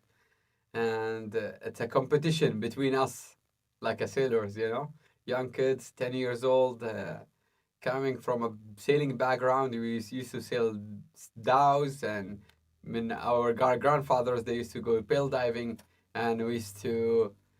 It's type of our life in UAE. You can see in all GCC. And we learned sailing in the sailing club in the AMC. And we had races, GCC events, local events. And after that, we went to Arab Championships, international events. And I started to win step by step. And I had a dream. Why not Olympics? And I had full support from the Olympic Committee, and all the UAE was supporting me, and I qualified for Olympic Games in 2008 in Beijing. I was the first Arab to go there, represent the country, and it was a great moment for UAE. And there was a lot of sailors nowadays. We have more than 500 sailors in the country, like a small young generations, and we have older generations. And our dream is for future to come and win the Gold Cup of SSL and represent the UAE to be in the podium. More stories on our YouTube channel. Watch and subscribe.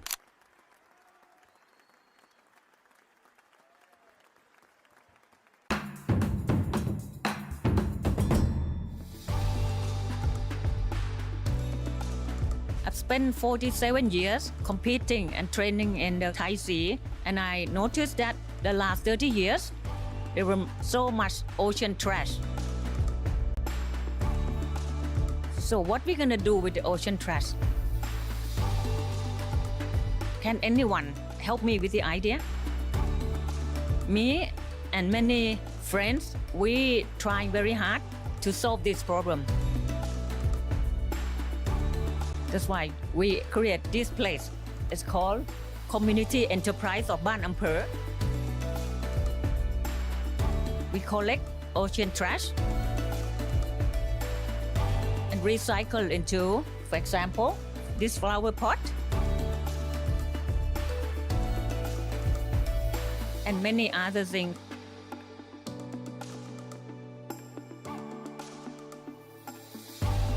So please help us solve the problem. Reduce, reuse, and recycle with us. Sailors. Minus 10, 9, 8. We have a go for main engine start. We have main engine start. 4, 3, 2, 1.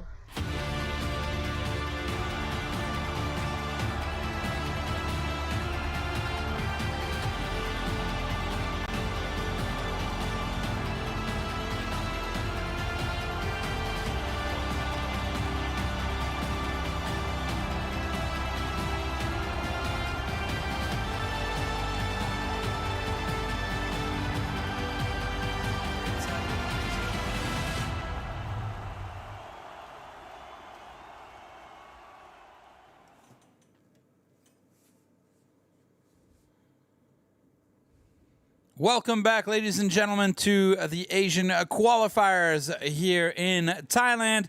And we are back after a race, a very exciting race number 1 here for Group B. Let's take a look at the overall results right now as we are 4 minutes away from start number 2. Here you go as... Oman won the race with receiving 3 points. Kazakhstan was second, receiving 2 points. United Arab Emirates receiving 1 point. I have next to me Alex, which was sailing on the team Thailand here last week for the SEA Games, winning the SEA Games, the 33rd SEA Games with Team Thailand. Alex, what a wild up and down race we just had. Really, it was up and down. Kites were going up and down as well. It was so much excitement and action going on. Really glad that we could be watching this racing with such good footage. And I'm really looking forward to seeing what the next race holds when the wind is picking up. It looks very windy out on the race course right now. We're looking at the flags with 3 minutes and 10 seconds to go. We can see the white caps are all over the course. And the sky is looking a little bit grayer as the teams are getting ready for battle. Yeah, it was 16 to 17 knots right now is an average on the race course, apparently gusting above 20 knots currently. So these are the strongest conditions we've had all day. And we just had an epic race here as we take a look at our starting line with our starting vessel. 320 degrees, that is the axis of our race course. You see it right there down the starting boat. And we are with 2 minutes and 25 seconds as we're about to get racing underway. So 3 teams in this group, Alex. We've got UAE, Kazakhstan, and Oman, as we see the 3 boats here jostling for positions 2 minutes before the starts. What are they trying to do here, Alex? Well, at the moment, 2 minutes into the start line, we can see that all 3 teams are on the right-hand side of the start line, deciding whether they're going to start by the pin end or the committee end of the boat. By now, I would imagine they've already made their determinations about that. So they're sort of just getting into position while trying to also feel out what the other teams and opponents are trying to do. we can see that we've got Kazakhstan already lining up quite close to this to the start line, while Oman and UAE look like they're in quite a tight battle together as they're approaching closer and closer. I'm really excited and gonna kind of, you know, Joel, I don't know, I'm clenching because I see the wind building, and from the events of the previous race, I'm really looking forward to seeing how the roundings are going to go. You know, it's going to be super difficult for all the teams to manage their spinnaker with the wind blowing this hard, especially with the gusts. Yeah, so it's going to be exciting for sure. For sure. They already had, you know, quite a bit of a hard time earlier on the last race, and the wind was a little bit less than what it is right now. So we'll see what's happening here as the boats are coming together. As we saw Team Kazakhstan going into a bombing run here for over Oman, and Oman getting really close, stopping Kazakhstan right now. So pushing Kazakhstan off to the right-hand side. Kazakhstan right now being pushed off to the right-hand side with 30 seconds left. This is a disaster for Kazakhstan right now, as this means that they're going to have to turn around. They're doing a good job. Hopefully they'll put in attack. Oh, it looks like Oman is stuck as well. There's 17 seconds before they're trying to get out of the way right now, as the UAE comes right underneath them and really makes sure that Oman stays stuck and doesn't go anywhere. 4 seconds left to go. This is perfect for the UAE as they pull the trigger, and they're off as they get the best start, managing to block Team Oman. Alex, as we see Kazakhstan in the back right there, just coming back right now. So real aggressive right there from the UAE, making sure that they get back to that first place they so want. Yeah, I think they did a really good job just now. I mean, UAE, they came in, they hooked Oman just in a point where Oman needed to accelerate and stop them from moving. That was an excellent move on behalf of the UAE just now, really well executed. You know, they saw that Kazakhstan was out of the game as Oman was battling them. Then UAE decided to stay clear, come from behind while all of them were battling it out, and straight off the start line. Super clean start, right on time. And now they're big bear away right there. Oh, let's make sure they don't get in contact with one another. So really right there, Oman had to open up their mainsail to just really be able to bear away, as they had to tacked from the cover of the United Arab Emirates and tacked over to the right-hand side, but didn't expect Kazakhstan to be a little bit further back. And what a big bear away. Oof, that was a close one right there. Yeah, no, this is definitely not the start that Oman would have been hoping for. Oh, look at the wind. Sure. Look at the wind. Look at the waves out there. This really is blowing hard out there. You could see, you know, their hats probably struggling to stay on their heads there. And yeah, full hikes out for this race here. We can see the UAE out in the lead right now, with Kazakhstan close behind them towards the windward side. They're probably going to be struggling to keep the sails depowered enough to go through this race course. And Oman going all the way off to the right side after they were knocked with the dirty air of the UAE. So they're going for a clear side, going the different direction to Kazakhstan and UAE right now. Kazakhstan is currently just off the back end of the UAE, trying to hold their position and battle it through. They've got a long way to go before the upwind mark, which is 2 kilometers away from the start line. And it's going to be what's going on here? Why are they flat? What's going on right there? Yep, they've got a small problem on board with Kazakhstan. Just totally stopped the boat right there. I've just received a confirmation that our teams are sailing with J3, so that would be the smallest front sail, is the heavy air sails. Yeah, it's definitely that. It's a heavy air sail. So that is the smallest sail that we can put on the front of these boats, because the wind has gotten up and has gotten so strong. So that is also why it took some time in order to be able to get back to the live. They've had look what's going on with these guys. They've also stopped. All sorts of a problem with the winch or sheeting. Oh no, the UAE, they had such a good lead right now, and something went wrong. It looks like maybe the jib sheet issue with the winches. What has gone on? This is No, it just looks like he went too far head to wind, and has stopped his boat. Basically, he was in reverse right there. I just think that's an error. I don't think there's anything wrong with the boat. Well, it's a big error because right now the UAE's lead has disappeared into the air as Kazakhstan now takes the lead and Oman only 40 meters behind them. The UAE has now extended their loss to 120 meters. Extended their loss. Sorry. Well, they didn't extend it. It was just through that mistake of the tack. But, I mean, just huge loss there. Yeah. This just goes to show. It just goes to show. I mean, we're not even dealing with spinnakers. We're not dealing with the hard stuff yet. We're just dealing with the wind conditions, the sort of easy stuff right now. And they're getting stuck into the wave. So we've put on the smallest sails and we're at the easiest part of the sail. Well, I don't know what's going to be happening for the rest of the rest of this race. This could be very, very interesting as we're going to be going downwind.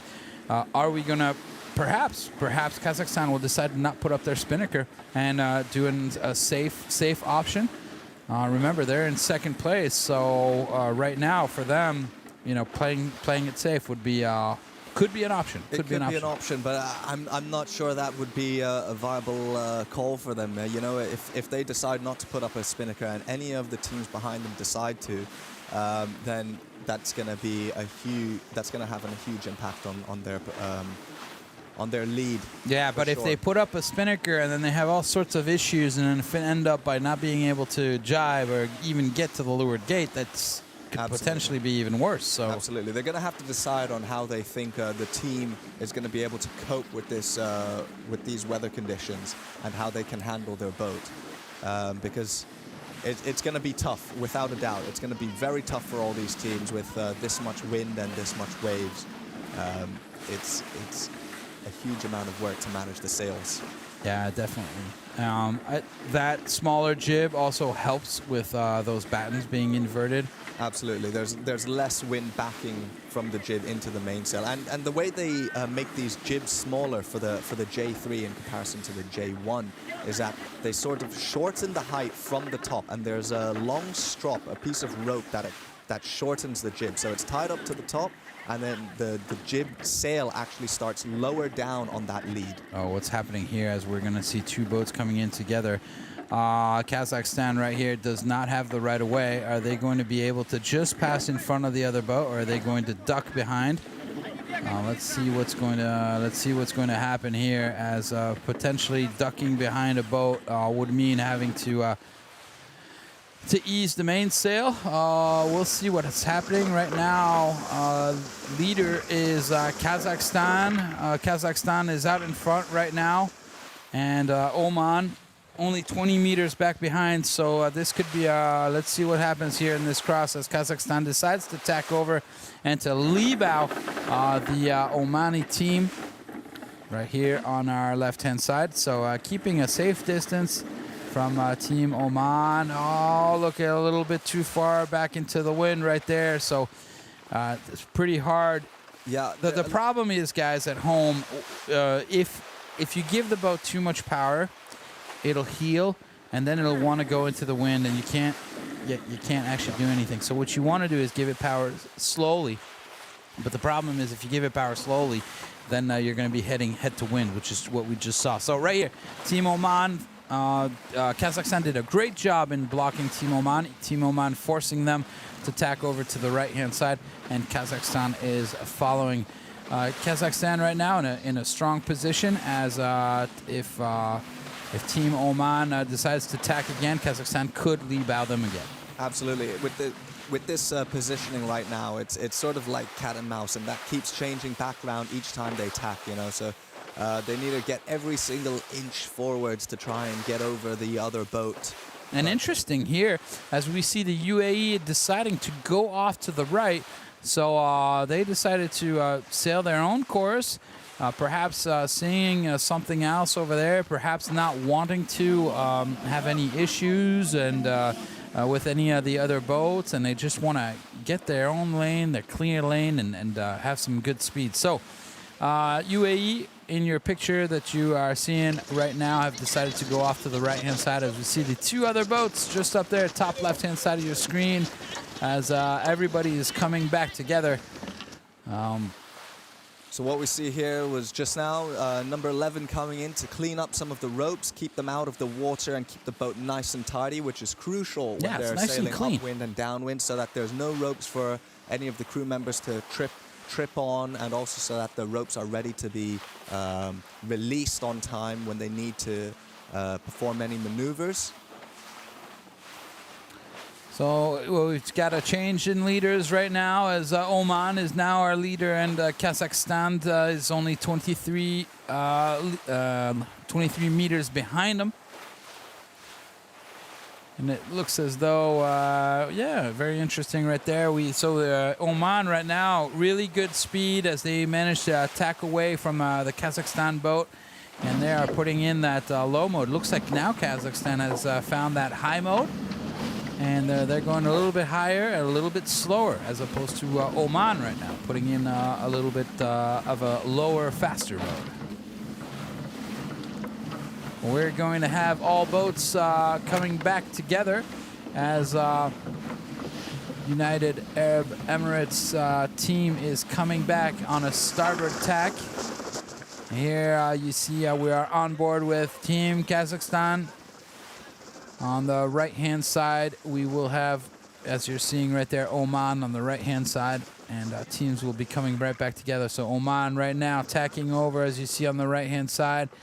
There we go. Those are the two teams, Oman and United Arab Emirates, coming back together. Jan, what are your thoughts on the hiking out? I'm just wondering, between the two groups that we've seen so far, especially now with the wind picking up so much, you know, to me, it almost looks like they're not hiking out as much as they could be in comparison to some of the other teams that we've seen earlier today. And I'm just wondering, you know, do you not think that hiking out a little bit harder would be more beneficial in such conditions? Well, yeah, Alex, I definitely do think so. It's super important that you be hiking out. And, you know, it's the last race of the day. These guys have got to give everything they've got. No matter how much it hurts, they need to be out there. You could tell right there a lot of current, a lot of wind, and a little bit of current, making it hard for these teams to get around that windward mark, especially with the size of these waves. These guys have got to be hiking. I'm seeing people standing up on, you know, on the leeward side of the boat. This is going to be really. It's going to make it really difficult for them now, as all three boats are now approaching the windward mark, with Oman in the lead on their way to the offset.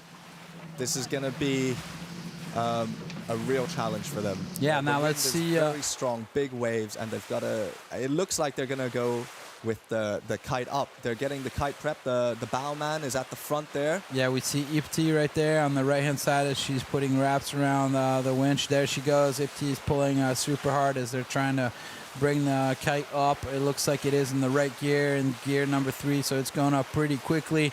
Let's see what happens when the spinnaker fills up right here. Is it going to knock the boat down, or are we going to be okay? So we've got a little bit of a knot in that spinnaker for the time being. Let's take a look at the two boats that are just behind. Kazakhstan right now is just coming down and around the mark. We still have an issue for Oman team down in the front. Looks like Kazakhstan for the time being. I'm not seeing anything happening. Yes, perhaps a little bit of a spinnaker coming out to the front there of Team Kazakhstan. In the back, it looks like we've got a little. Oof, what's going on? A big luff coming in. Big luff right there. Kazakhstan and UAE right now. Is that a protest? UAE, yeah, it looks like they're luffing them up. It looks like there's a protest flag there as they're trying to luff Kazakhstan up. And Kazakhstan! Oh, no, big broach. They Kazakhstan has broached. They were pushed too high up. Yeah, that was. Oh, look at Oman on the right-hand side of your screen. They're letting the kite out. They're letting the kite out to try to get that knot to come out of it. As Kazakhstan in the back right there just got luffed by UAE and went into a broach, put the boat sideways. So they did manage to get it back up. Sometimes those boats can stay down for a while, but it looks like they're okay right now. But however, nobody has managed to put up their spinnaker correctly. We still have a lot on Team Oman. It's Kazakhstan now. They've just managed to set their kite. I'm not sure if their halyard is at the top. Their halyard is still definitely not very low, which is going to make it difficult to manage it. I'm missing 2 meters. Looking like they're going to go over. Again. Oh, they're going to go over. UAE's in the middle. Their attack is still not all the way out as well. And then we have Oman in the front, who also have a huge twist in the middle of their kite. This is a battle of who can hoist the kite and get it ready. You see, ladies and gentlemen, 3 knots. 3 knots difference between last race and this race, and it's making all the difference in the world. Really, really tough. Right now, nobody's managing to really fly their kite correctly. Looks like Oman's trying to jibe to try and reset the kite. It looks like it's working very well. That was a good call on Oman's behalf. A good way to sort the problems out. You know, a big thing about sailing is that you know what to do and stay focused and sort the issues that occur, because issues can occur at any point in time. But it's issues about how you do occur. We've seen nothing but issues. Yeah. We've seen nothing but issues. But this is what makes sailing race boats, racing sailboats. I'll get it. Racing sailboats exciting. It's you never really know what's going to be happening, what's going on, and just a little bit more of wind, and it can make the whole thing really change. As we look here, Team Kazakhstan on the left. Their halyard is stuck in the corner in that top point of the jib right now, which is why they are unable to hoist it. They're going to have to drop the kite stuck under the a little bit forestay more, or to try and get that out from that little clinch point there. At the moment, this is not good for them, because it seems that UAE has now solved their issue. Their tack is all the way out, and they are ready to go downwind at full speed. All right, now here comes a jibe for Team Kazakhstan. Let's see how this is going to go through. Oh, looks like the leeward runner hasn't been released right there. So mainsail is on the leeward runner. I can tell the spinnaker is much too low. It still hasn't reached the top. So perhaps by putting in a jibe, they've managed to get the head of the spinnaker undone from the forestay. No, it's still stuck. No, it's still stuck there. So that jibe did not help.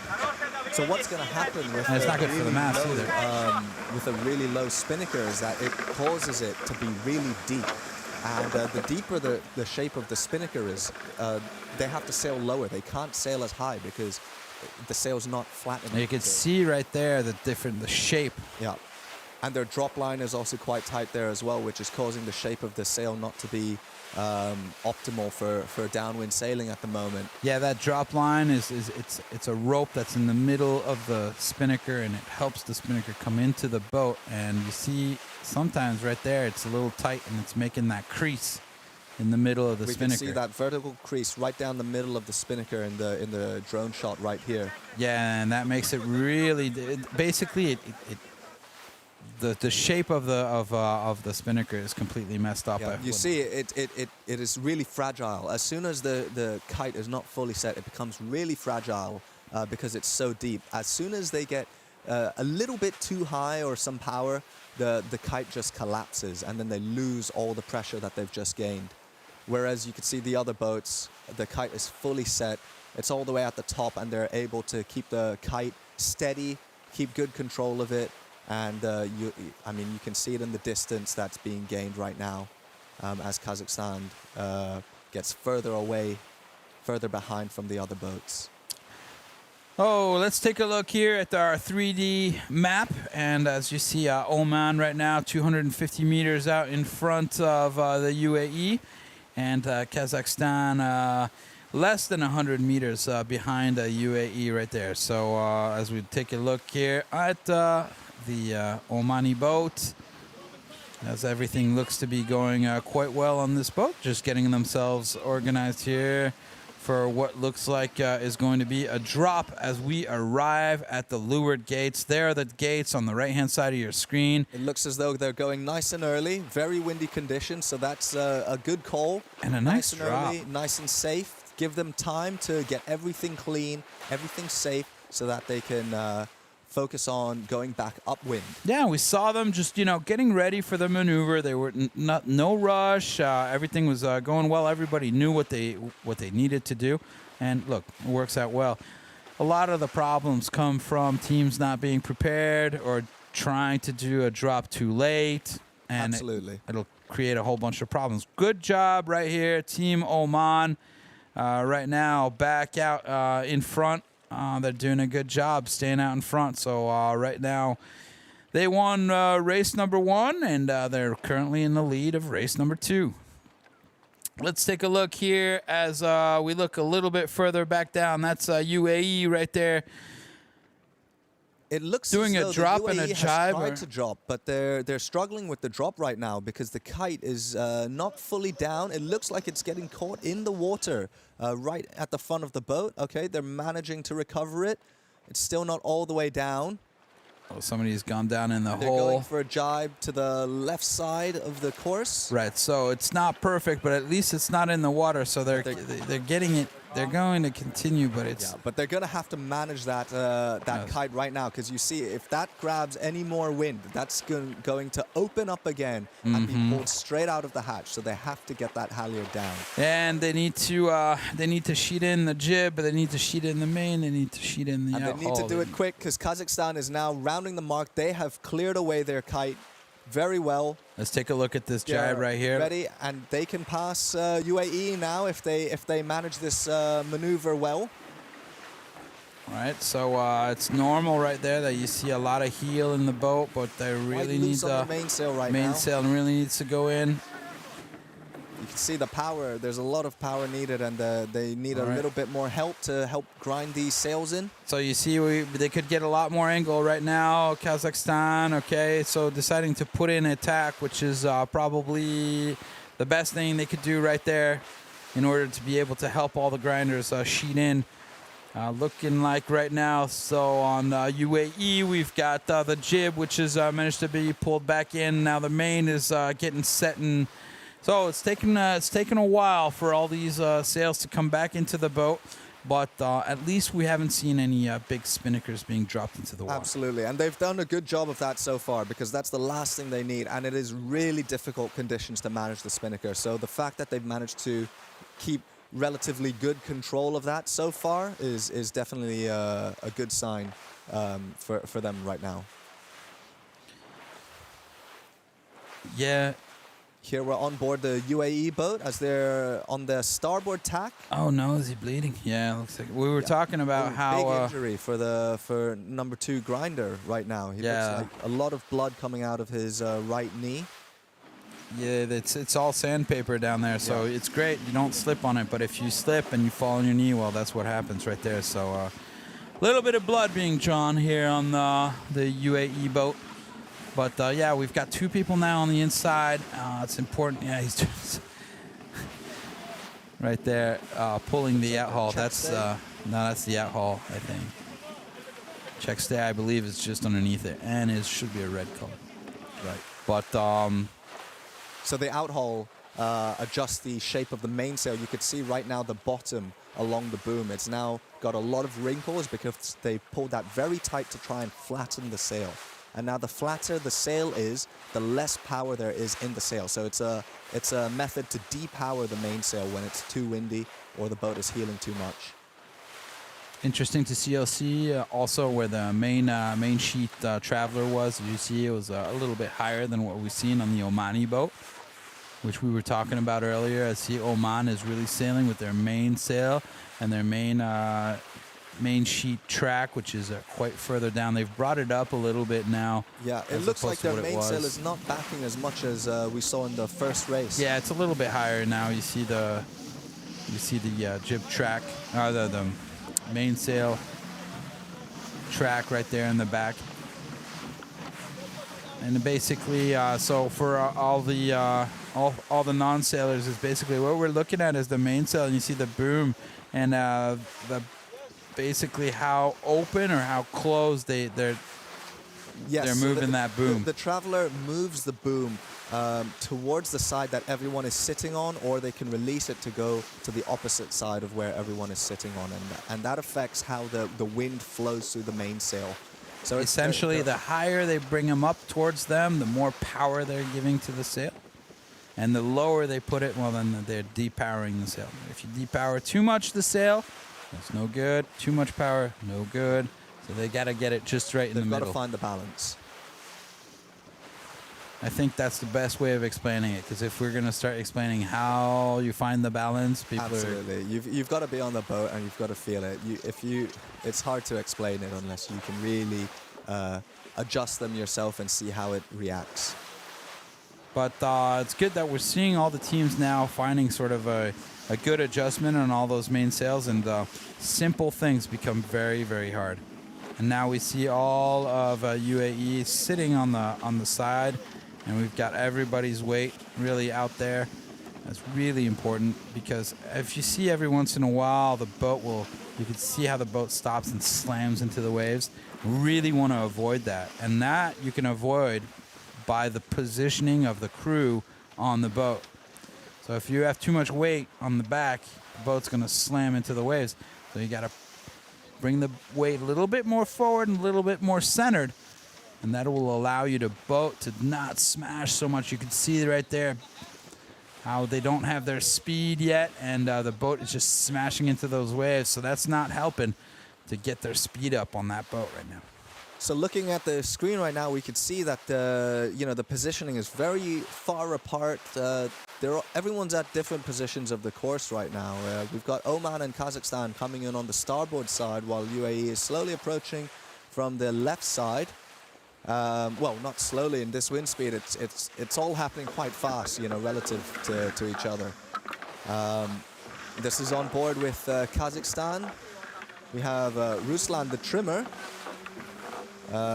Currently checking the sails, making sure that the shape is correct for this wind condition, trying to maximize the speed on the boat.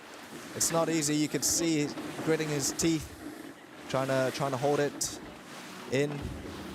And Yana, which is number one, which is the grinder, she's the only female grinder that we have of all the teams.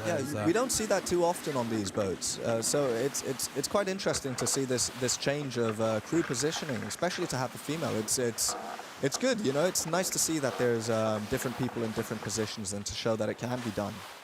Yeah, for sure. We generally say we need a guy, and we need really the biggest guy or whatever. But I've seen some really thin, light guys in the grinder position, and they just have so much energy. They're just unbelievable. So yeah, why not? It's not just a question of power. Of course, there's always lots of jokes going on about the grinders and how they have more muscles than more bronze and brains, but it's not the case at all, obviously, because the coordination of that position is super difficult. Absolutely. It's a position where you're helping everybody on the boat, and if you don't have the right coordination and timing with your fellow sailors, then nothing's going to be happening on the boat. Yeah, definitely. The grinder is definitely one of the most physically demanding positions on the boat, constantly throughout the upwind and the downwind. They almost never really have a break, because they're always adjusting the sail. Especially the windier it is, the more they have to make adjustments, and they're fighting against so much pressure. Physically demanding, but mentally you also got to be there, because you got to do it at the right time. You're just a little early, a little late.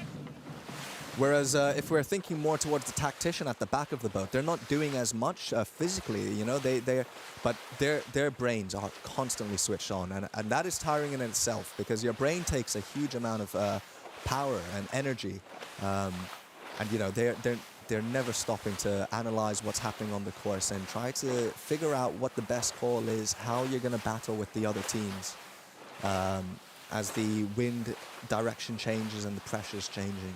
So, Alex, what's your position on Team Thailand? On Team Thailand, I'm the pit. So that's the pit man is in charge of there's a whole bunch of ropes that come in towards just behind the mast. You generally don't see it on the onboard cam, the pit man. They're usually just in front, so they're going to be blocked. But the pit happens right below this camera, and all the lines sort of merge to sort of like a command center of the sheets, where you are in charge of pulling in the halyards at the correct time or releasing them. So whenever you're seeing a hoist and a drop, That's the pitman involved in keeping that on time. But on top of that, for the SSL 47 boats, the backstay, or runner, as we sometimes call it, also is the pitman's job. So there's a lot going on, and the backstays are essential, because if there's no backstay on, that's basically what is supporting the back of the mast from falling forwards. So if they're going upwind full speed without a runner on, that could be disastrous, and you know, it could be a catastrophe. The mast can break. So it's an essential job as well. Along with every other job, you know, they're demanding in different ways. But now we have Oman just rounding the windward mark here, getting ready for the first hoist. Oh, sorry, this is the second hoist, is it not? No. This is, yes, this is the second hoist. Yes, it is. Absolutely. As they're getting closer and closer to the last mark here, which they have to go around. As you see, number one out there in the front. So that's also another position which is quite complicated, as you have to. There's not much room to work with, and you have to deal with a lot of power and weight being out there in front. You got to hold those sails, make sure they don't go into the water, and there's not much room for you to avoid falling off of the boat. No, not at all. You could see from the drone shot just now how little space they have, and there's really nothing to hold you from falling off. They've got to be really well balanced. And the bowman, who you can see at the front of the boat right now, is in charge of making sure the spinnaker goes up and down correctly, the jib, which they're taking down right now as well. So they're in charge of a lot of sails and making sure that the huge game changers such as a kite falling in the water doesn't happen. So they're your first line of defense with managing the sails coming up and down.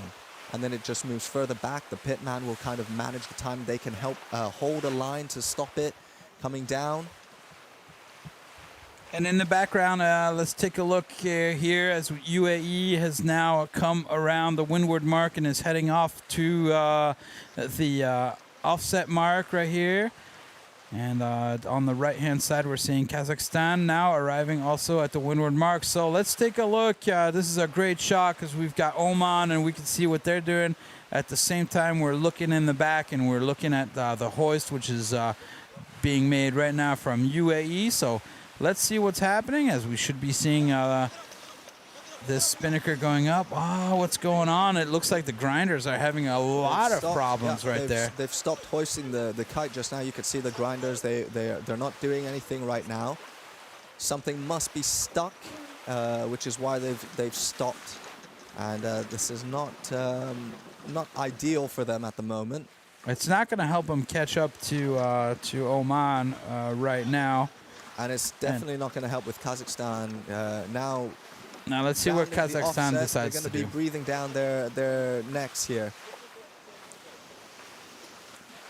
So still solving issues on UAE right now. It looks like the pitman is trying to pull a rope of some sort. It looks like they're trying to pull on a rope that's not moving. Not 100% sure from here. Well, at least they're holding the bottom of the spinnaker, so that's a good thing. So that thing won't go into the water. Let's look at Kazakhstan in the background. They're also trying to put up a spinnaker, but it looks like right there the two grinders are stopped. They're both having issues at the same point in time with the hoist. Looks like they've changed places there with Yana, who is now at the main sheet. That was Vladimir from Kazakhstan, who was on the main and now changed to the grinder. Okay, here we go. We're getting some movement back on UAE right there as our grinder. Al-Bastaki, who is... Oh, what's going on here? They're supposed to be going downwind. Why are they facing the wrong direction? Something major is definitely going on with Kazakhstan. They had an issue during the hoist as well, just like the UAE did, but for some reason they've had to take their kite back down, and then they did a turnaround back into the wind, and another jibe. And now another really jibe. Sure what is going on? Yeah, me too. I'm not quite sure.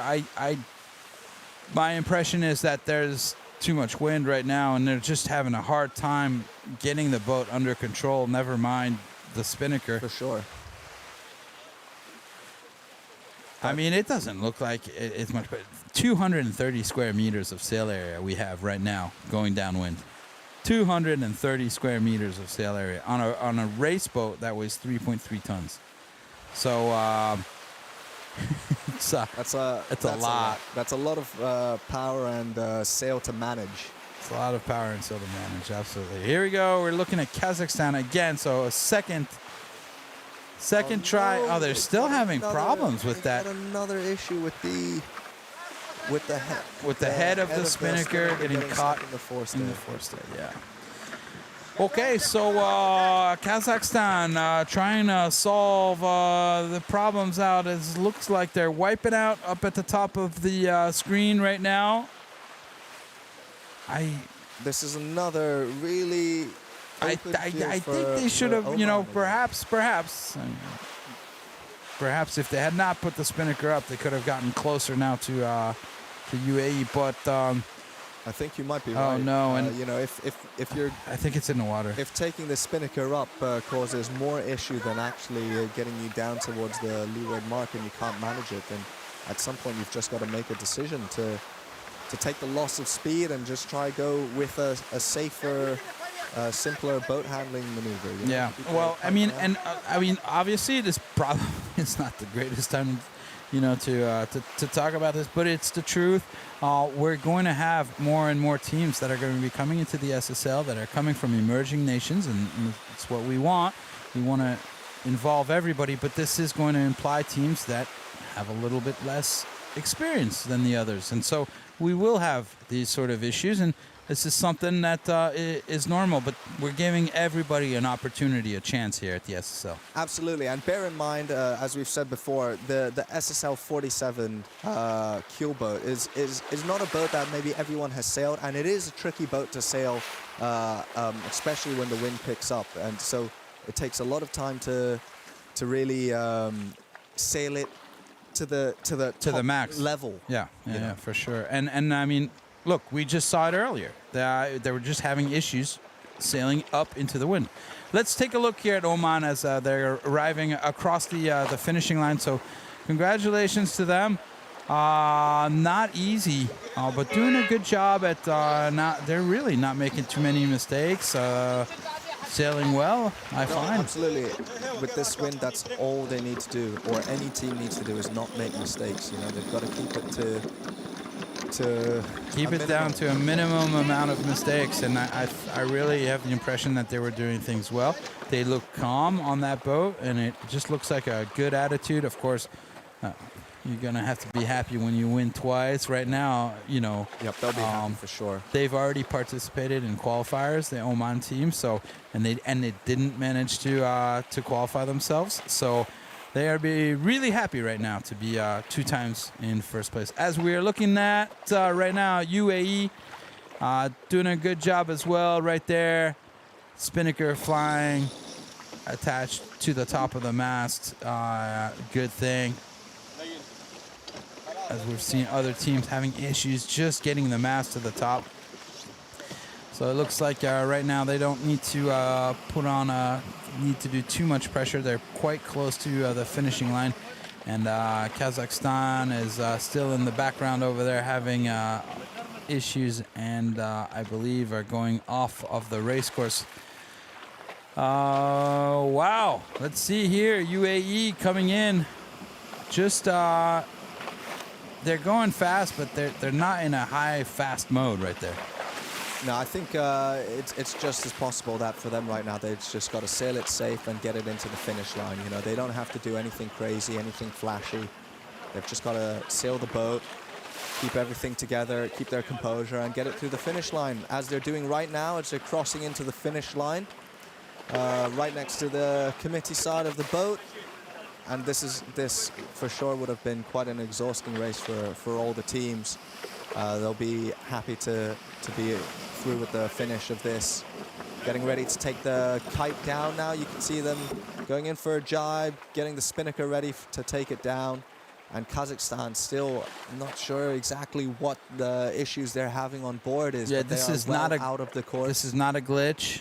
This is not a glitch. This is what's happening right now. So they put up the spinnaker and they're having issues jibing right now. So,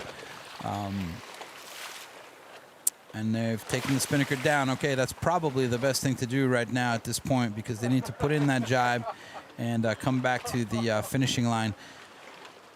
Correct me if I'm wrong, Alex, but I do believe there is a time for them to be able to cross the finishing line after the first boat has crossed the finishing line. There generally is in most sailing events, and I believe in the SSL as well. There usually is a time limit from once the first boat crosses. I can't recall exactly what the time limit is.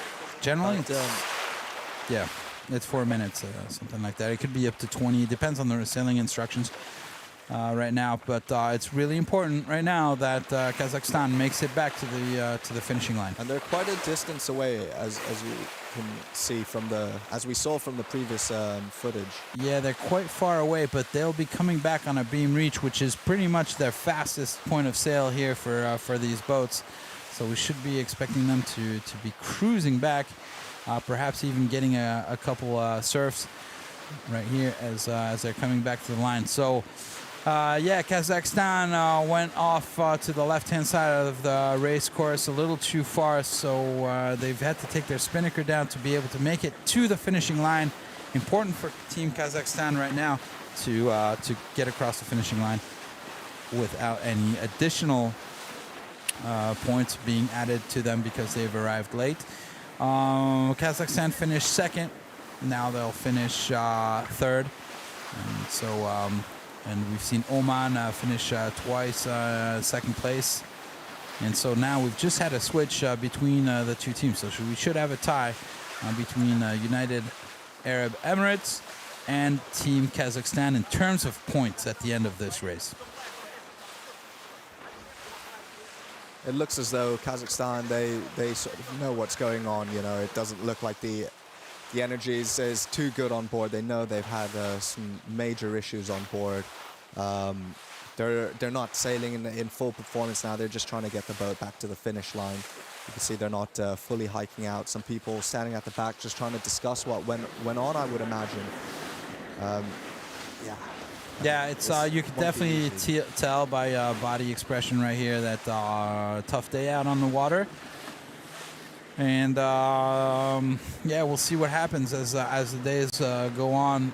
We're not expecting to have super light days, lighter in the morning, but definitely heavier in the afternoons. So yeah, that generally is the trend. Is that as it starts to heat up towards the later afternoon, the breeze picks up a little bit more. So, you know, I think for the other teams that are coming in, could be similar conditions that they might be expecting. Yeah, yesterday we saw it changes a little bit. I mean, yesterday we saw pretty strong winds, and then it kind of died down. Yesterday was a practice day for all of these teams, so they did go out, but it was obviously there was less wind than what there is right now on the race course. So that is race number 2 right here for this Fleet B. And as we're just waiting right now for Kazakhstan, I do have an answer, Alex. So the answer is 15 minutes. So Kazakhstan has 15 minutes since Oman has crossed the line. So that would, well, that leaves them with about 9 minutes or so. 9 more minutes left. Yeah, they'll definitely make it easy, no problem, as we see them right now getting closer and closer to. See the finish mark right there. There it is. Towards the right side of the boat. But definitely the motivation and you could see the expressions on the people on the boat that they're not very happy with the performance of this race for sure. I believe that was Inya the grinder, sitting contemplating what was going on. It's really hard because when you're in this situation and there's some moments where there's just not much you can do about it. You know, when something gets into a major, error like that. Yeah, unfortunately, that's the thing about sailing is, like in any sport, they say you gotta do something 1,000 times before you can master it. you can imagine how hard it is to do 1,000 times the same maneuver on a sailboat. Just simply because the wind conditions will not be 1,000 times the same ones. And no maneuver is almost every maneuver is slightly different. You know, it's not like the maneuver is always the same. You know, it varies slightly. So that makes it even harder to do. To get mastery of a maneuver like that. Yeah, so it takes time, takes a lot of training, takes a lot of time. But that's what's so great about being in a place, and you're so lucky to live here in Thailand because you can sail all year long. You know, we come from Europe. Of course, we can sail in the winter, but I can tell you, it's a lot less comfortable than sailing in the winter in Thailand. Well, I was also hearing from some of the other teams from Scandinavia, where they were saying that it's impossible because it's frozen. It's ice. Yeah, that's why they were saying they sometimes do ice skating or something like that. Well, you know we do have boats that have ice skates on them. Yeah, we do. That is also, I've seen some of that racing, and it looks like great fun. But at least here, warm waters, warm oceans, and there's almost wind all year round. So it really is a fantastic venue to be sailing. And it is a fantastic venue. No wetsuits or dry suits needed here. You just need sunscreen and a hat, and you're ready to go. Yeah, absolutely. Yeah, and a lot of sunscreen because the sun is quite hot around here. What a beautiful place as you're looking at Pattaya in the background here as we are in Thailand for the qualifiers, for the Asian qualifiers. And we're going to go back out onto the water right now because I've just been told that we've got an interview. Carolina and I will having an interview with UAE, I believe. Yes, Jan, exactly. Hello. So the first day of Asian qualifiers comes to an end. I'm here with the SSL team Emirates Capitan. How it was today? It was a very tough day for you guys. It was really tough, and the guys, they did a great job. You know, it was the first day for them in a strong wind, and I think so they did a great job, and I think so day by day, tomorrow it's gonna be a better day, and I wish everyone good luck. I saw you very, maybe not excited, but very stressed on the board, like going to the grinder, going to the ball, like doing a lot of things on the board. In this kind of boats, you know, you have to be experienced enough, and the guys, they have experience. It's not that much experience that I had in my life. It means I have to do something. I don't have to stand there and wait, because the winning is whole team. It's just not for the skipper. It's winning for United Arab Emirates. It makes a lot of difference for us, like the Emiratis. So plan for tomorrow? Yes, of course. Plan for tomorrow. It's 2 bullets for sure. This is our goal. Thank you so much, and good luck tomorrow. Thank you. Thank you very much, Carolina, for that little interview. Jeez, I hope his knee is doing okay, because we saw there was a little blood being drawn. Yeah, definitely. It stood out on the white socks there, but that just shows, you know, you're sacrificing a little bit of blood for this sport as well today on such windy and rough conditions. Blood, sweat, and tears. All right, so this is the recap of this race right here. So 3 points for Team Oman, 2 for United Arab Emirates, and 1 point for Kazakhstan. Let's take a look at the overall results now.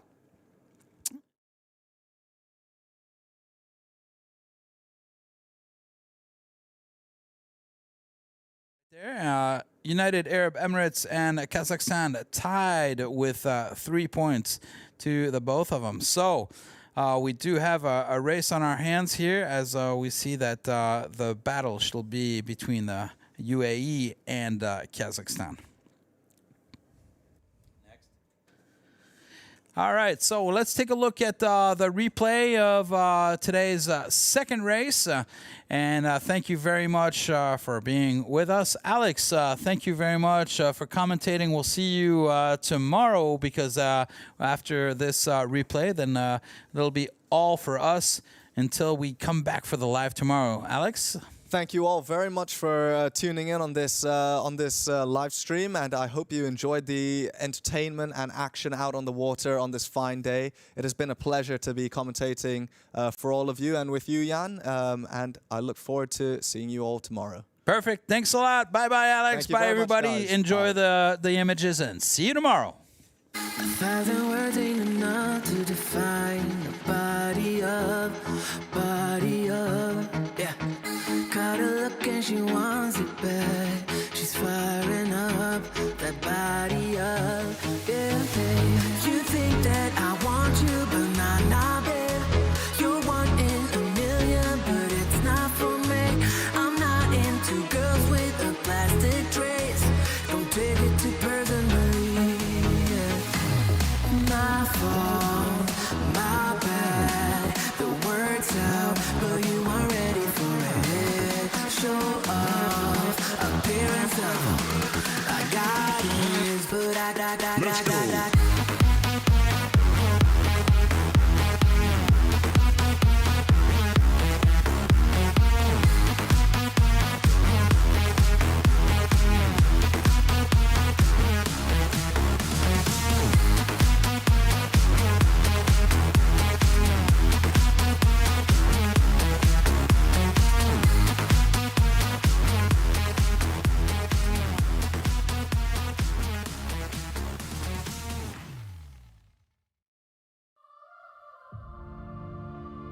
minus 10, 9, 8.